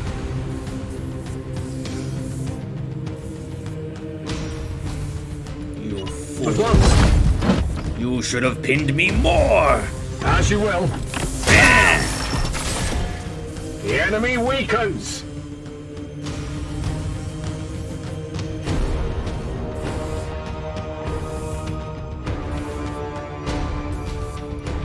Moving now.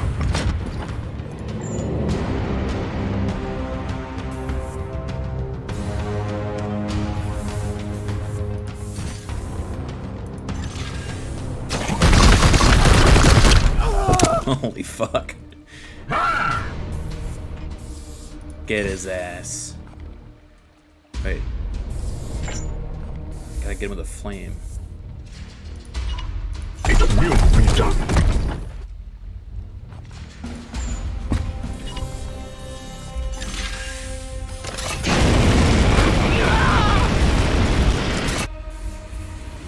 This battle is ended. Damn right, this battle's ended. Oh wait, there's a church.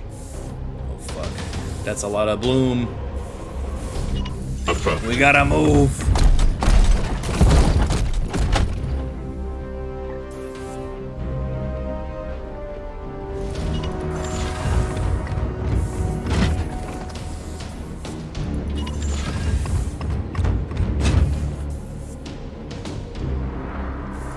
I am with you.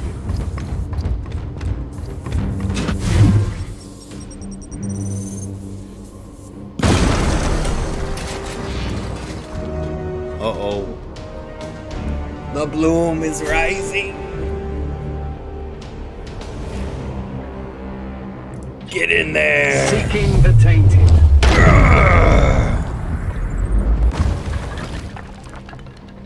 What? It's empty. How can this be? On my way. Gods, preserve us! Well, that's quite a few boys.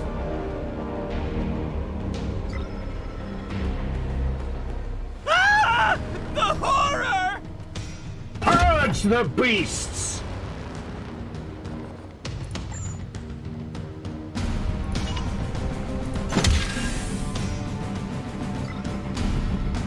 Oh my god, how many times is someone gonna make the turn off bloom in the graphic settings joke? God.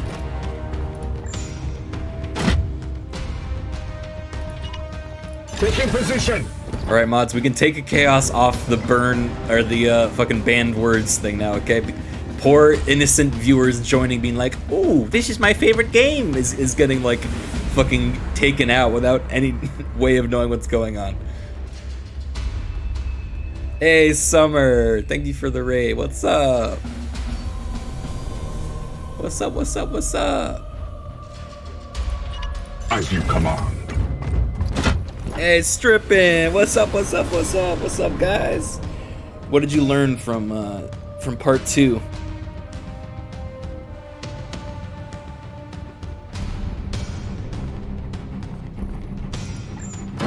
Oh, that's not good. We're not gonna do that. Everything. They learned a lot. Oh boy. Well, I've been learning a lot in this game. This game is pretty good actually. It will be I'm gonna join it. Dojums, thank you for the gifted sub.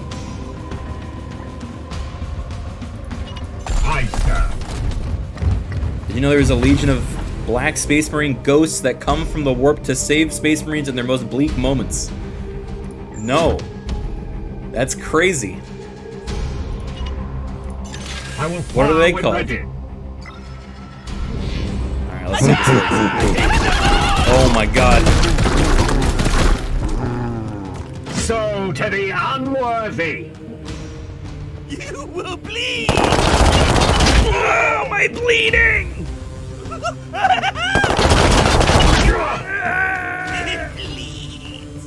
It bleeds! We have one more turn. We must stop this. My blade is ever ready.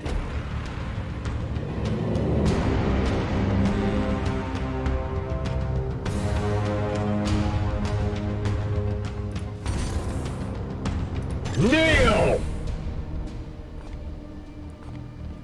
Ooh.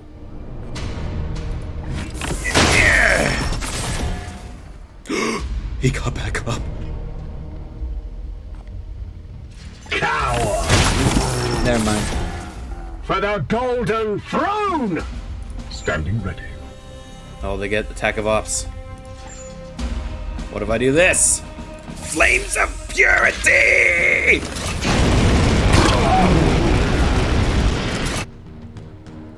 Ammo depleted.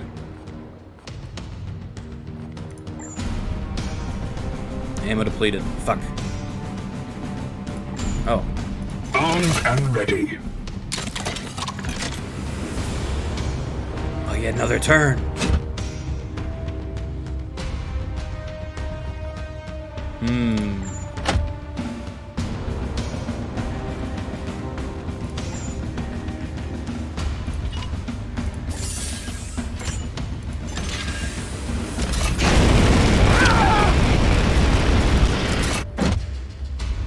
The pain will set you free! No, you. In death. Praise the Emperor. I'm gonna kick your ass. Wait, 100? Uh-oh. Kneel! Kneel!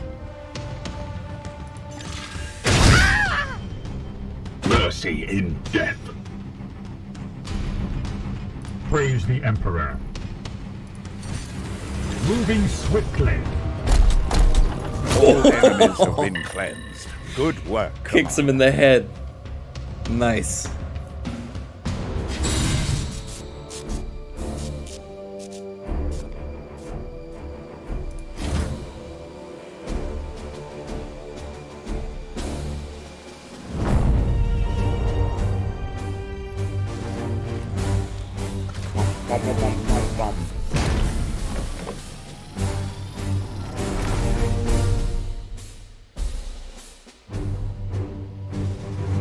My lad's got a little banged up there, though.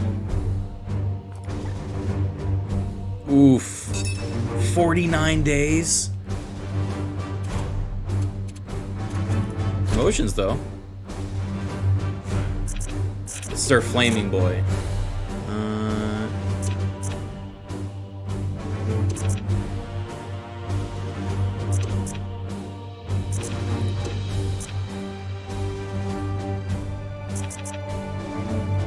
When shot by an enemy, this knight has 50% chance to shoot back automatically.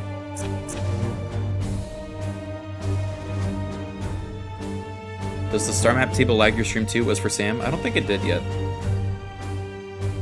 Can you pick any Space Marine Legion or just the Grey Knights? I think this is just the Grey Knight campaign.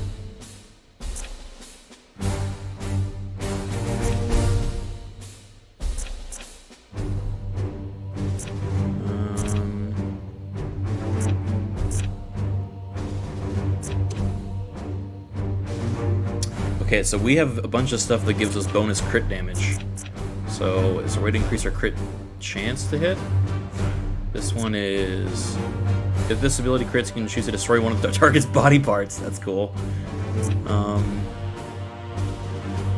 Willpower...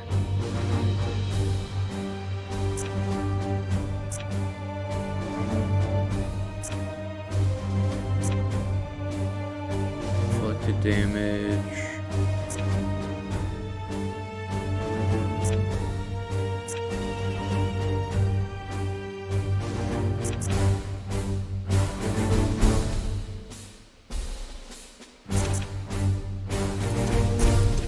I think I want to go down this tree.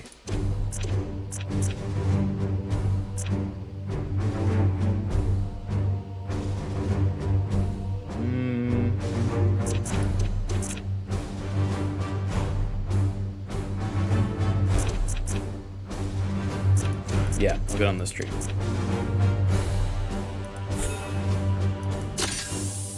Very good, very good. Promotion for you two. Interceptor's melee attacks cannot be parried. This knight has plus 10% crit for all melee and ranged against demonic enemies. Okay. So he's a melee guy. He can teleport as well. We're gonna go into this one.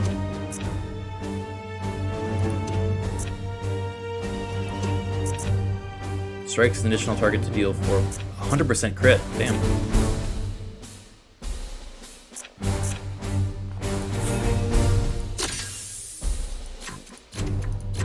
He's the only one that wasn't injured.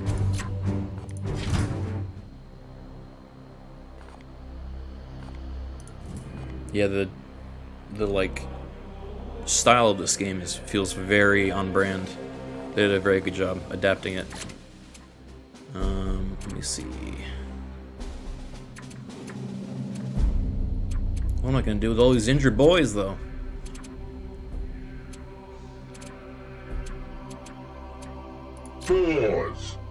Balls. What does this guy do? Gets 1 armor with his Aegis Shield ability.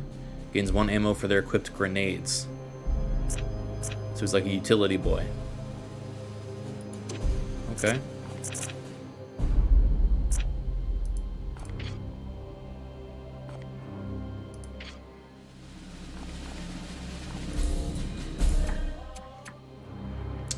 Where's the other guy?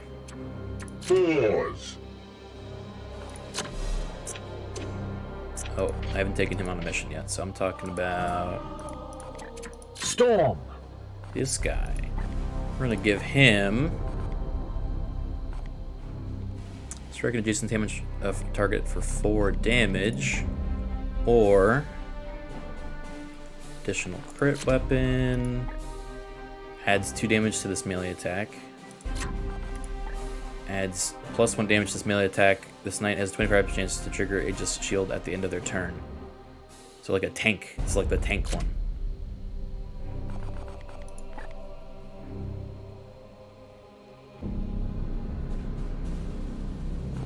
Kind of like the falchion. Or the halberd.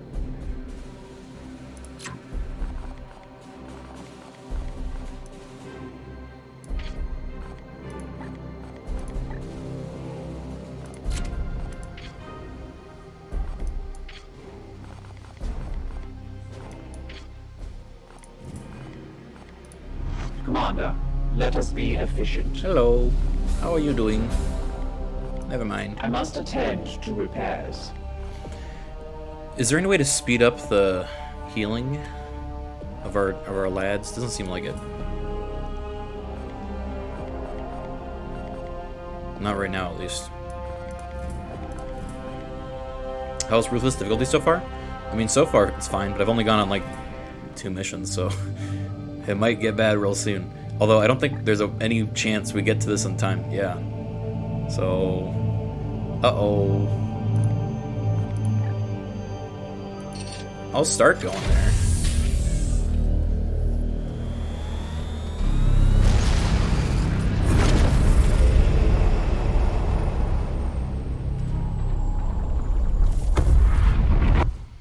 So how does the warp work if we use it to travel? And it's also where the demons come from? Hands while the bloom spreads unchallenged. Yeah, I know, but I literally can't reach it in time. Expired. Commander.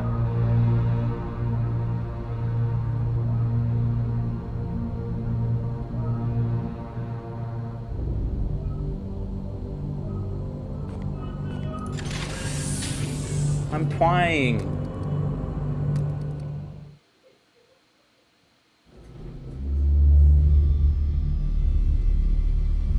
This Poxwalker was one of the Imperial faithful, afflicted with a strain of mutagenic virus. Ew. There is no doubt we are dealing with the work of the plague god Nurgle. He's This like, must be yo, the what's bloom up, bitch? whispered of in those astropathic fragments. Within the carcass, I found a germ of some ancient power corrupted with a foul psychic resonance. This seed is used to spread the virus. Of that, I am certain. But it arrived to me damaged, and there is little else I can learn from it. In order to study Yes, it's how we might Y'shtola's fight this English plague, voice actor, I guys. must acquire one of these seeds. Everyone keeps completely saying it every intact. 5 minutes. I can instruct your brothers on how to extract these specimens properly. Please ensure they pay attention. The Emperor loathes indolence. Let's not disappoint him.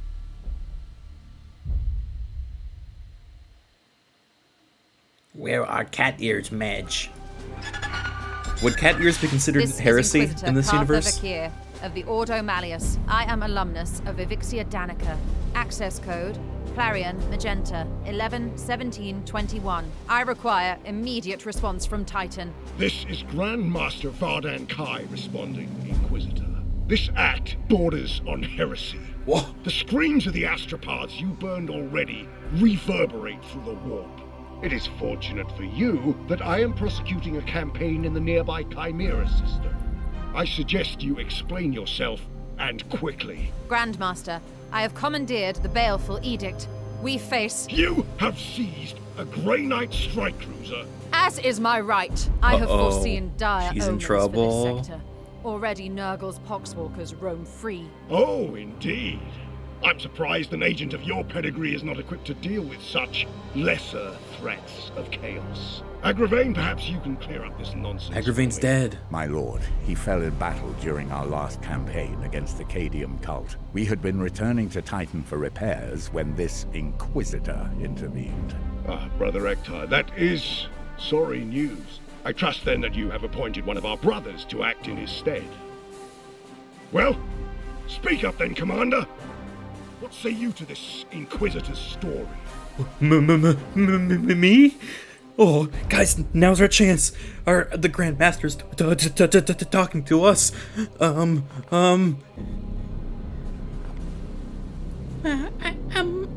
There's I saw a bloom seed. Intriguing.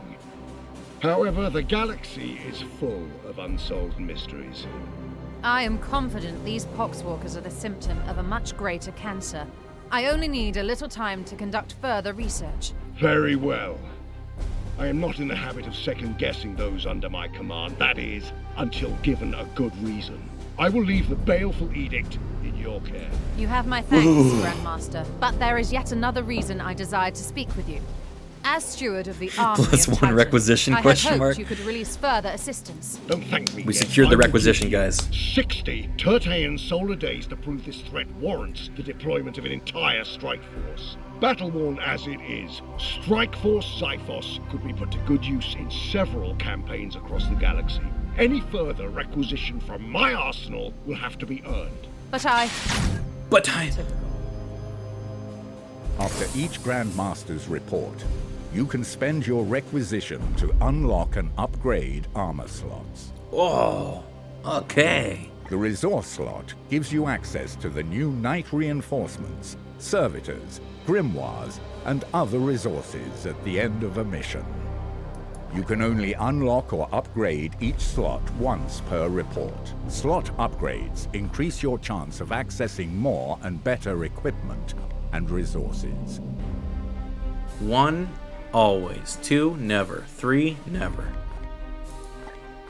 Oh wait, I couldn't get multiple. Ranged requisition.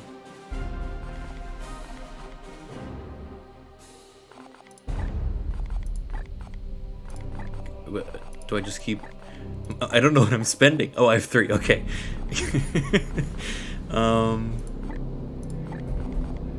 1. Yes. 2. Yes. 3. Yes. Confirm. Confirm. Seed unlocked! We extracted the seed. What do you think about that? You have my attention, Knight.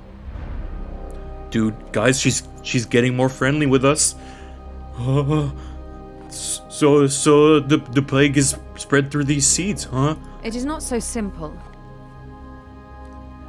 This disease proliferates quickly for these seeds to infect each new case through direct physical contact. My current theory is that the seeds emit some kind of psychic field to help catalyze the spread. The seed from the sample we collected was destroyed? I need the seeds intact for further study. That seems really dangerous, but okay. Do I bore you? No. Is this your first encounter with Warp Spawn? The Grey Knights and Inquisition have worked together since the earliest days of our orders. Obviously we're not all Daemonhunters. The Grey Knights and Inquisition have worked together since the earliest days of our orders. Yours serves as the hammer, while mine is the arm. Aha! See? We talked about it earlier today. And the will to wield it. This is knowledge you must already possess. Are you testing me? We are equals then, huh? We each have our own role to play as partners. Yes, partners in my mission. Ooh. Can I trust you with the lives of my brothers? Know that I will not sacrifice your men unless the need is great. That's all for now. Yes, you've taken enough of my time.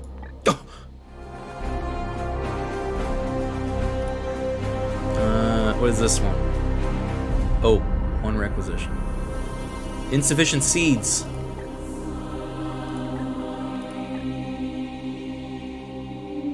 -2 corruption in system. Stratagem system and Quicksilver.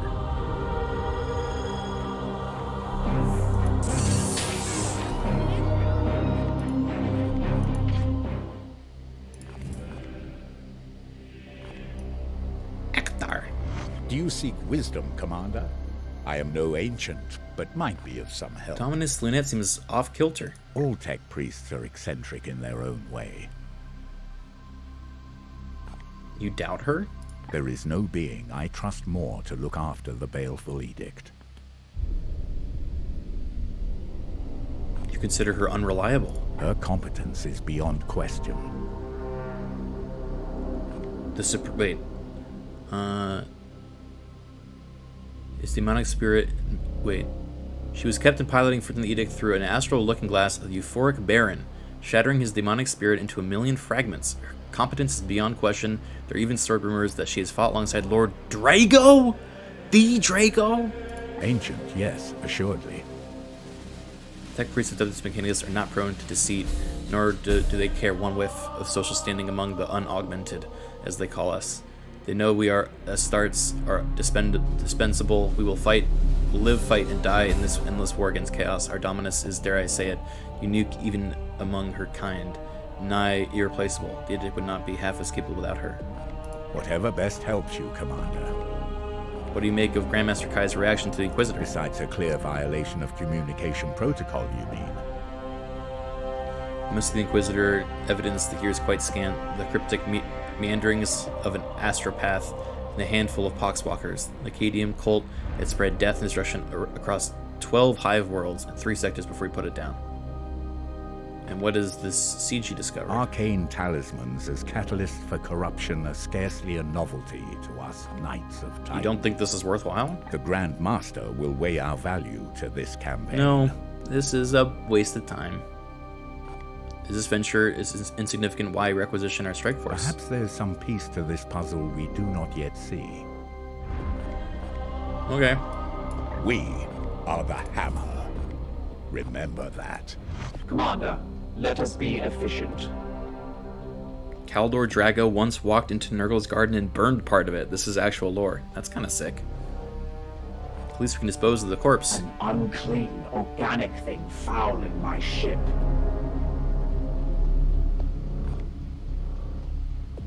Waiting for new input. How long did you know Commander Agravian? It had been the primary vessel for the commander for the past. He You was already a heard leader all in this. the Grey Knights. He did not suffer fools, or those that dared countenance his authority. Defiance suggests an emotional need to obstruct or obfuscate. Indeed, I serve the Omnissiah. The Emperor and the Omnissiah, they are one and the same, yes? I know the answer to that. The answer is no. The Ecclesiarchy's imperial creed carries only a muted echo of the machine god's true will. Basically, long-winded, you above your pay grade. The interaction is over. True.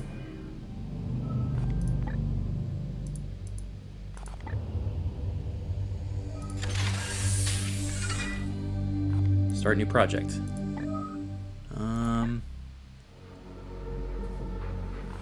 Let's see. We only have 3 servitors. Uh-oh. Uh-oh. Gain 1 servitor per 10 days. Yes, please. Oh, we're gonna need a bunch of servitors, huh? Stuffed Delph. Thank you for the 6 months. Do I not fight this mission?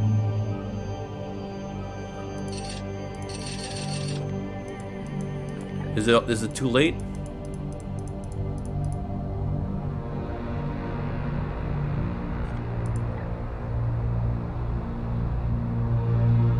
Heck.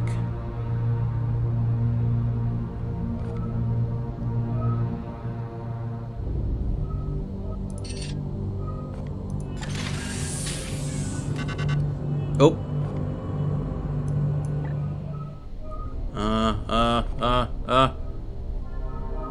This one, closest. Oh my god, we're so slow. Holy fuck.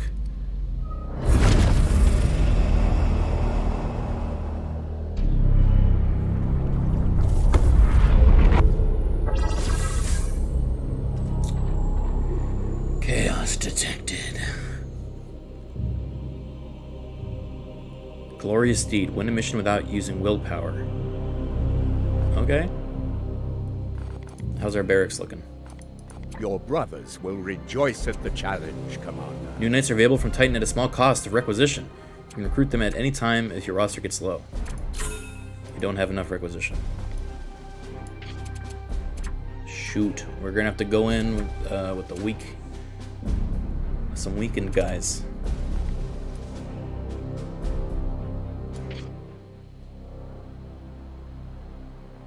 Why am I ignoring the servitor missions?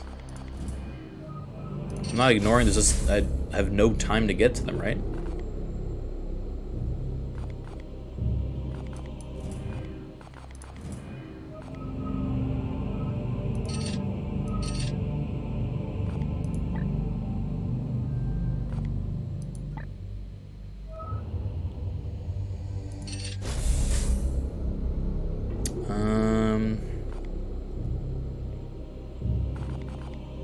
I either wait 2 days to get this guy his HP back,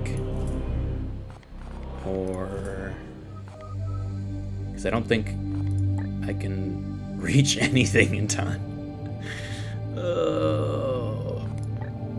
Oof. Oh, this would have given me servitors. Damn.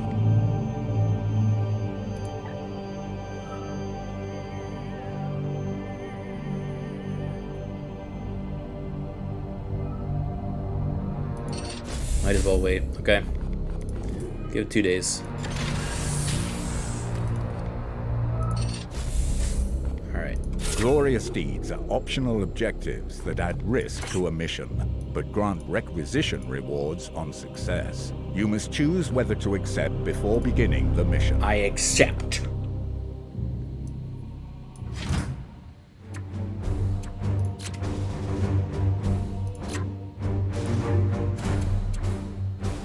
Ha! Huh.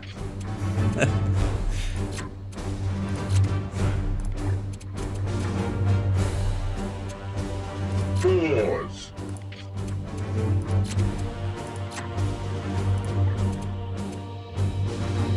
Pause. Wait, who am I missing? Mithrak, Voldrid, and Aegir. Mithrak, Caden.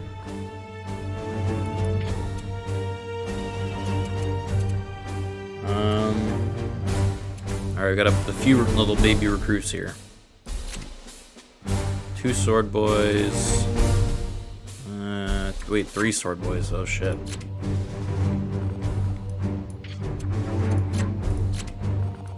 Let's give them.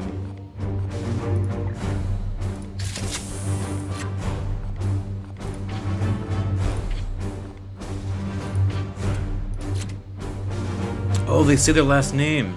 Bors, Rugen, Storm, Harn.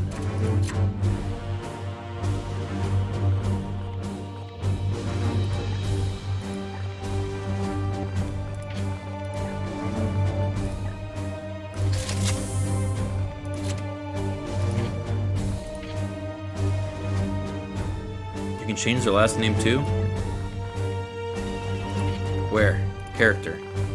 Cadulon, Corvain, Crassus, Dalmar, Necron, Durant, Delorn, Edion. That's pretty cool. Elgon, Estrius, Geridian, Gar.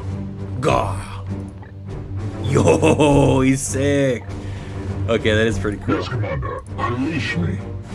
Oh, I'm gonna unleash you, Gar.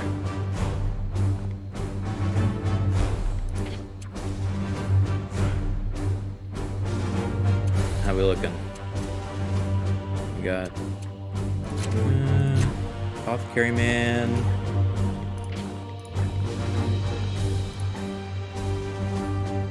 Okay.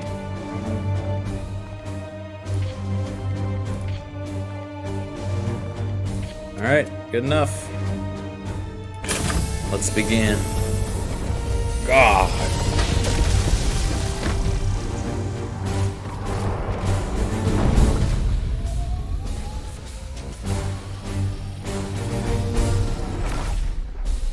Alright, this is going to be a little bit of a tough mission, so to increase our likelihood for success, I'm going to go ahead and sacrifice 5 of you for 5 minutes in the name of the Emperor.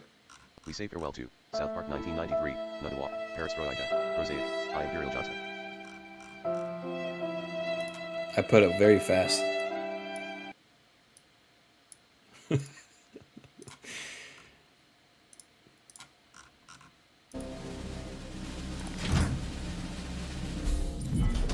Analysis. Seeding location identified as site of recent Astra Militarum defeat. All this ripe biomass provides a perfect spawning ground for the bloom. We must stop it here. Commander, your brethren must recover one of these seeds from a living host. I have trained your warriors to focus their senses. If they perform a precision strike in hand-to-hand combat, they should be able to locate and extract any seed present within the foe. What have you done to my warriors? I am here to serve. With haste! Be ready!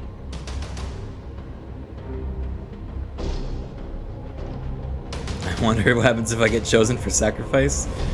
I wonder that too. My channel gets auto-flagged for ban.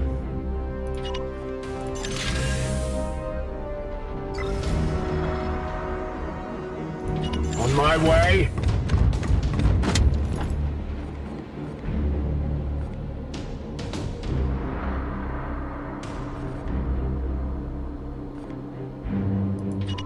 Moving swiftly.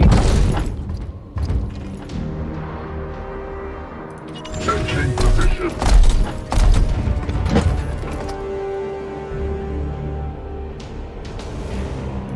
We strive.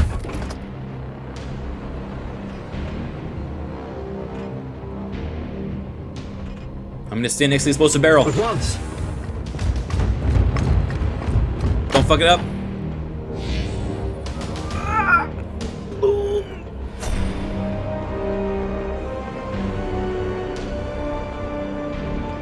Your orders? I wish the Skaven were in 40k. We strive. Like, I get why they're not. There must be one here somewhere.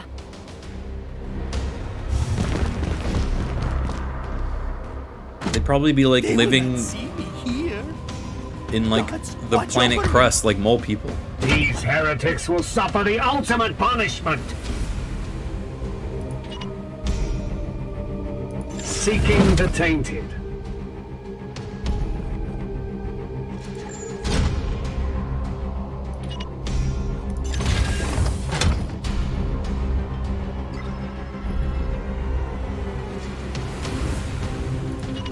At once. Oh no. We triggered 2 pods at once?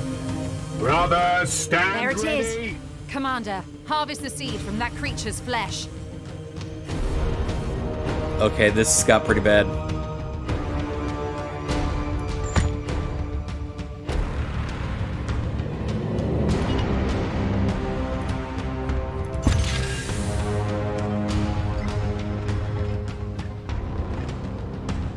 Have faith, you say. Have faith.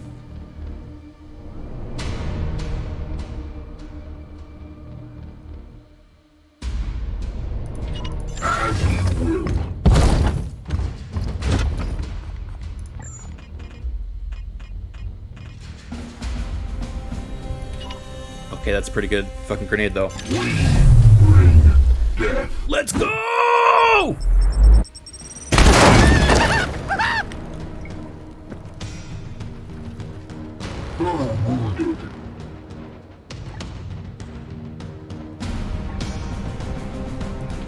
With me, my brothers.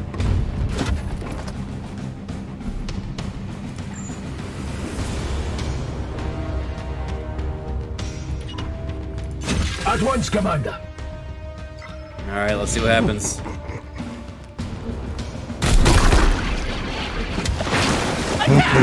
Kill them all! Oh fuck, oh fuck, oh fuck.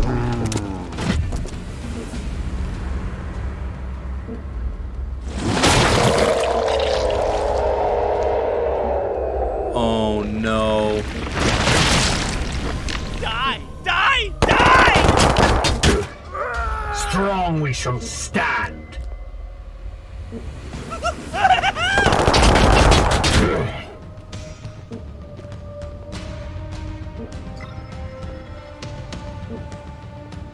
Charge! Die, abomination! Fuck. Charge! Fall. I thought he was behind cover. Oh my god. This is bad. You will bleed!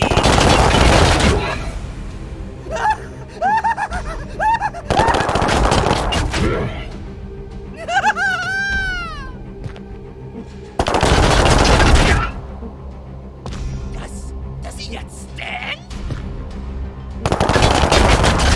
Bad, bad, bad, bad. He stepped out when you put him on Overwatch? I didn't know that's how that worked. There's more? Oh, fuck. This got infinitely harder all of a sudden. Yes, Commander.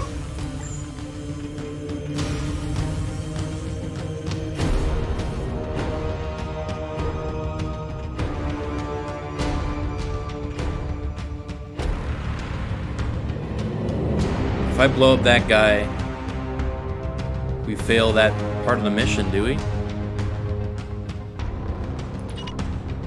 I feel like I have to, man. I am his will.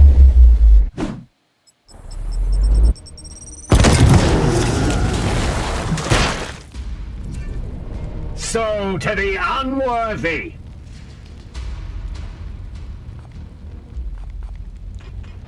Okay. I am here to serve. Now this guy.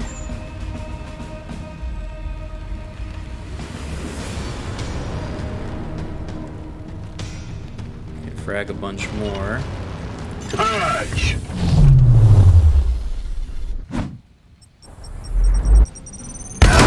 Brothers. The enemy weakens.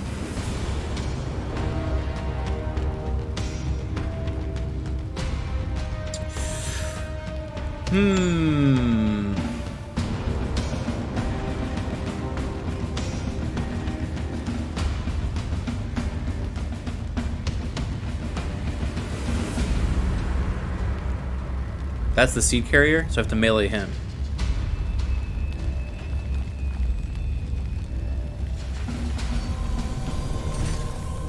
Denounce. Death will only make us stronger. Okay.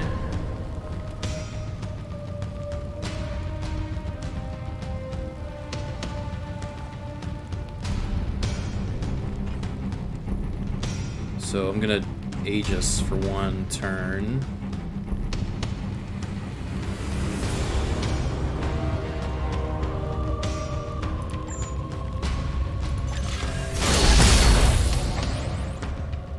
This fucking guy. I can teleport him. That uses 1 AP and willpower. Willpower means we lose the special mission bonus, but I might have to because he's fucked. Oh, this would blow that up though, right?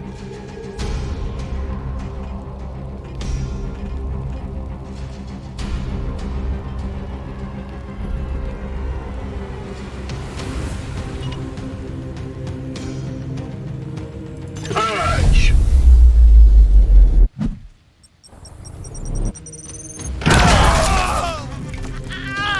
Feel my wrath. Okay, so that's good.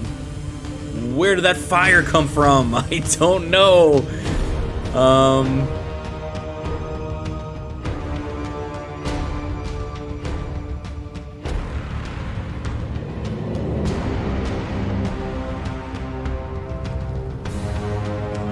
It's gonna kill that guy though, who's a seat carrier, which is what we needed, didn't we?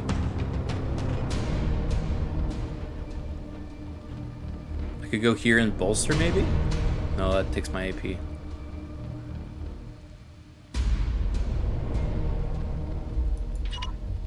At once.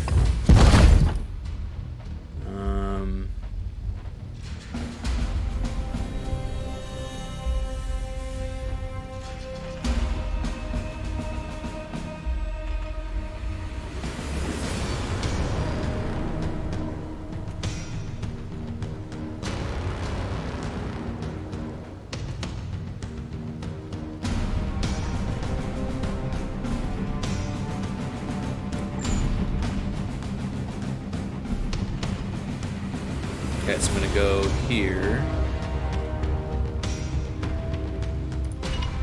It will be done. And then now it lets me shoot him. No? Oh, he's just out of range.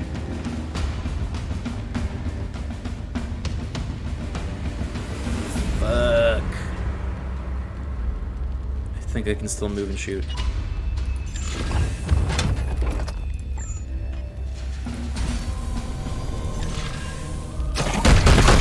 Censored for violence. Empty.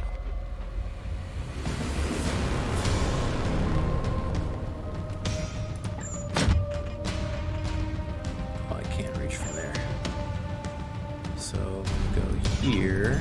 My way.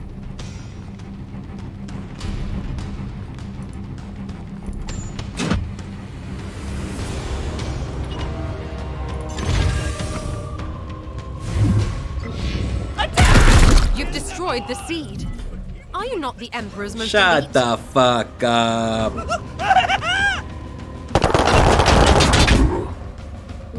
Yes! Tear them down!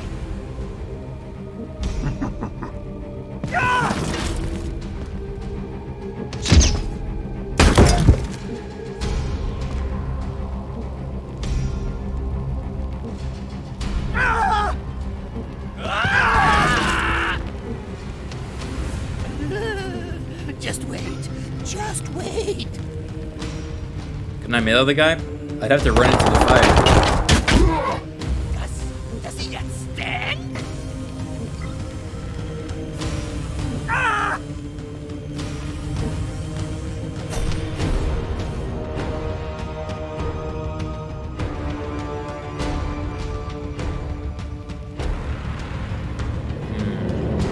The Emperor lights our path. Vengeance! No! Don't give up now! Mm.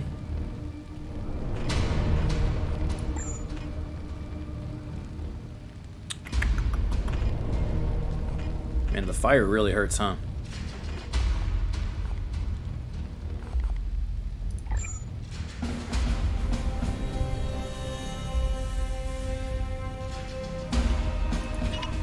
Yes, sir. Get a nice, juicy little flanking shot here.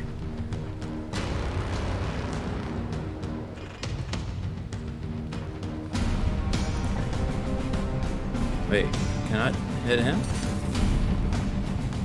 Why can't I hit him?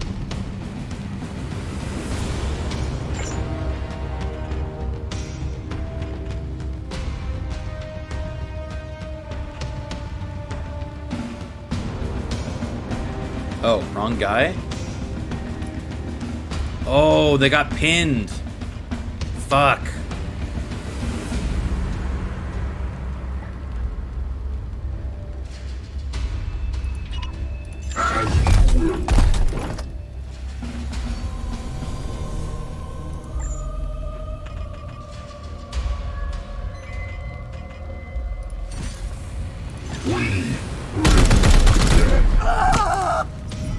Foe down.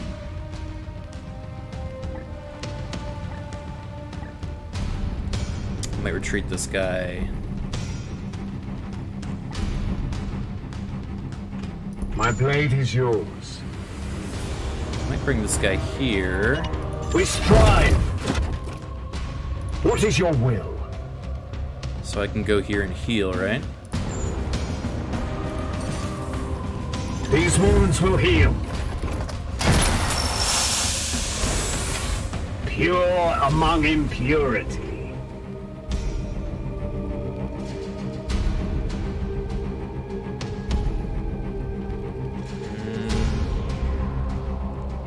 Oh, that uses willpower?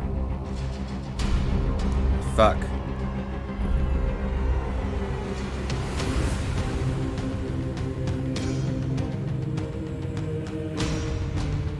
That's so harsh. Not being able to heal or do any other like special bonus during the mission.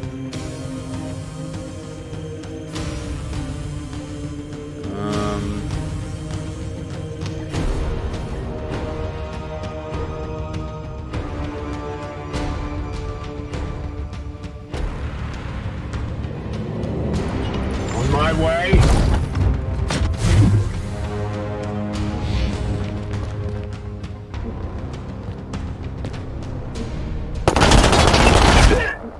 Ow. This fucking guy. Charge! Eat this! The angels shall fall! Pathetic! This guy really not burning?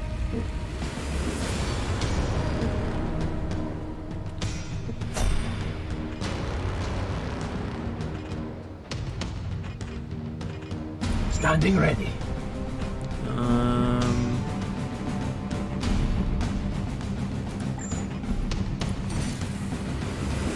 Reloaded. Yeah, take him out. This one will fall.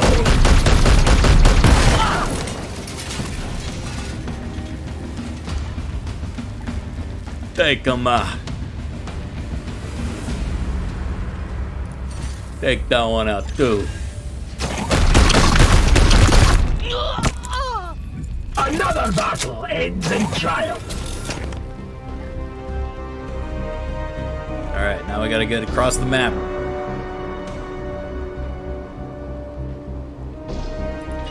On the hunt. Enemies near. Weapons ready. Oh, fuck. Wait, there's 2 pods left? This is insane! Sewer manhole cover.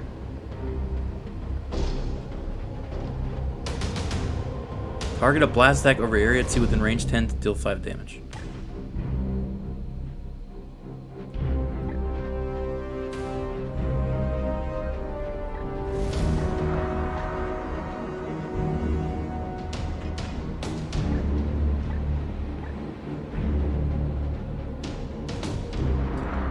So, man, do I go there first, or do I go for the seed?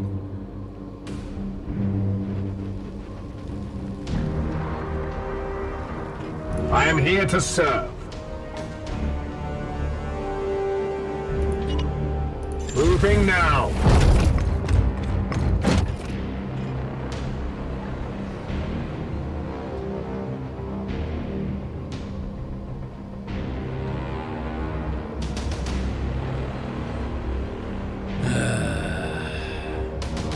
If I go too far... Moving out.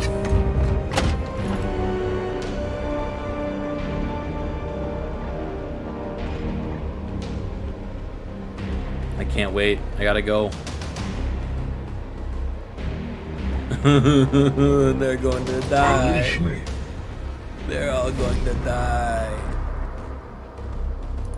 On my way. Dude, Gar's a badass though. Mad respect for Gar. Moving now. There it is.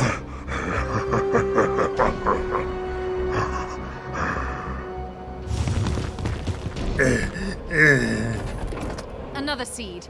Take more care this time.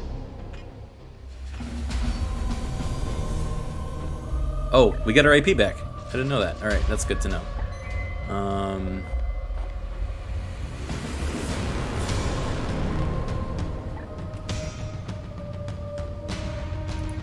Taking position.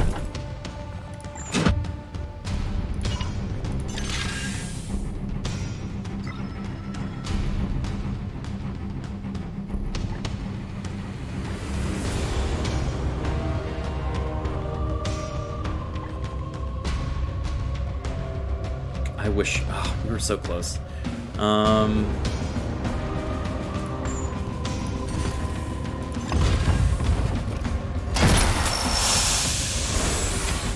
My wrath is restored, brother.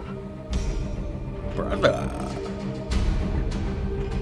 My wrath is restored, brother. There must be one in the wreckage, brother.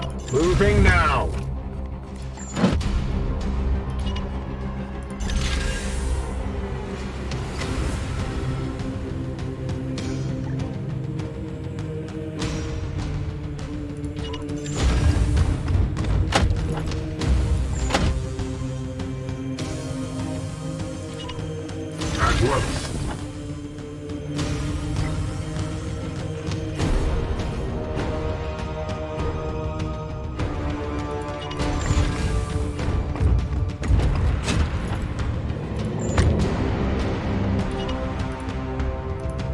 All right, come at us.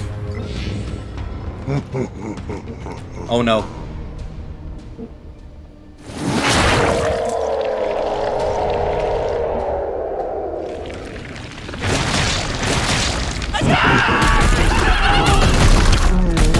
Holy fuck. But he was one of the chosen!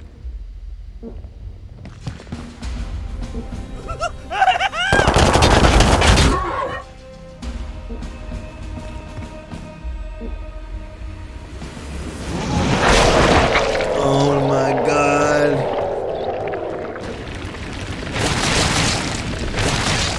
What is that radius? Ball monster!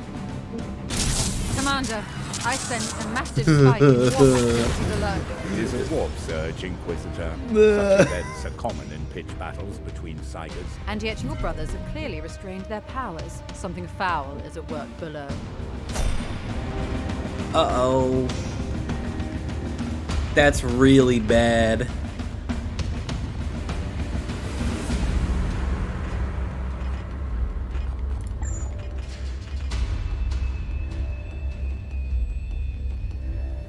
That's the seed.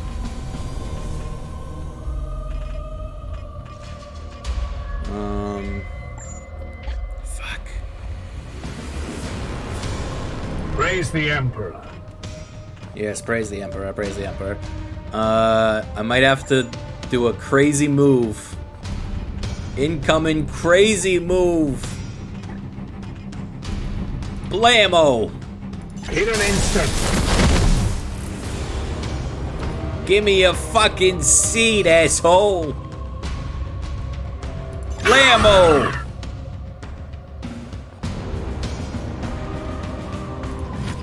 Work, Commander. I trust your men will preserve some samples from their study.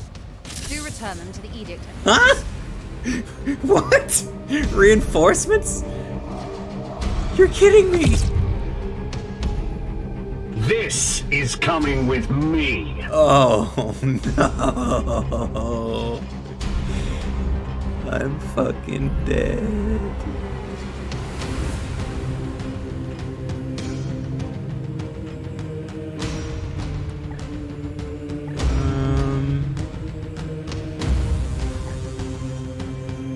Sewer manhole cover.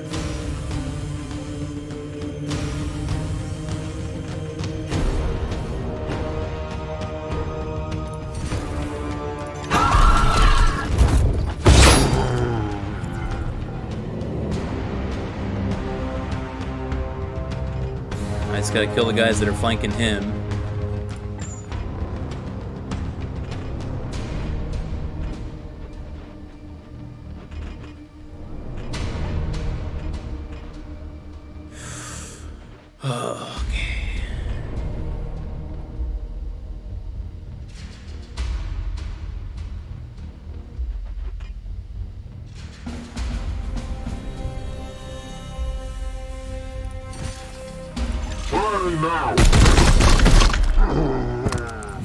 No!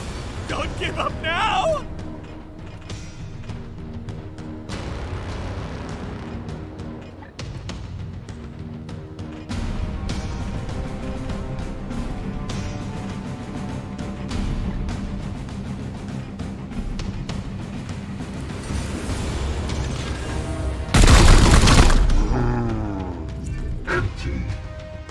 Empty.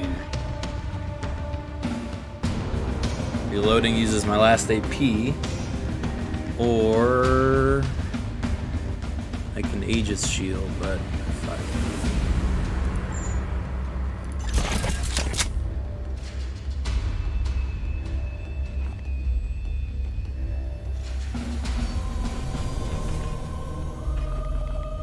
Criken, I was just about to kill Melania, and your stream jump scared me to the commercial. I died in the last hit. Sounds like a you problem, my man. Sounds like you should have been subscribed so you didn't get an ad, my man.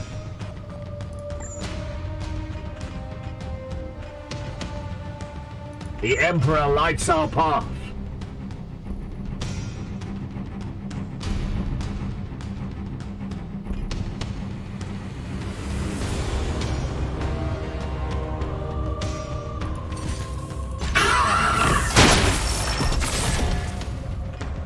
Gotta hit this fucking guy twice.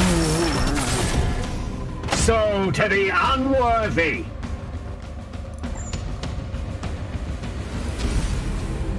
We bring death.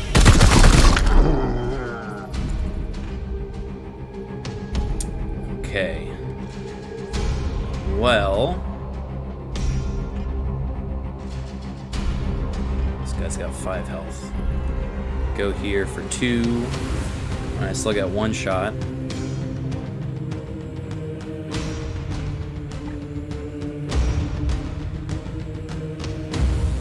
Target a blast attack. Hold on. Target a blast attack over area within 2. Okay. Oh, okay. Yeah, I like it. I am with you.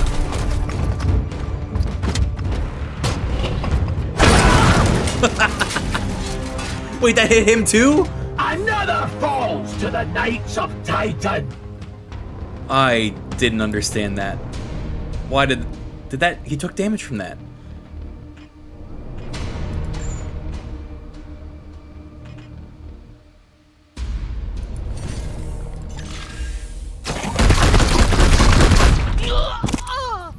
Well, Knights.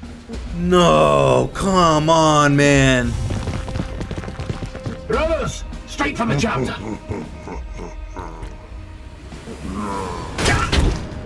You threw it at the ground? I don't understand what the plan was with that manhole.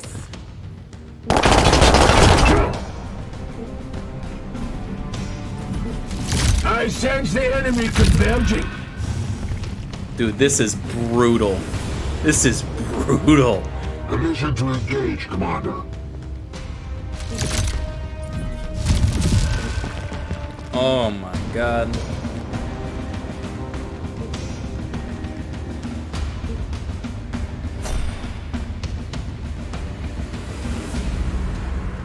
That's a lot of guys with guns. I don't really have a plan for them.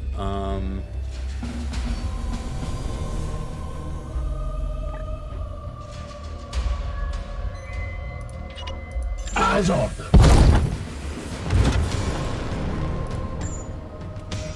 Gotta reload. Armed and ready.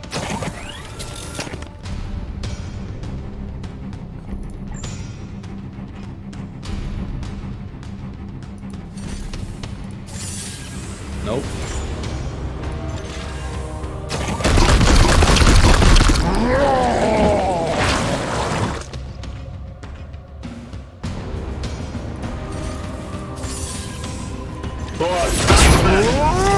Oh. I should have expected something like that.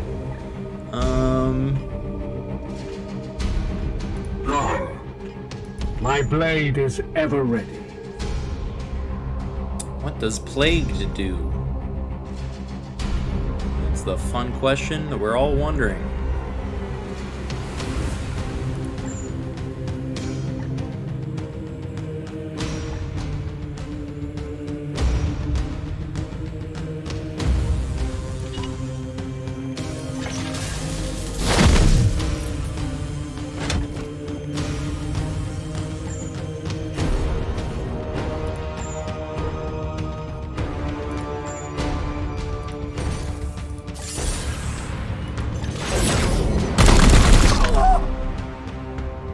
Must sanctify my rounds. He's got to sanctify his rounds. We're gonna...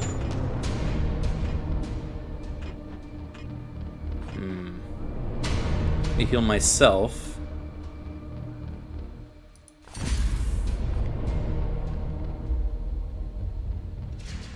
There now, good as new. Curse it. Cannot focus. Seeking the tainted. Kick this guy's ass. I am the Emperor's fury! Yeah, you are, buddy. Yes, sir.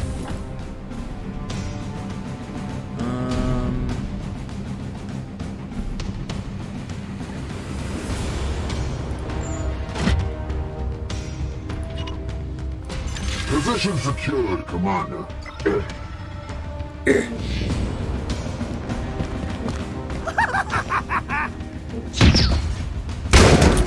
Asshole. Load.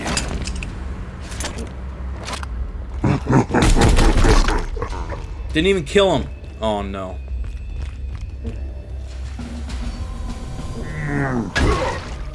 Immobilized. Strong we shall stand. Please. What the fuck?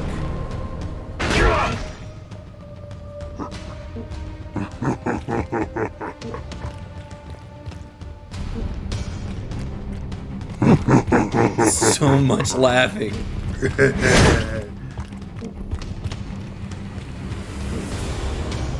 Wounds inflicted.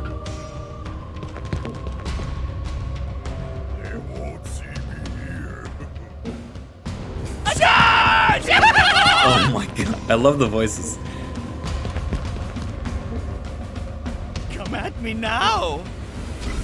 I'm literally not going to. They will not see me here.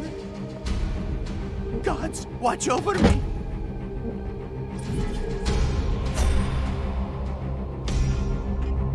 I'm out of grenades. Oh, I can reload. I can reload and grenade. That's all I can do. Standing ready. Holy fuck. Oh, what a bad situation we found ourselves in.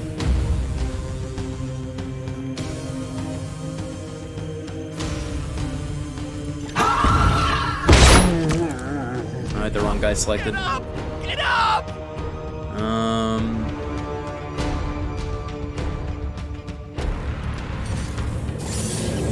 We bring death! No! Don't give up now! Oh, we're gonna give up. They're all gonna freaking give up. Moving out! Alright, save this guy's ass. That means I can reload. Armed and ready. Wait, what? Oh, it's a different kind of ammo. Fuck, why'd they just say ammo? God, that wasn't clear. Okay, well.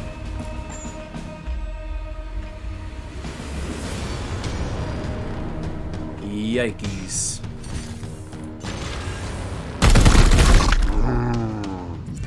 Get up! We're immobilized, so we can't actually run anywhere.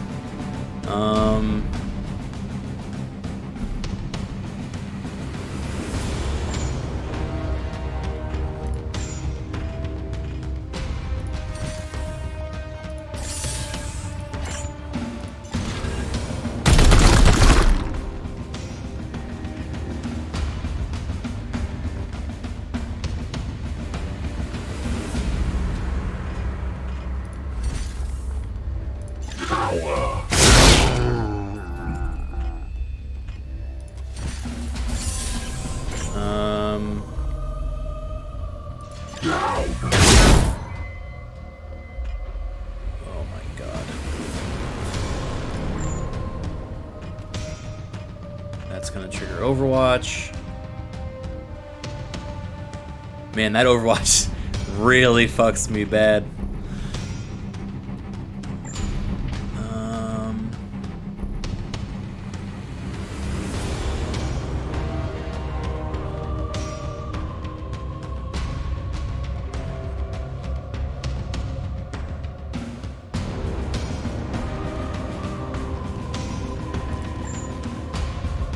Shield activated.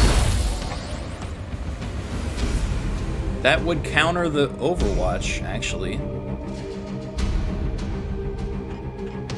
Because now I can run. It could let me run to here, and then throw a grenade. Yes, sir.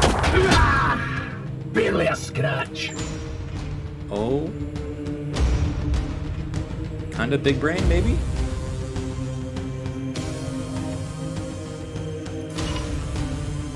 We bring death.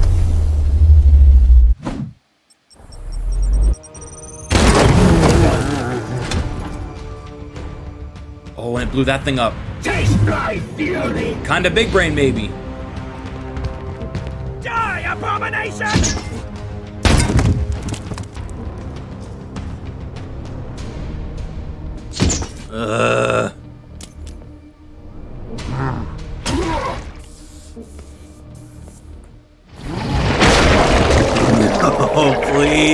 so many corpses.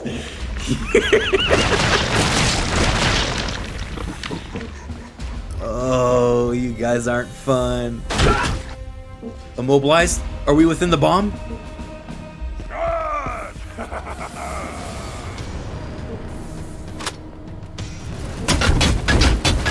Fuck. Pain is beneath me.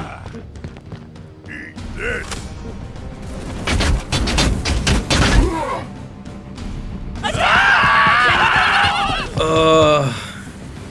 Die! Die! Die! Why do they hurt so much? It is their will! Here's a good spot.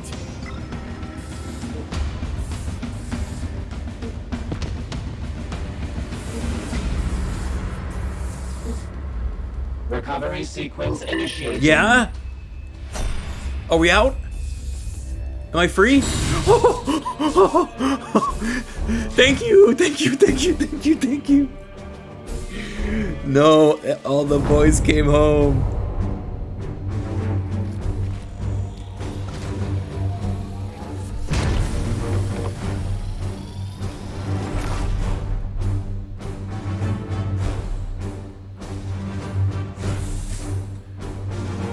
That was so hard. Holy shit.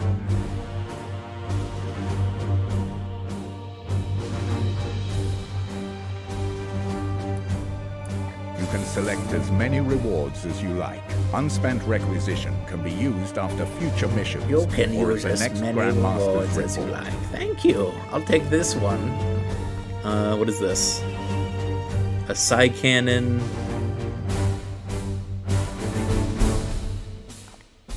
This force strike gains +1 damage.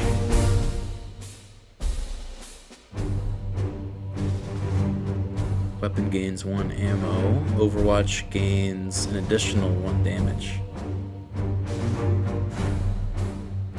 So it's like a better version of that gun.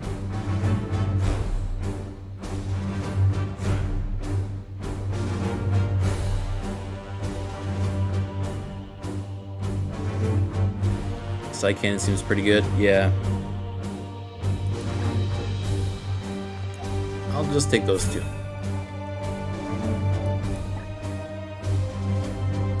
Oh my god, look how injured they are. They're alive though. They're alive. Purgator can equip a side cannon, silencer, and incinerator.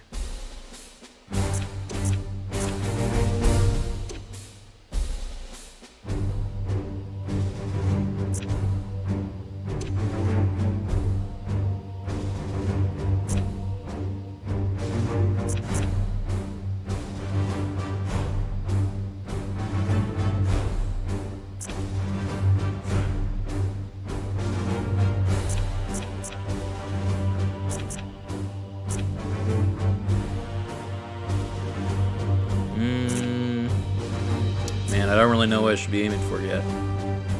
Shoot target at range 10 to deal 5 damage, precision target, 100% crit. Oh shit.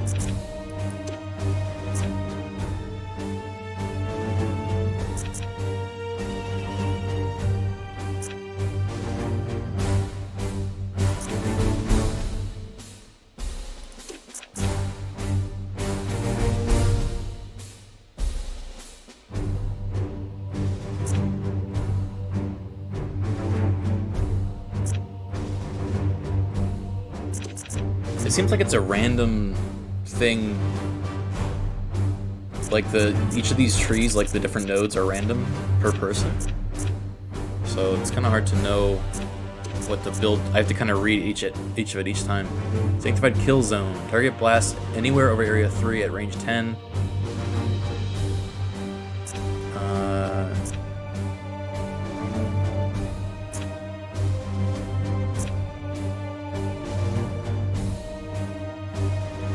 It's per class. Okay. So this class uses the sight cannon, silencer, and incinerator. And the new sight cannon we just got means that it's basically like an Overwatch plus, right?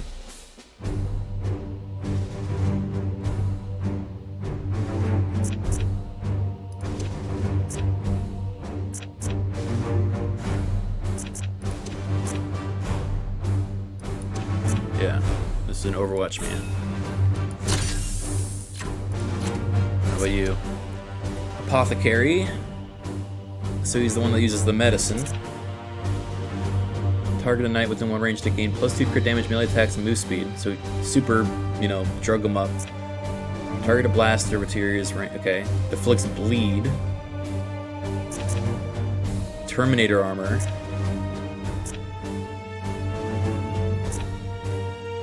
It seems like it's better to.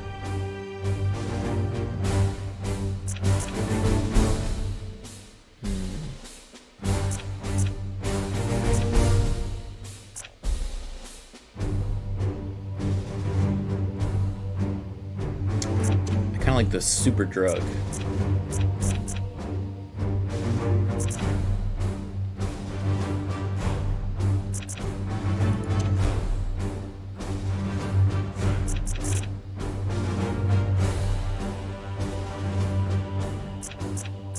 Cool.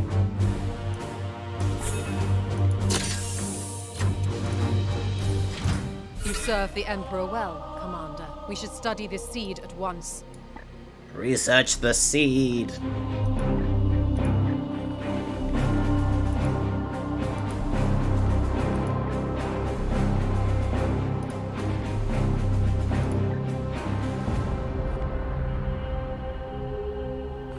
How many more days we got on this? 6 days? Oh, wait.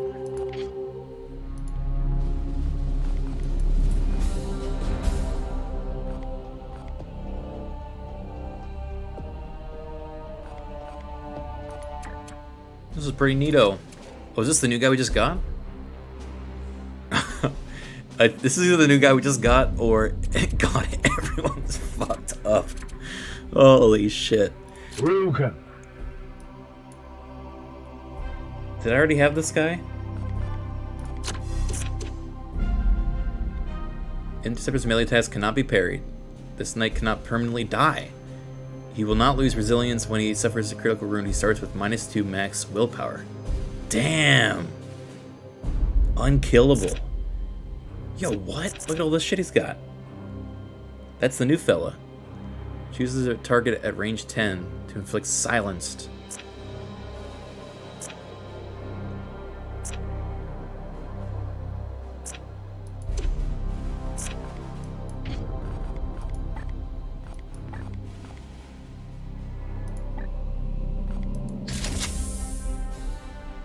Wait, should I not be... Hold on, what abilities is he using?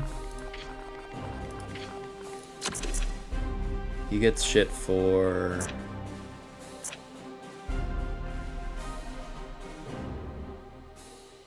Can use the silencer.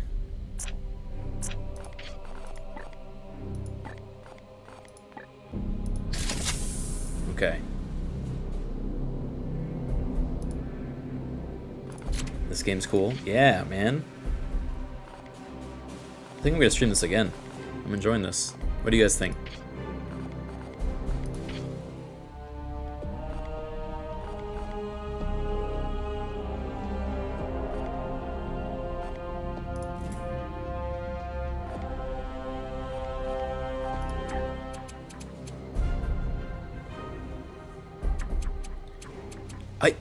Okay. I can't go on a mission for like another 2 months. I think, is this a run over? Look at how these guys are done for fucking 60 days.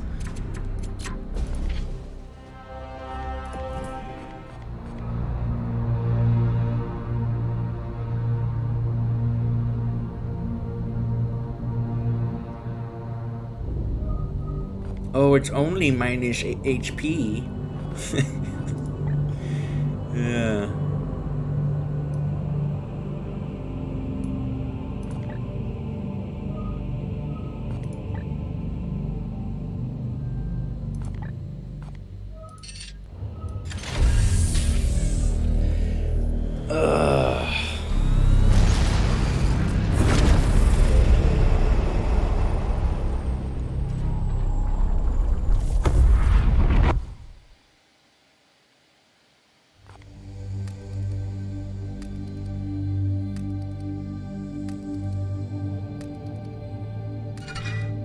Okay. Well, I think we're probably going to wrap up there.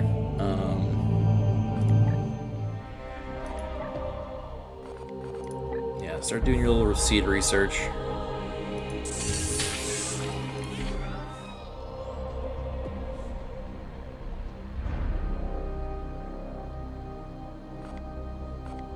But I'm enjoying this. This was neat. The soundtrack's bopping.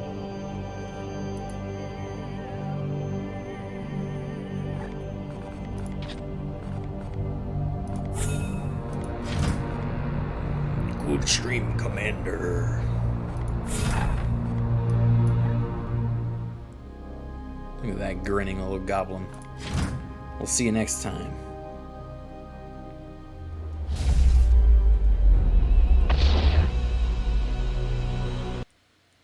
Alright. Well, I hope you guys enjoyed a little bit of lore, a little bit of video games. Tomorrow, I think we have a sponsored stream with some friends, including, I think, Strippin, Lawman, and Lena. I'm pretty sure that's tomorrow. Maybe it might be the next day. Maybe I got mixed up. And then I might be checking out the new Stellaris DLC or expansion after that. And if not, then we'll play more of this probably. So I'll see you guys then, if that sounds good to you. Curry's back home now? No, I am actually still on my laptop. I'm just incredibly good at hiding it. So.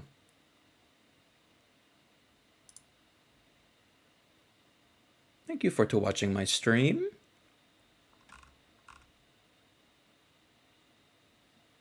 And I hope you have a good night. I'm going to send you guys to Boone, who's playing Vampire game. I might actually play that too. Have you guys been watching any of the Vampire Blood Hunt? It seems like fun. Definitely less wet today. Wow, thanks.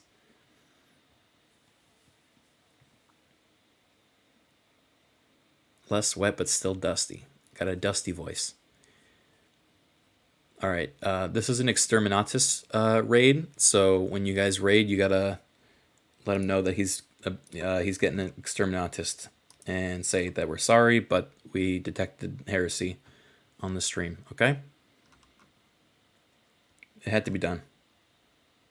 It's what he would have wanted.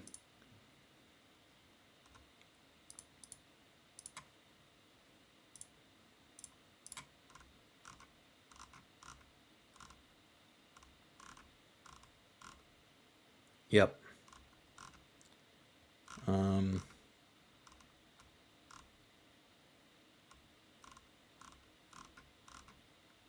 trying to find...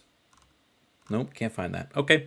Well, hope you guys enjoyed the stream, and I'll see you tomorrow. I declare Boone stream to be Exterminatus. Sorry. Bye-bye.